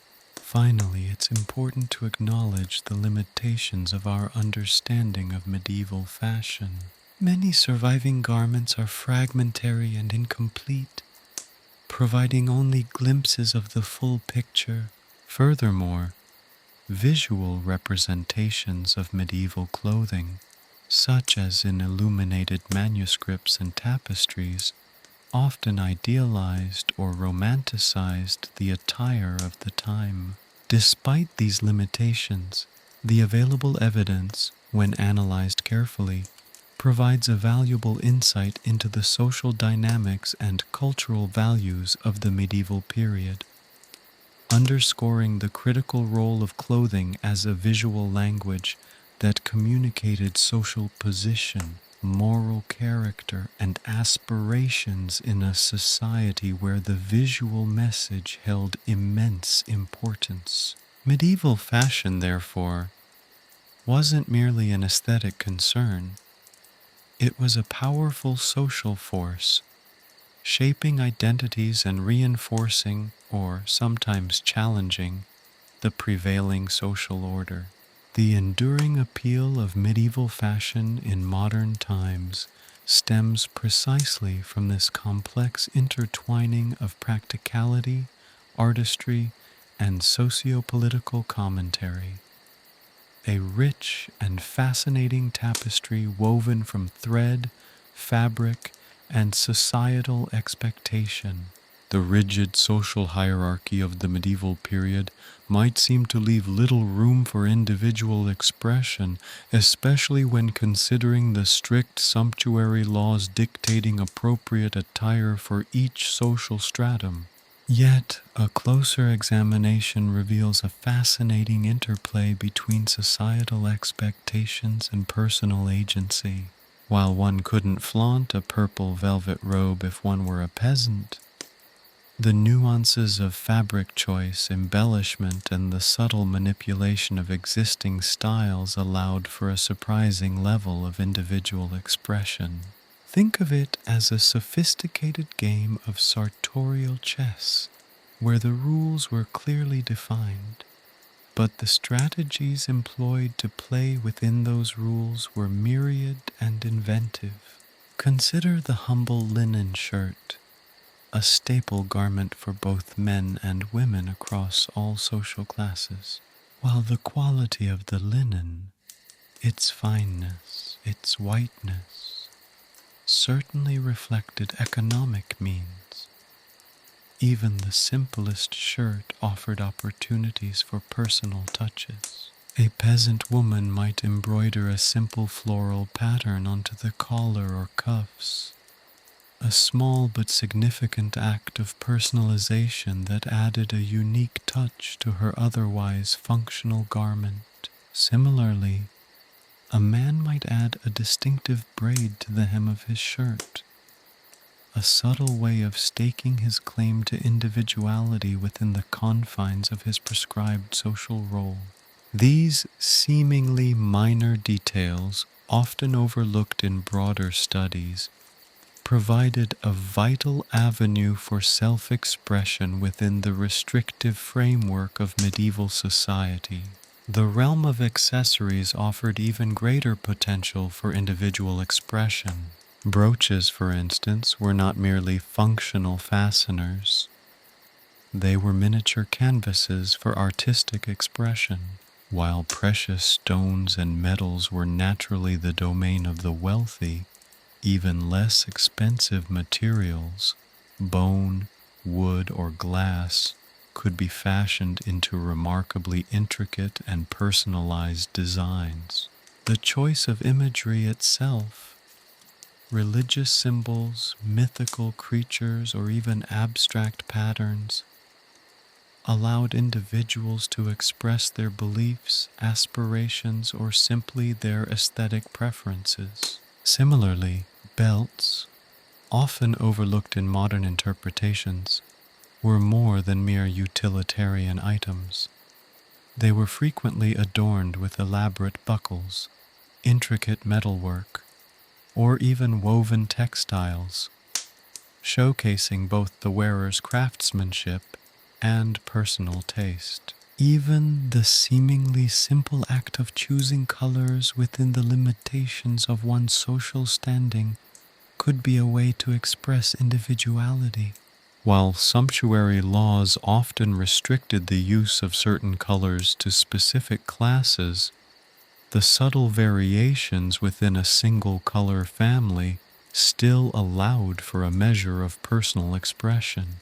A slightly deeper shade of blue, a hint of green in the dye, or the particular blend of hues in a woven textile could subtly differentiate one garment from another, allowing for personal preference to be reflected even amidst the constraints of prescribed attire.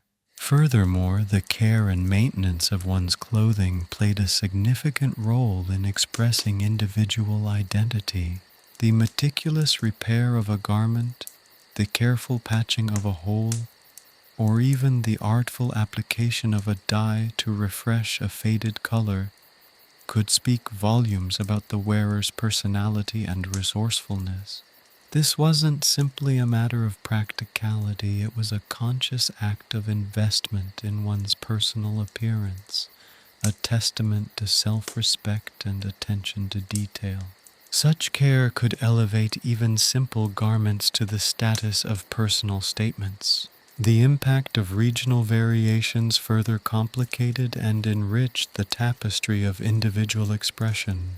While overarching trends were visible across medieval Europe, local customs and materials greatly influenced the styles and techniques of clothing production. A specific type of embroidery, a unique pattern in weaving, or a particular cut of a garment might serve as a subtle marker of regional identity. This regional diversity was not simply a matter of geographical variation. It also provided a space for individuals to express their connection to their specific community and local traditions, adding another layer to their personal sartorial narrative. The interplay between these local styles and broader trends reflected a kind of sartorial dialogue, a negotiation between adherence to social norms and the assertion of personal identity. Individuals weren't simply passive recipients of fashion trends. They actively participated in the creation and dissemination of styles, adapting and modifying the prevailing fashions to suit their needs and express their personal preferences. This creative engagement with clothing represents a form of resistance, a quiet but effective way of shaping one's identity within the constraints of a rigid social structure. The limitations of our understanding of medieval fashion, however, must be acknowledged. Surviving garments are often fragmentary, and visual representations in art frequently idealize or generalize the clothing of the time. This makes definitive claims about individual expression difficult to establish, but the subtle clues embedded in extant fabrics, accessories, and artistic depictions suggest a degree of agency that is often overlooked. Furthermore, the importance of the unseen aspects of clothing must not be underestimated. The layering of garments, the use of underclothing, and the selection of fabrics with different textures against the skin, these were all personal decisions that, while not immediately visible, spoke volumes about an individual's preferences and comfort levels. These are details lost to time, yet their significance cannot be dismissed in considering the broader picture of self-expression through dress. To truly understand the extent of individual expression through medieval clothing, we must move beyond the simplistic categorization of garments based on social class. We must focus on the minute details, the subtle variations in color, the unique embellishments, the carefully chosen accessories, and even the meticulous maintenance of garments that allowed individuals to express their personal identities within the framework of societal norms. The medieval world, though structured by a rigid social hierarchy, was far from a monolithic society devoid of individual expression. Clothing, despite the limitations imposed by sumptuary laws and social expectations, served as a surprisingly potent tool for self-expression and individuality, a silent but eloquent language woven into the fabric of daily life. It was a language that whispered of personal taste, regional pride, and an enduring desire for self-definition even within the confines of a seemingly rigid social order. This quiet rebellion, expressed through the careful choice of a thread, a color, a pattern, or a simple stitch, remains a testament to the human spirit's persistent drive toward self-expression, a drive that even the most restrictive social structures cannot entirely extinguish. Medieval fashion, therefore, was not simply a reflection of societal norms. It was a vibrant and dynamic dialogue between individual agency and social constraints, a conversation woven into the very fabric of daily life. Chapter 6: A Legacy of Layers.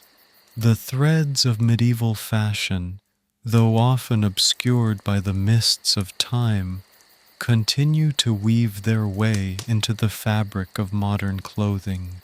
While the impracticality of a 15th century henna headdress might seem a world away from the sleek minimalism of contemporary design, a closer look reveals a surprising persistence of certain design elements and underlying principles. The evolution of fashion is not a clean break, a sudden shift from one style to another, but rather a complex and continuous process of adaptation, reinterpretation, and reinvention. Take, for instance, the ubiquitous turtleneck. This seemingly simple garment has a surprisingly medieval lineage. While not precisely mirroring any single medieval garment, the turtleneck's high neck and close-fitting design echo the practical functionality of medieval undergarments designed for warmth and layering. The medieval concept of layering with several garments worn on top of each other served not only for warmth in a climate with limited heating, but also for modesty and social signaling. The turtleneck, in its modern incarnation, carries a faint whisper of this layering principle, a subtle reminder of the practicality that drove medieval fashion choices. Its enduring popularity speaks to the timeless appeal of a garment that offers both warmth and a degree of elegance. Though materials and overall aesthetics have transformed significantly, the fundamental purpose remains similar. Similarly, the enduring popularity of the modern tailored jacket owes a debt to medieval tailoring techniques. The meticulous construction of medieval garments, often involving complex cutting and stitching, laid the foundation for the precision and artistry of contemporary tailoring. Though the embellishments might differ drastically, think of the ornate embroidery of a medieval tunic versus the understated elegance of a modern blazer. The underlying principle of well-structured garments remains. The emphasis on fit, proportion, and the careful construction of shape refined over centuries links the tailored jacket to the heritage of medieval craftsmanship. The skill involved in creating a perfectly fitted jacket, a garment designed to enhance the wearer's silhouette, echoes the careful tailoring techniques employed by medieval artisans, albeit with a much streamlined approach reflecting modern industrial processes and design aesthetics. The impact of medieval textiles on modern fashion is equally profound. The rich history of wool, linen, and silk production in the medieval period laid the groundwork for the development of advanced textile technologies and design sensibilities. The intricate weaving techniques, the use of natural dyes, and the exploration of different textures all contributed to the evolution of modern textiles. While the scale and precision of modern textile manufacturing far exceed anything possible in the medieval era, the aesthetic principles, such as the appreciation for the beauty of natural materials and the skillful manipulation of texture, remain constants. The enduring appeal of natural fibers like wool and linen, prized for their durability and inherent qualities, provides a direct link to medieval preferences. The sophistication of medieval pattern making, particularly in intricate weaves and embroidery, continues to inspire contemporary designers, subtly influencing patterns and textures used even in mass-produced garments. However, the influence of medieval fashion isn't solely confined to practical details and construction techniques. The enduring power of symbolism and social signaling in fashion, so prevalent during the medieval period, finds echoes in modern styles. The use of color, for instance, continues to carry social and cultural significance, mirroring the sumptuary laws of the medieval era, though in a far less rigid and explicit manner. The association of certain colors with status, authority, or even particular subcultures demonstrates the ongoing significance of clothing as a means of self-expression and social communication. Similarly, the selection of accessories, from jewelry to handbags, continues to serve as a marker of personal style and identity, mirroring the medieval use of brooches, belts, and other adornments to express social standing and individual taste. The connection between medieval and modern fashion is not always direct or immediately apparent. It's more of a subtle influence, a layering of historical echoes. It's in the careful tailoring of a modern coat, echoing the precision of medieval craftsmanship, in the choice of a natural fiber, reflecting the medieval preference for durable and aesthetically pleasing materials, and in the subtle use of color or texture, hinting at the symbolic power of clothing across the ages. This connection underscores the continuity of human creativity and the enduring appeal of well-designed and well-constructed garments. The elegance of a tailored suit, the practicality of a turtleneck, the richness of a finely woven fabric. These are all subtle testaments to the lasting legacy of medieval fashion, a legacy woven into the very fabric of our modern wardrobes. Consider the evolution of footwear.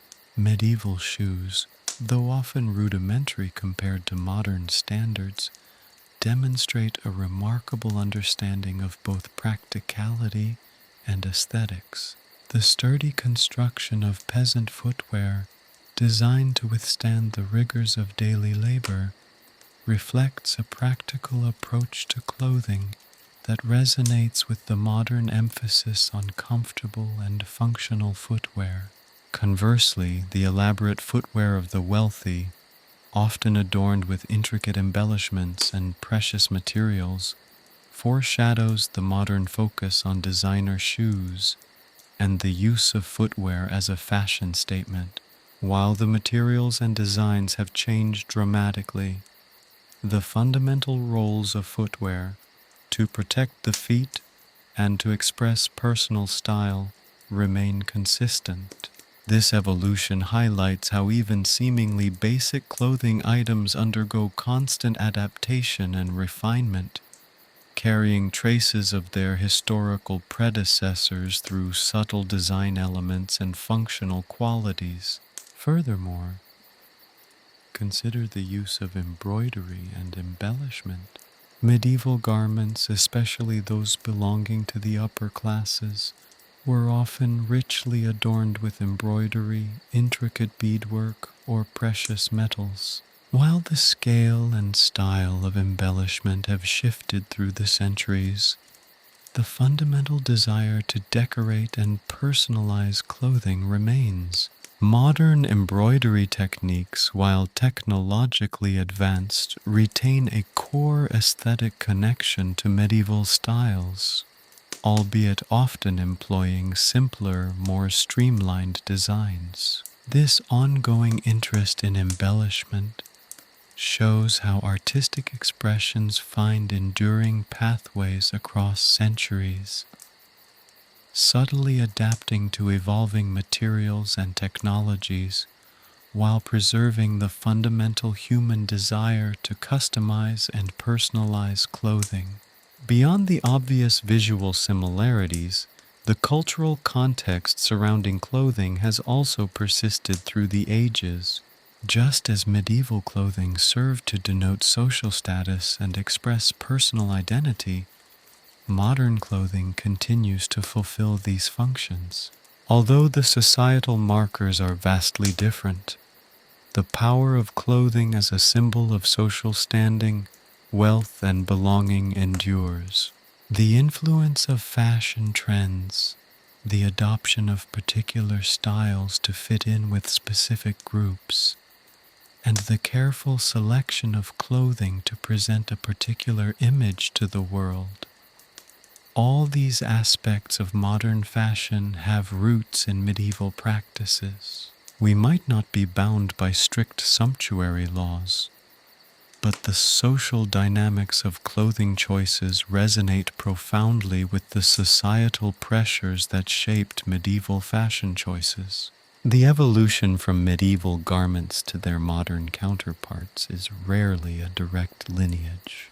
Instead, we observe a complex interplay of adaptation, innovation, and cultural exchange. Medieval styles have been reinterpreted, reimagined, and revitalized, often subtly, through the centuries, creating a layered and nuanced relationship between past and present. This complex relationship is not simply about recognizing historical influences, but about understanding the continuous evolution of fashion as a reflection of evolving social norms, technological advancements, and enduring human desires for self-expression. Tracing these threads of time reveals a remarkable continuity in the human experience of clothing. The fundamental needs for protection, warmth, and social communication remain, while the methods of achieving these goals continuously adapt and evolve. This evolution shows the adaptability of human ingenuity and the continuous dialogue between functionality and aesthetics. Medieval fashion, therefore, is not merely a subject of historical interest, but a living legacy, silently shaping the contours of modern style and providing a framework for understanding the multifaceted role of clothing in society. Understanding this continuity enriches our understanding of fashion, not just as a fleeting trend, but as an enduring reflection of cultural and societal shifts across the centuries. It is, after all, a history written in fabric. The image of the medieval world conjured in popular culture is often a tapestry woven from threads of romance, fantasy, and a healthy dose of inaccuracy, particularly when it comes to fashion. Think of the countless films and television shows depicting elegantly flowing gowns, perfectly coiffed hair, and immaculately tailored suits of armor, a stark contrast to the often uncomfortable realities we've explored. This romanticized vision, while visually appealing, obscures the messy, practical, and occasionally hilarious realities of medieval clothing. One of the most pervasive misconceptions is the idea of universally pristine attire. Popular culture frequently portrays even the humblest peasant as sporting clean, neatly mended clothing. The truth, however, is far more nuanced. Washing clothes was a laborious process requiring access to water, soap, often homemade and scarce, and significant physical effort. Frequent laundering simply wasn't practical for most people, resulting in clothing that was, to put it mildly, less than spotless. The prevalence of vermin, poor hygiene practices, and the limited availability of clean water meant that body odor and the smell of unwashed clothes were likely commonplace, a stark contrast to the idealized images frequently presented on screen. Instead of pristine fabrics, imagine a world where the smell of wool, sweat, and possibly a touch of unwashed body carried on the air. The ubiquitous image of the flowing gown, often depicted in flowing silks and velvets, similarly fails to reflect the reality of medieval textiles for a significant portion of the population. While the elite certainly enjoyed the luxury of fine fabrics imported from distant lands, the vast majority wore clothes made from readily available materials like wool, linen, and hemp. These materials, while durable, were often coarse and less aesthetically pleasing than the luxurious silks commonly depicted in films. The colors, too, were different. The bright, vibrant hues frequently seen in popular culture rarely matched the muted and often earth-toned colors achievable with the natural dyes of the medieval period. The rich, deep colors that survive today are often the result of exceptional quality materials or extensive post-production work during restoration. This disparity extends to the depiction of undergarments, or rather, the lack thereof. Many modern portrayals largely ignore the concept of layering, essential for both warmth and modesty in the often chilly climates of medieval Europe. Multiple layers of linen shirts, stockings, and other garments formed the foundation of a medieval wardrobe, a stark contrast to the single, often revealing garments frequently showcased in films and television. The intricate systems of layers, often including multiple layers of tunics, robes, and cloaks, were far more complex than the often simplistic portrayals in popular media. These layers, often made from a variety of fabrics and varying thicknesses, served both practical and social purposes, contributing to personal comfort, appropriate levels of modesty, and conveying social status. The portrayal of headwear also veers significantly from historical accuracy. The iconic pointed hennin, often associated with the late Middle Ages, is frequently depicted in films and literature as being both elegant and practical. The reality, however, is that the towering headdress was notoriously impractical, requiring a complex framework of linen and wire to maintain its shape. These headpieces were undeniably cumbersome, likely prone to accidental damage, and certainly restrictive in both movement and vision. The elaborate hairstyles and head coverings often associated with medieval women frequently ignored the functional necessity of protecting hair from the elements, the need for practicality, and the essential social signifiers woven into their design. Armor, too, frequently suffers from a similar lack of historical accuracy. While movies often feature gleaming, pristine suits of armor, flawlessly polished and readily maneuverable, the reality was far less glamorous. Medieval armor was heavy, cumbersome, and required significant physical strength to wear and manipulate. It wasn't simply donned and discarded. Instead, it involved a complex process of lacing, strapping, and adjusting, often aided by servants. Furthermore, the armor itself was often dented, scratched, and showing signs of wear and tear from prior battles or training. The romanticized vision ignores the heat, weight, and general discomfort associated with wearing a full suit of armor. It was essentially a mobile fortress, but one that required both significant strength and considerable assistance to both don and remove. Furthermore, the portrayal of footwear in popular culture is often misleading. While films often showcase elegantly crafted boots, the majority of the population wore simpler, more functional footwear, often made of leather or even wood, designed primarily for practicality and durability. The depiction of footwear in movies commonly lacks the texture, wear and tear, and simple construction inherent in the everyday use of footwear. The simple designs were practical, but hardly the fashion-forward items suggested in modern representations. The persistent inaccuracies in popular culture portrayals of medieval fashion stem, in part, from a desire to create visually appealing and dramatic imagery.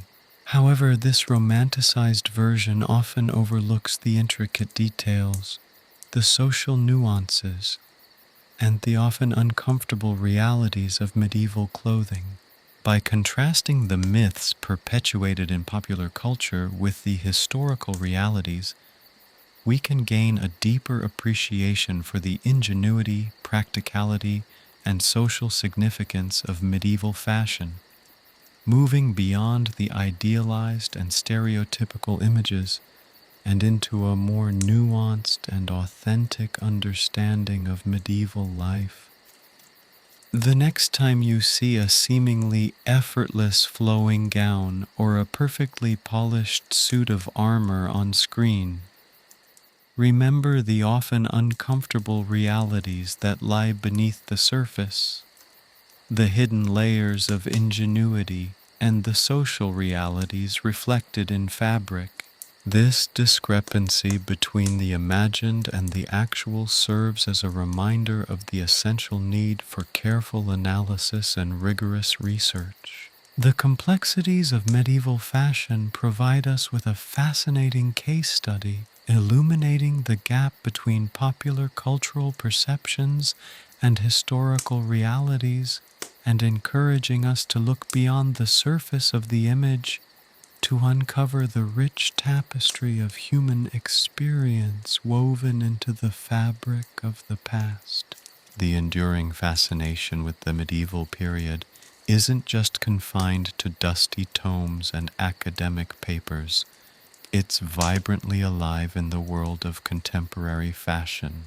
While the impracticalities and discomforts of medieval clothing are undeniable, their enduring aesthetic appeal has inspired countless designers, proving that even centuries-old styles can find a surprisingly contemporary resonance. This rediscovery isn't a mere imitation, it's a complex process of reinterpretation, adaptation, and reinvention. Modern designers aren't simply replicating historical garments. They're extracting the essence, the silhouette, the detailing, the underlying principles of construction, and reimagining them for a 21st century audience. Consider, for example, the enduring influence of the medieval tunic. While the original medieval tunic, often crafted from coarse wool or linen, served primarily as practical everyday wear, its simple, elegant lines have resonated across centuries. Contemporary designers have embraced this fundamental form, adapting it to modern sensibilities. The basic A-line shape, the long, flowing sleeves. These features have appeared countless times in modern designs, reimagined in luxurious silks, flowing chiffons, or even sturdy cottons, each time bearing a subtle echo of its medieval ancestor. This isn't a direct copy, instead it's a sophisticated evolution, stripping away the historical constraints and retaining only the enduringly stylish core. The same can be said for the medieval robe, a garment of practicality and status, with its flowing lines and often elaborate closures. Its influence is visible in modern cloaks, capes, and overcoats, showcasing a continued appreciation for its simple elegance. The influence extends beyond simple silhouettes. Medieval embroidery, a time-consuming and often elaborate art form, continues to inspire modern textile designs. The intricate patterns, the symbolic motifs, and the sheer technical skill involved in creating these works have found a modern echo in contemporary embroidery techniques. Designers often incorporate elements of medieval embroidery into their collections, either as direct reproductions or as modernized reinterpretations.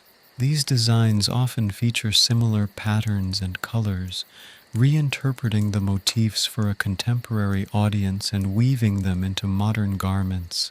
This isn't just a visual nod to the past. It's a way of engaging with the rich cultural and historical heritage embedded in the original designs. The use of color provides another compelling example. While the color palettes of medieval clothing were often more muted and earth-toned than the vibrant hues of modern fashion, the underlying principles of color symbolism have persisted.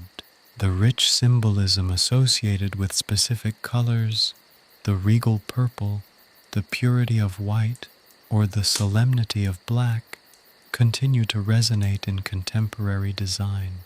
Modern interpretations may use brighter, more modern palettes, but the symbolic weight associated with certain colors still retains its significance, creating a subtext of meaning and cultural heritage.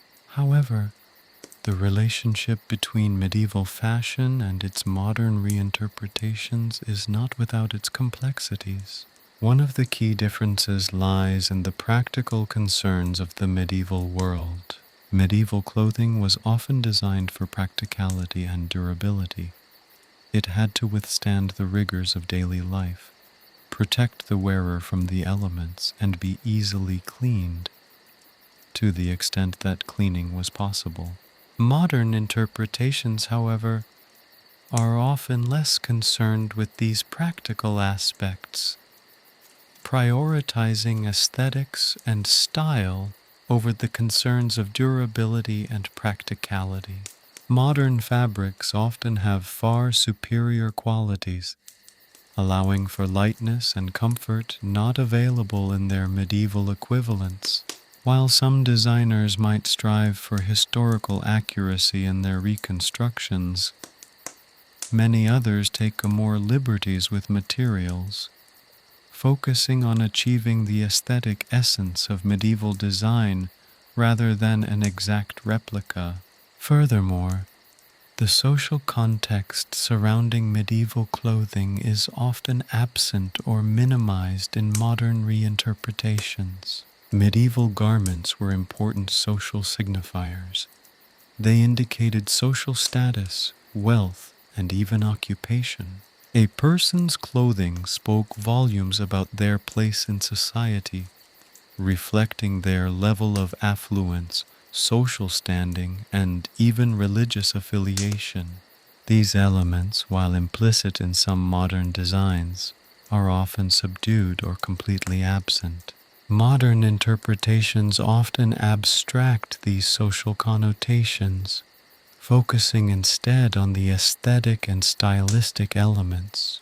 This does not diminish the value of modern designs, instead pointing to the unique historical context of each era.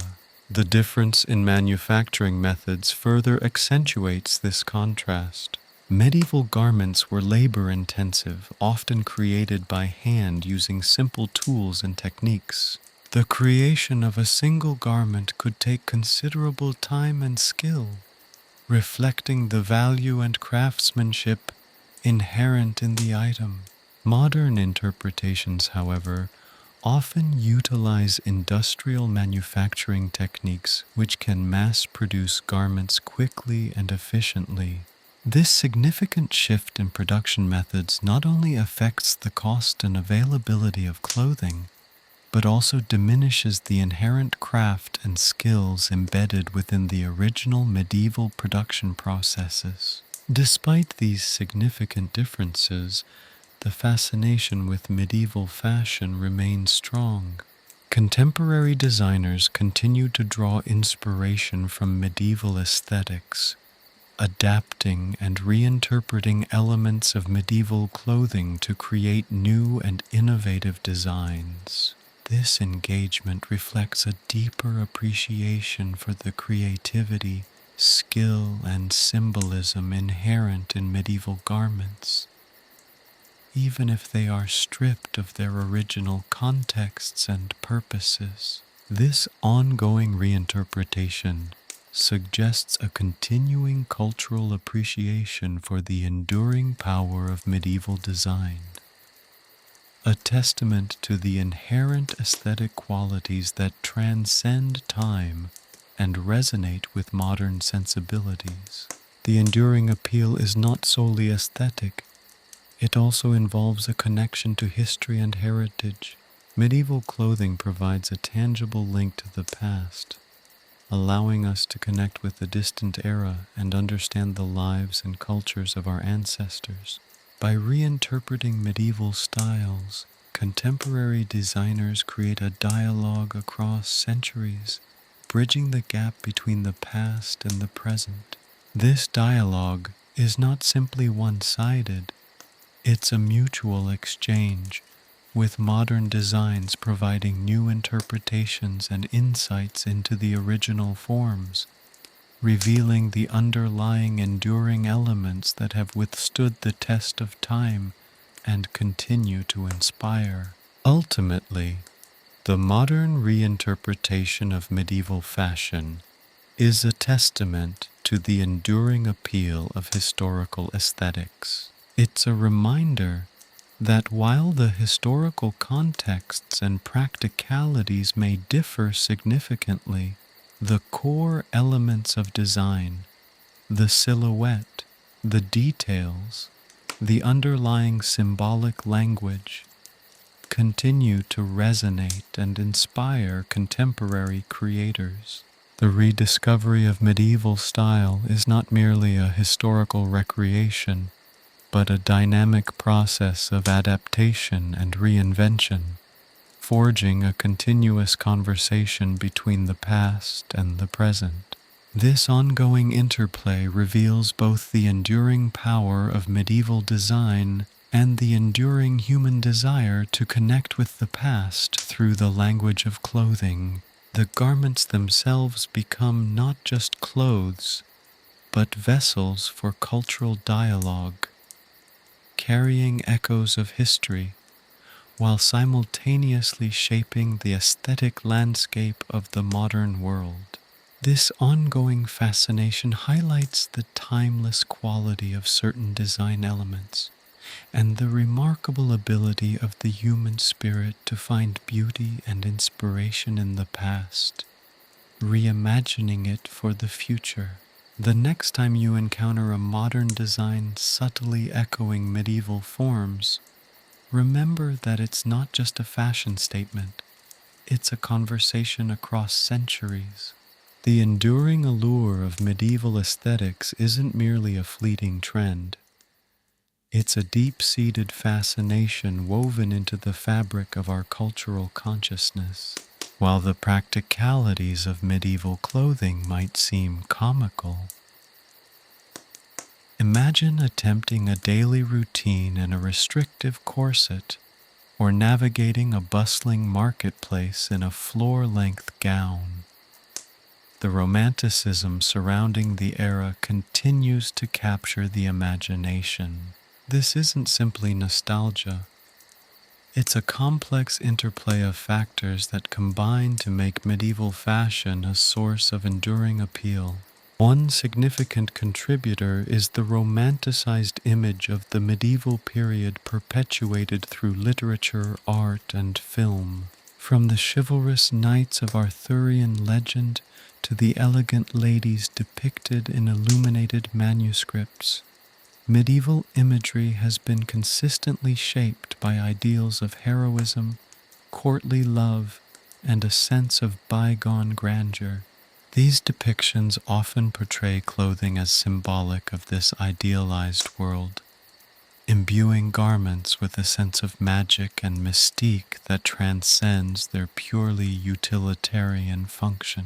This idealized vision, often sanitized of the harsh realities of medieval life, resonates with the desire for a simpler, more romantic era, even if that era is fundamentally misunderstood. This romanticized view isn't solely the product of artistic license. The medieval period itself, despite its hardships, possessed a certain aesthetic coherence. The relative uniformity of styles within specific social strata, combined with the rich symbolism embedded within fabrics, colors, and embellishments, created a visually compelling world. The intricate embroidery, the carefully chosen colors, and the symbolic patterns all worked together to establish a visual language that spoke volumes about social status, religious belief, and personal identity. This visual language, while often lost in modern reinterpretations, holds a captivating power for those fascinated by the intricate details of bygone eras. Consider, for instance, the use of heraldry. The carefully designed coats of arms, meticulously embroidered onto garments, served as visible markers of lineage and social standing. The symbolism embedded in these heraldic designs, often intricate and multi-layered, continues to fascinate modern audiences, representing a rich visual language of family history, power, and social hierarchy. These designs, while rooted in practical functions, also held an artistic and aesthetic value, demonstrating the level of skill and artistry involved in their creation. This artistic legacy is a significant reason why medieval aesthetics continue to inspire modern designers and fascinate historians alike. Furthermore, the inherent craftsmanship of medieval garments contributes significantly to their enduring appeal. The garments weren't simply mass-produced items. They were meticulously handcrafted, often involving considerable time and skill. The intricate embroidery, the careful tailoring, and the use of high-quality materials, at least for the elite, all contributed to the unique quality and aesthetic value of medieval clothing.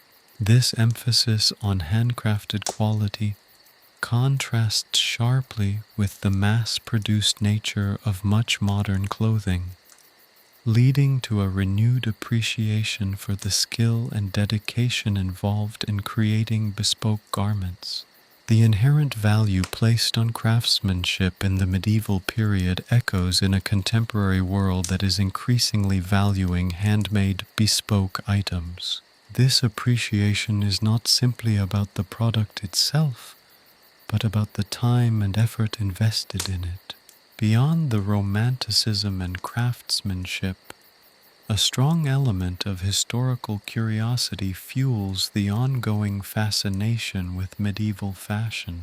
The medieval period is a relatively distant and mysterious era, shrouded in some misconceptions and a multitude of unexplored narratives. Unraveling the secrets of medieval clothing, understanding the choices made by medieval individuals in their clothing, provides a direct window into their daily lives, their social structures, and their values. The clothing becomes a tangible artifact, telling a story that transcends its purely aesthetic function. This aspect of historical investigation is further enhanced by the limited survival rate of garments from the period. Each surviving piece is a unique treasure trove of information, providing tantalizing glimpses into past lives and cultures, making the study of medieval textiles both challenging and enthralling. Furthermore, the study of medieval fashion is not confined to elite garments. It encompasses a broad range of clothing styles worn by different social classes. While the elaborate clothing of royalty undoubtedly holds a certain fascination, the study of peasant attire, for instance, offers insights into the practical challenges and constraints imposed by everyday life. The stark contrast between the elaborate gowns of the elite and the simple, functional clothes of the commoners provides a fascinating glimpse into the stark social inequalities of medieval society. By examining the differences in textiles, construction techniques, and embellishments, historians can reconstruct a more nuanced and comprehensive picture of medieval society, rather than solely focusing on the romanticized images of royalty and chivalry.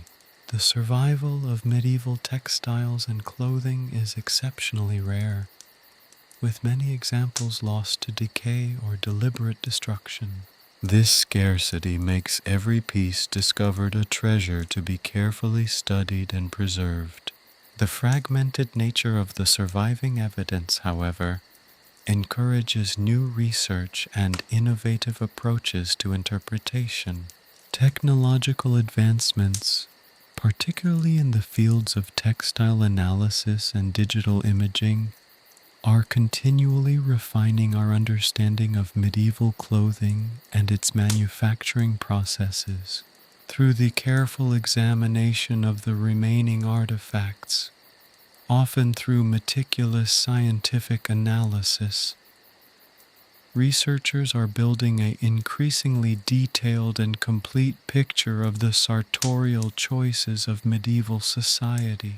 Moreover, the study of medieval fashion allows us to explore complex themes beyond mere aesthetics. Clothing, in medieval society as in any, acted as a potent symbol of identity, religious affiliation, social standing, and wealth. By analyzing the colors, fabrics, and embellishments associated with different groups, we can gain insights into social hierarchy, religious practices, and the power dynamics at play within medieval society. The careful use of specific colors, patterns, and accessories played a crucial role in visual communication within the medieval world. This adds another layer of complexity and depth to the study of medieval textiles. The meaning and messages within medieval attire are not only visually impressive but also profoundly historical. Finally, the enduring appeal of medieval aesthetics lies in its adaptability. Medieval styles, while rooted in a specific historical context, possess an inherent timelessness that allows them to be reinterpreted and reimagined for contemporary audiences.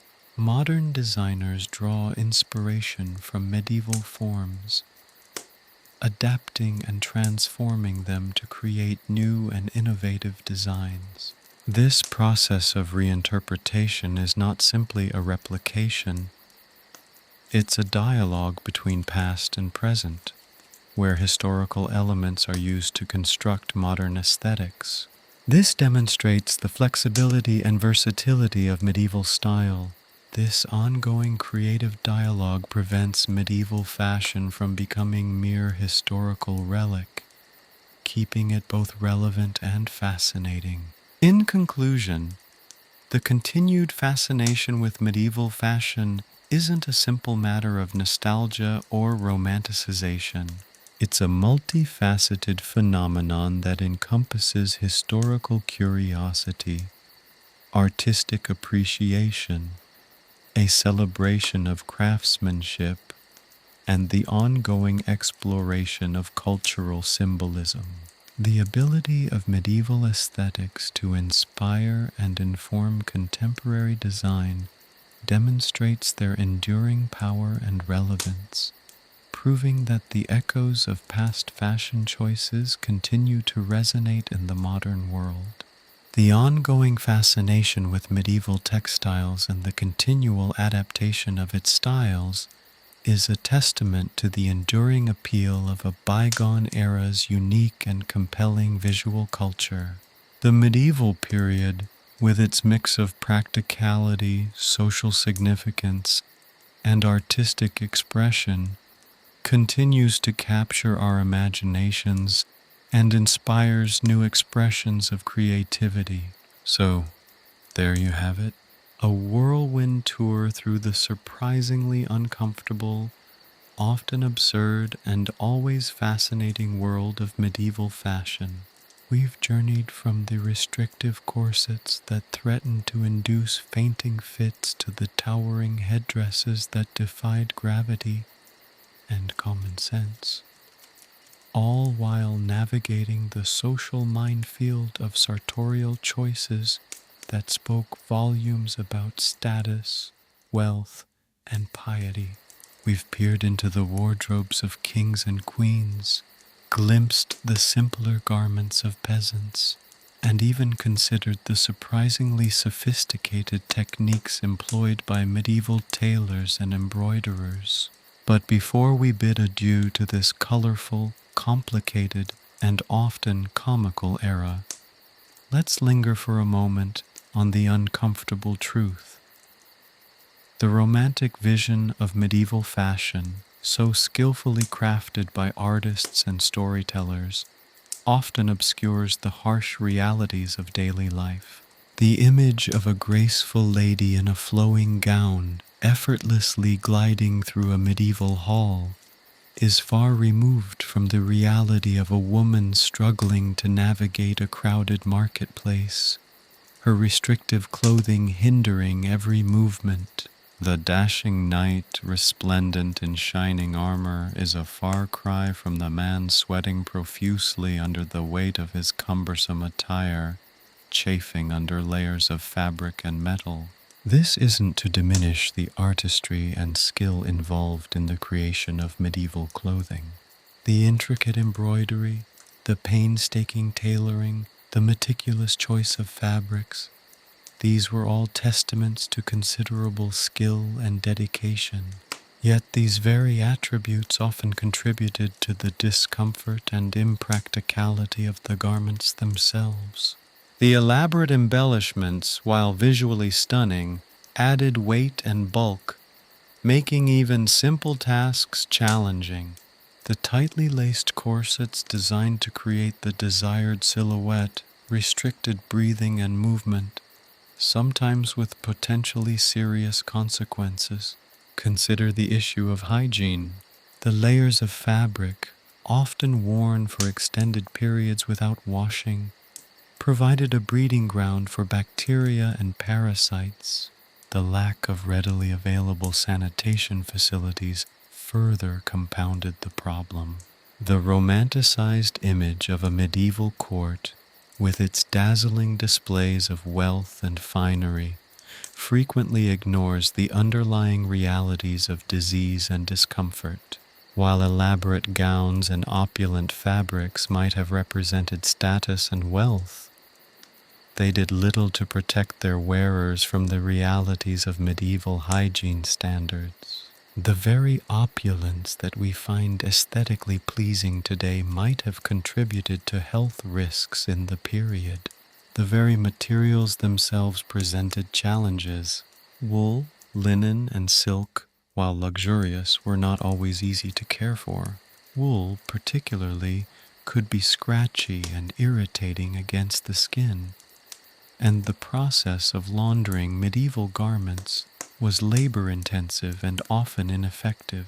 The absence of modern washing machines and detergents meant that many garments were likely cleaned less frequently than we're accustomed to today, leading to potential hygiene issues. The use of natural dyes could also have presented problems, with some dyes known to be toxic or irritating.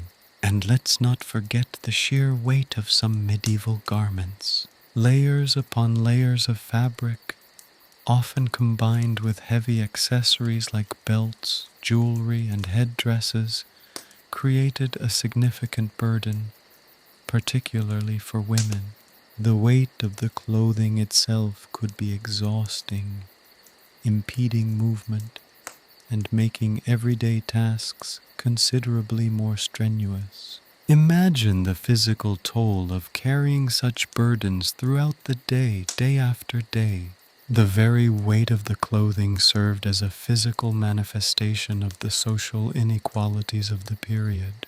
Further complicating matters was the issue of temperature regulation. Medieval garments were not designed for effective temperature control. During the summer months, the layers of fabric would trap heat, making individuals uncomfortable and prone to overheating. Conversely, during the colder months, the garments often lacked sufficient insulation, leaving their wearers vulnerable to the elements. The lack of effective temperature regulation in medieval clothing is a testament to the limitations of technology and the importance of social status as a factor determining access to better garments. Furthermore, the intricate designs and embellishments often dictated how garments could be cleaned and repaired. A torn seam or a damaged embellishment on an elaborate gown could take considerable time and skill to mend, adding to the challenges of maintaining these garments. The high level of maintenance involved in keeping medieval clothing in good condition underlines the amount of time and resources dedicated to fashion in the medieval world. However, it is important to remember that medieval clothing choices were not simply dictated by aesthetics or practicality. They were also deeply symbolic, reflecting social status, religious beliefs, and regional variations. A peasant's simple tunic spoke volumes about their place in society, just as a nobleman's richly embroidered robe conveyed their wealth and power. The choice of color, fabric, and embellishment all played crucial roles in communication within medieval society. The elaborate headdresses, for example, weren't merely decorative. They often signified social rank and marital status.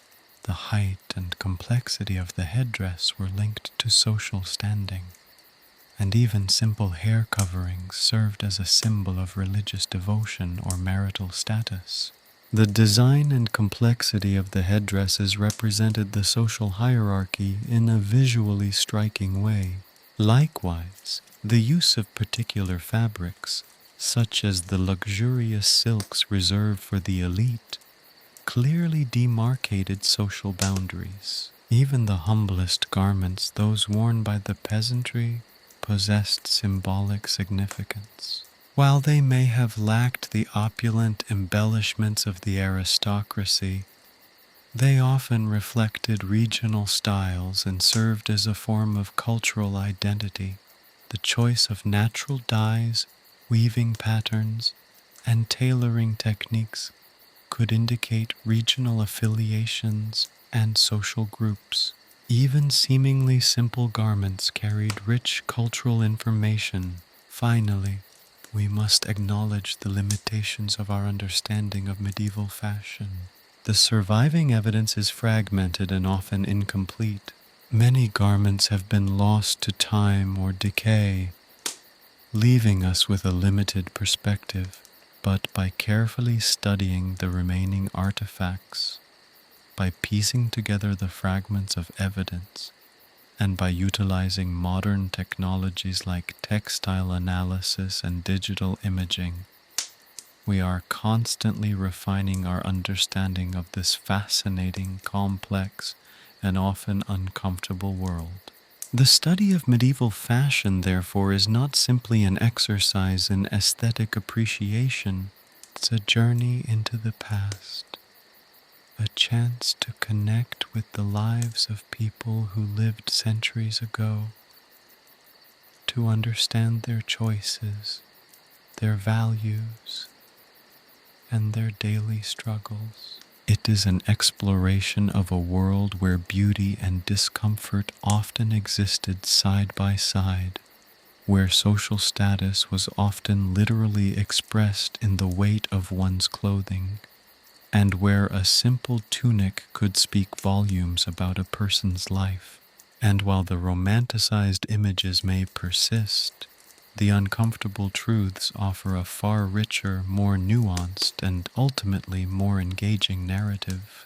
The reality of medieval fashion is far more compelling than the idealized fiction, so let's embrace both the glamour and the grit, the beauty and the burden, and appreciate the full spectrum of this captivating and sometimes painful aspect of history. The story of medieval fashion is far from over. It continues to unfold as we learn more about the individuals who wore these garments and the lives they lived.